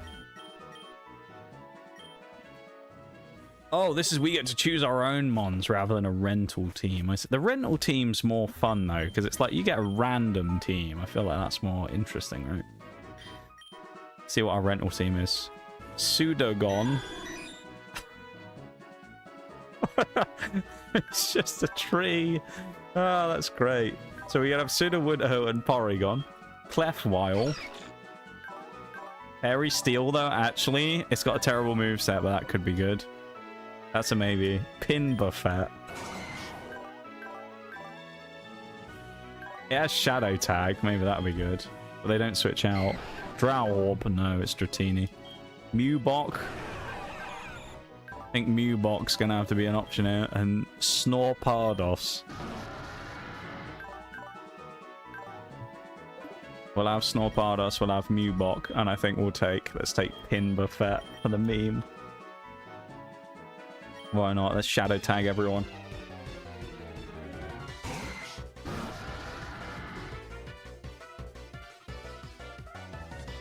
Here we go. We don't even have a rock type move. We have belly drum, that. Oh my goodness. What the hell, dude? We just got destroyed!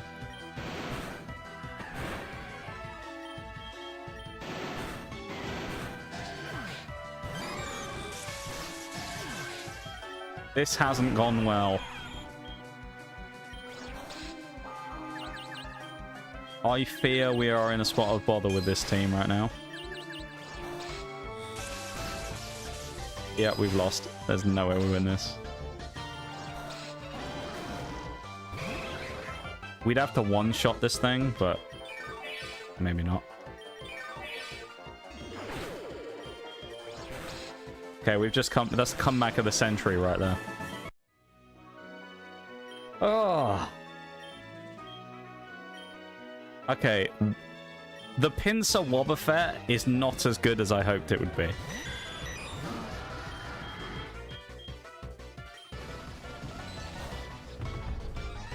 Belly drum, here we go. Now we sweep. The only problem is we've used belly drum, but we're not fast enough to outspeed the stuff. Now we need to fight it. So it's like, we can't even hit that either, because it's ghost type. No. It's a good job this thing's a weak, like, bug type with its ghost type, because otherwise we'd be in trouble. Oh, that was not nice. I feel like we need to swap in Buffet. You already knew I was going to switch just from the fact that I called it Swip instead, because I already wanted to say Pin Buffet. Honestly, Porisaur, we'll have that. Do a little swip and a swap.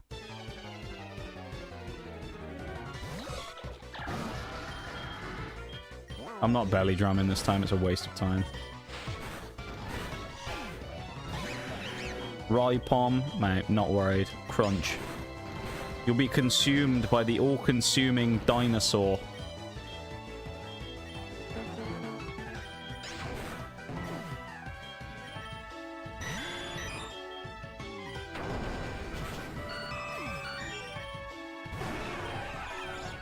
That hasn't gone well. We are very lucky that this is a 2-shot, 3-shot kill. Please, no. Okay. Oh, that was concerning for a moment there. Porisaur hasn't really, you know, come out and lived up to expectations yet. Has to be said. That he just appeared and died.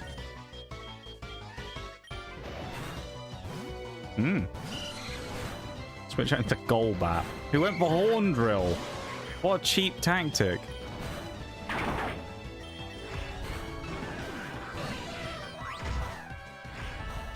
Heavy Slam's not bad, actually, on that thing. Oh, you son of a... We win, though. We're getting close to that fight number 5 again, though, that we always seem to lose on, so I'm apprehensive.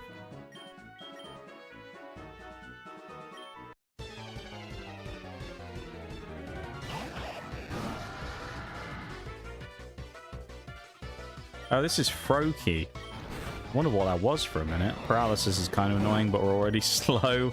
That's double Snorlax. He's definitely heavier than we are.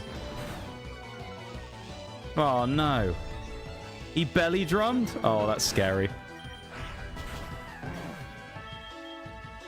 That's kind of terrifying.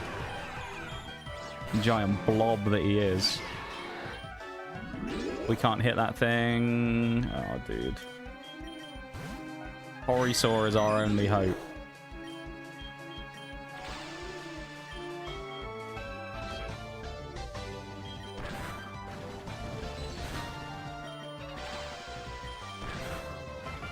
If we got paralyzed, we were dead then. Camper Owl out of the way. Here we go. Battle number 6. This is where we've got to every time, isn't it? Is number 5 and then lost. So let's see. Can we finally win one? It's not the best start, but, you know, we can possibly make it work. We'll make a good switch out here into Porisaur, I think. Chip Away does a lot of damage. We'll go for the discharge as we survive the Chip Away. And we do not How do we not knock that thing out in one hit? Quad effective and we didn't knock it out? That's kind of nuts. Alright. I think we are actually going to do it.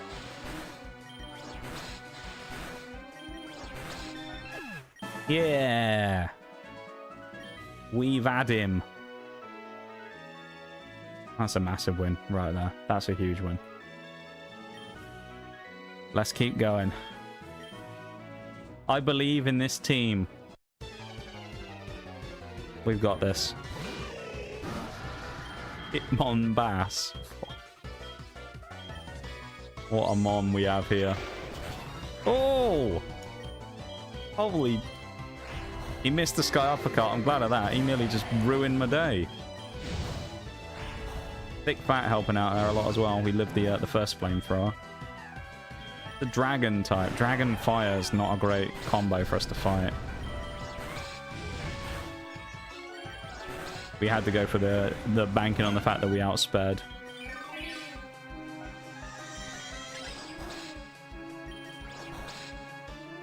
Trying to spam me first is crazy in a singles match. We're on a roll now, everybody. Oh, we won. That was it. Nice. So we won, like, what, 7 in a row, and then that's it. Okay. Let's do a fight with our regular team, shall we? I mean, Aegislash. Darvile. Let's take Ducario as well, why not? Here we go. Watch this, first try.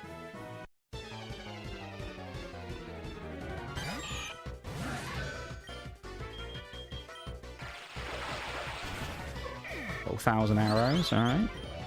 Little Iron Head, nice. Little Sacred Sword. Little Sacred Sword. 3 one-shots, Aegislash. Strikes again.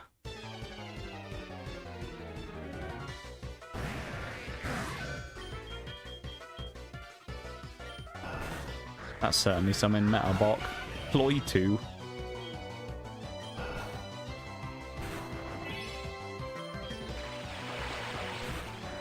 What are some of these Pokemon we're seeing, dude? Klitcho.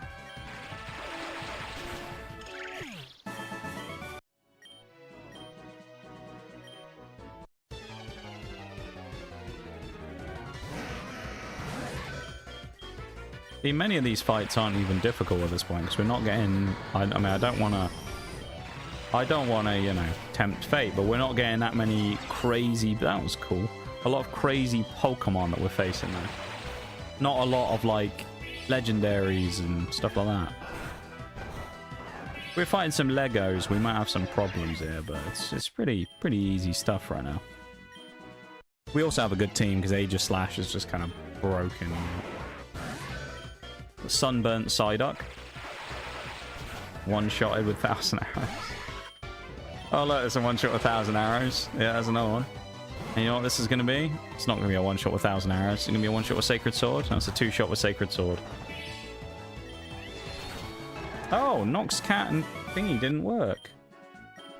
Hold on. Hold on. That's odd.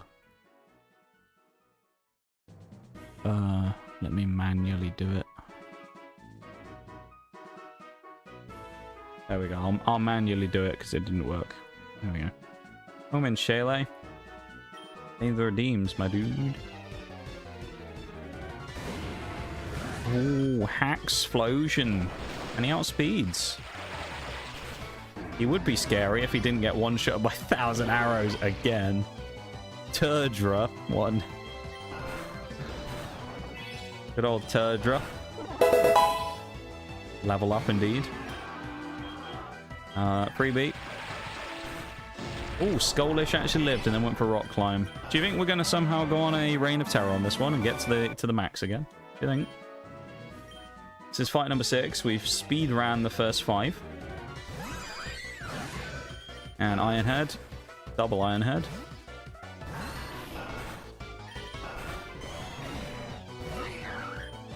This is just free, like...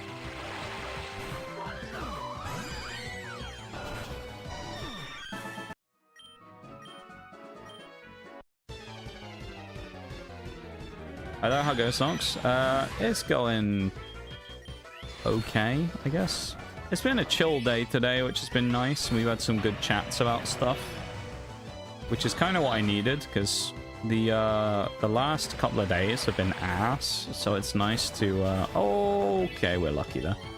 But yeah, because the last few days have been so shitty, it's nice to kind of have a nice day today. And had a good stream today. 10 tokens. Now we don't need to record that. So yeah. It's nice to have a good day, like a fun day today, you know? Who needs card packs when I can have random sounds and this? Yeah, right. A-Tick. What a name. Oh yeah, 1,000 arrows is a double hitter move, by the way.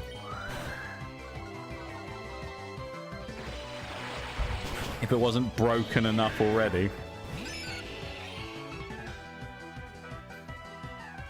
I don't want to kill the Wooper. I feel bad. I don't want to kill Wooper. No, don't make me fight the Wooper. I feel bad for knocking that out. Losing doesn't bug me.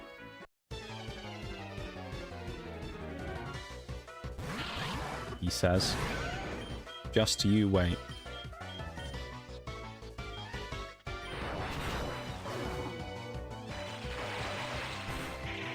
This is just brutal. Absolutely brutal. Darn, losing does bug me. Little liar. He was lying to our face, this geezer.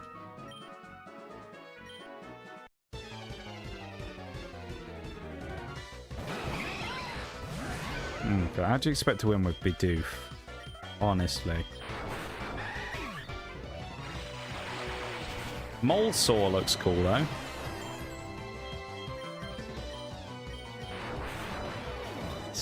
This is so unfair.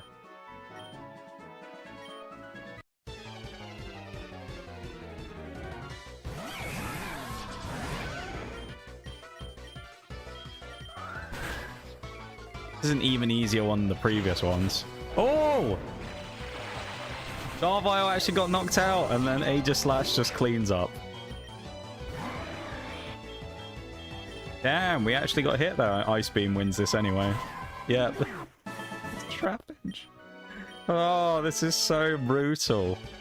It keeps making you 2v1 the cute ones. Yeah, it wants us to kill them all. Ooh, that Lilpeed is cool.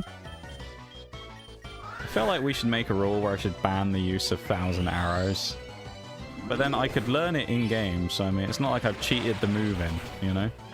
It's legal as far as the game is concerned. That Onryon is cool. I was about to get 1,000 arrows, but still, it's cool.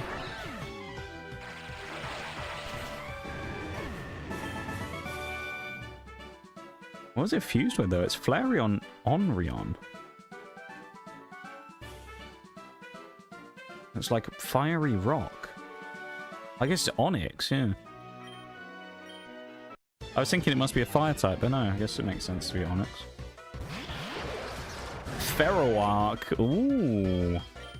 That one's actually not going to get hit by our famous combination of blasting the shit with 1,000 arrows and Dragon Claw. In fact, this one gets hit with its own Sacred Sword, and it gets knocked out in one shot anyway. Oh boy. If it's in the game, it's not cheating. True. True enough. It's legit if it's in the game. Probably a bit unfair that we have Life Orb on as well and leftovers. This should be the final one in the challenge as well. Omath and Typhsian. I'm not going to use it for the purposes of this fight. How about that? We won't use 1,000 arrows. I don't think it's going to matter. But, you know, we... Oh, hello. Deoxys. Olixis. Oh, hang on. Hold on. With Dynamic Punch, it actually has a good move against a couple of our mons here. This isn't quite as easy as it seems. Okay, it's when you hit 4 bone rushes in a row. I was kidding about the teleporting thing. I don't know why he's shouting at me though. Yay, that was easy. Alright. Well, now that we've decimated the battle tower, they weren't even a challenge. How do we get in there? Yeah, a diving spot. A free pearl. Nice. Ooh. Free items. Yes, please. We take those. What other wonders can we find? Relic silver. Okay. Alright. Pretty cool. Professional and on time. Hell yeah. We're all about that punctuality. Relic copper. It's a TM. What is it? Grass knot. All that for grass knot. It's a bit disappointing, isn't it? Grass knot's very mid.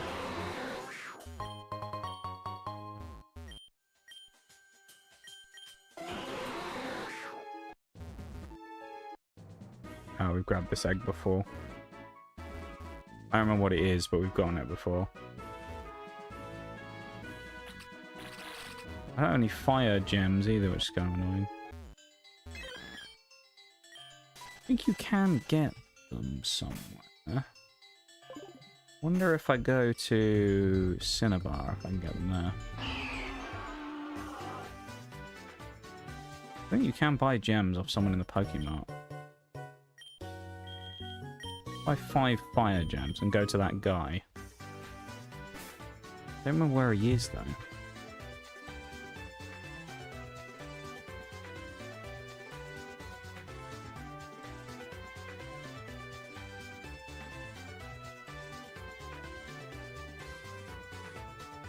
It's like that fiery... It's also a submerged temple, which we kind of want to check out.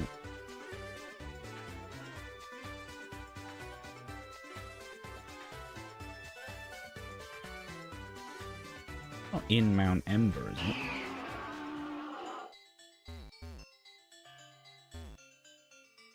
it? I'm looking for that bit we can go in where there's the dude. There's the old man, and he's like, give me some fire things and I'll create a bomb so you can go into the hot area. Then go deal with the hot fire. There we go. Hopefully our sombrero doesn't burn off while we're here. It's so bright in here as well.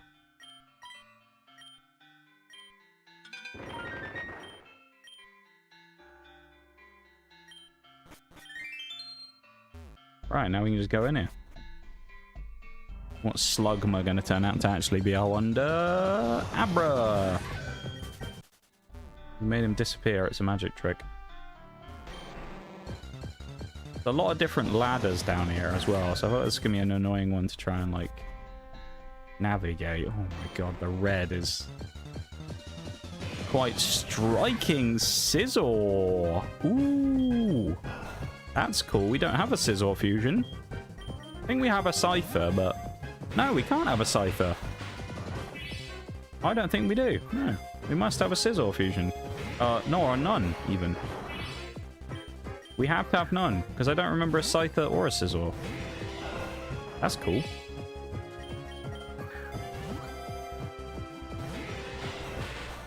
Oh, is he going to have to fuse with Executor? Because that was the last Pokemon we had.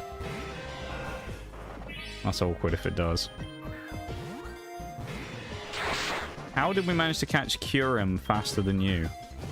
Oh no, Latios, wasn't it? It was in the place of the Curum static encounter. Thank you. Give me horrible memories of Pokemon Black and White. Seeing Skizor. Is that it? You can just get... Wait.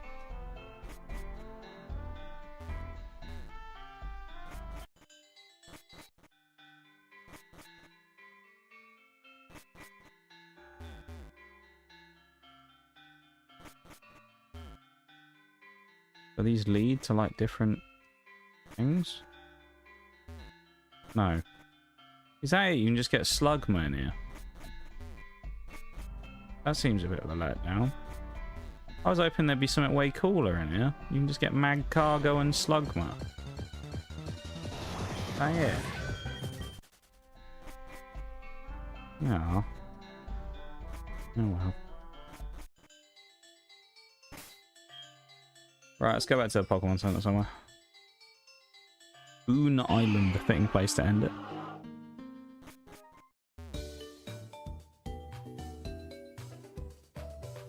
Filling up the competition right at 5 hours? Yeah. Speeding up. Okay. Who doesn't have a fusion? We know you don't. This, Scizor, and we'll like Kyurem. That's Mega Scizor, but icy. I like the idea of icy Mega Scizor. Please be good.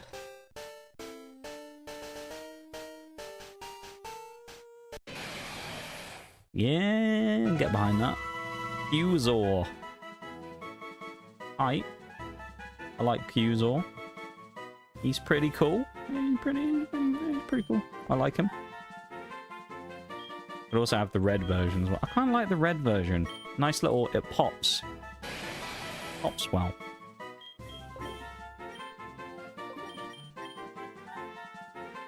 Drop Night Slash for Ancient Power. Ice Beam, why not? Dragon Breath, nah. Kyurem Latios, why not?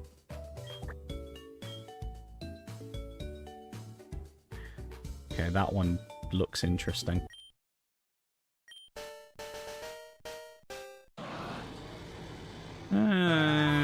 Actually...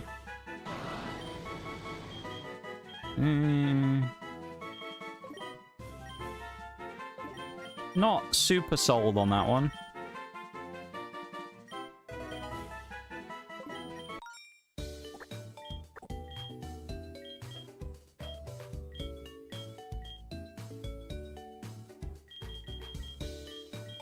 I feel like...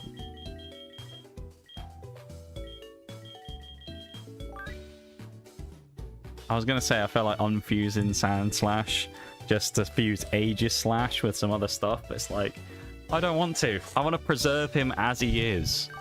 He's the GOAT, you know? He doesn't need to be messed around with. Save though. Time to go to the title screen. Because we're at the 5 hour mark, which is crazy.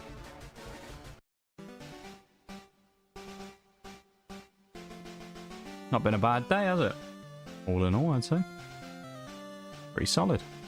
Let's put it on the 2x speed so we can get these a little faster, so we can see some fusions. That was kind of cool. But yeah. A good day today, I would say. There's the BRB. We'll let the BRB go while we stop, mess around for a minute. Yeah, not bad.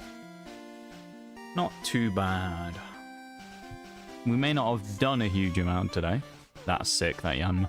Yeah, we may not have done a huge amount today, but you know what? We did pretty well, I would say. All in all.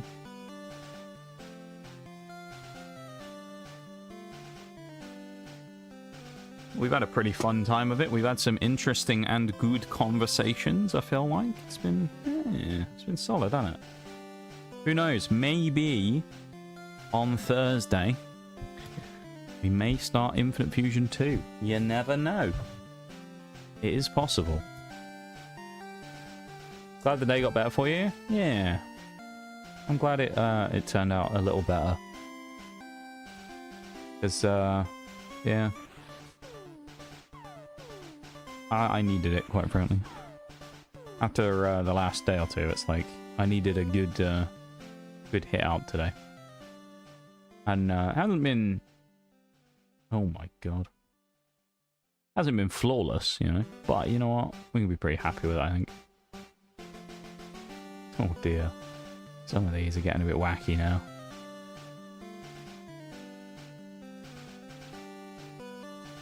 Shiana Sect Azaril. Like that one, that one's cool. Rampardo's God of War. Guardy kind of works well with other similar shape ones. It's like the weird... Like Rampardo's been a dinosaur fused with it, doesn't really work. Or at least it does, it just doesn't work as well.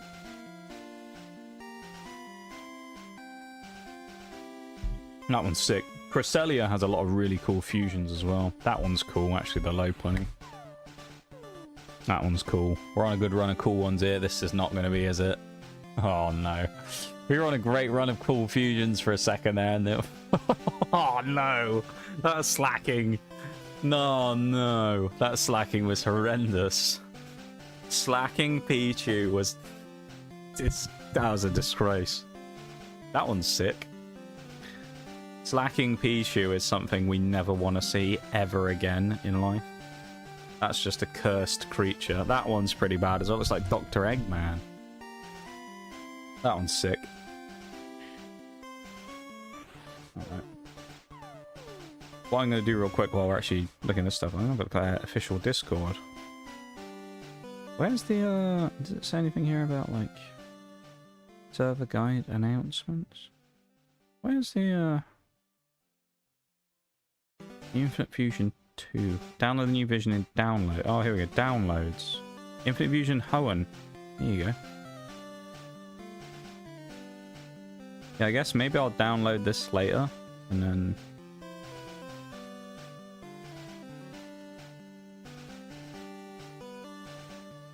Yeah. We'll see. I think that could be really cool. I just want Alakazam Hydreigon as well in their Discord. It looks amazing. And then there's Venomoth Castform, which looks like a purple ball sack. Just looks questionable.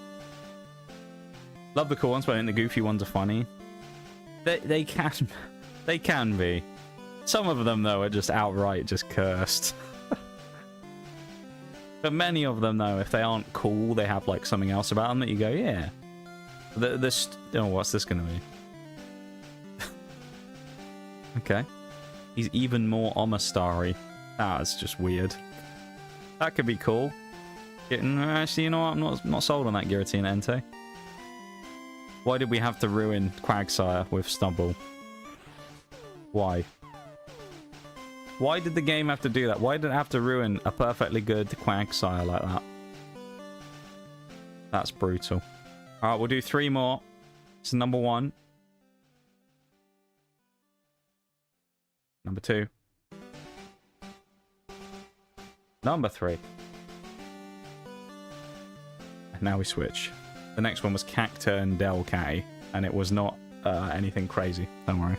We also just got double Rhyhorn as well. He just turns into, like, bigger Rhy... Or Rhydon, even. Double Rhydon. Nice. Alright. Well.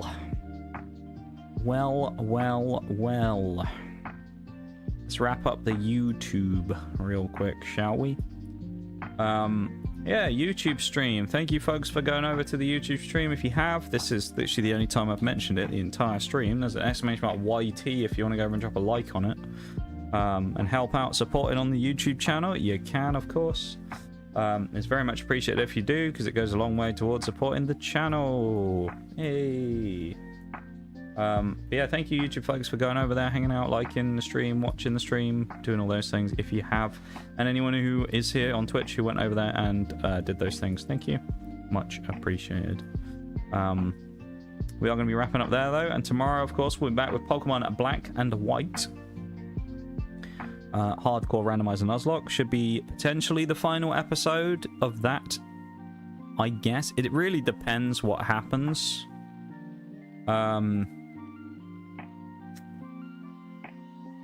Yeah, it kind of depends.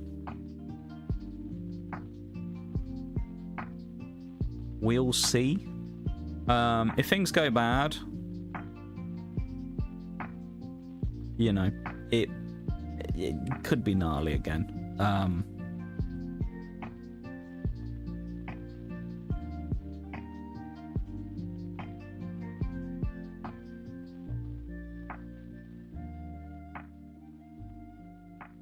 The fuck? It's just something really weird. Yeah. So I'm hoping for good in Pokemon Black and White, but I am also, you know, a little kind of apprehensive because we've been in positions similar to this before and things have gone wrong. Okay, so I'm keeping my my cards close to my chest a little on this one because I don't want to you know, kind of jump the gun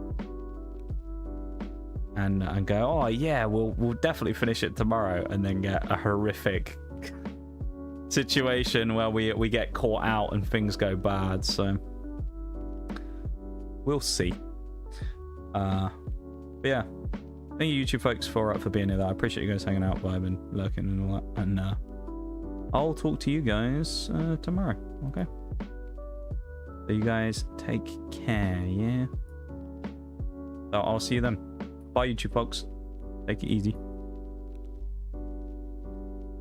Get some rest, man. I'll probably go back to sleep after this. Yeah, it's not a bad idea, my dude. Especially if you didn't sleep much last night, of course. Not a bad idea at all.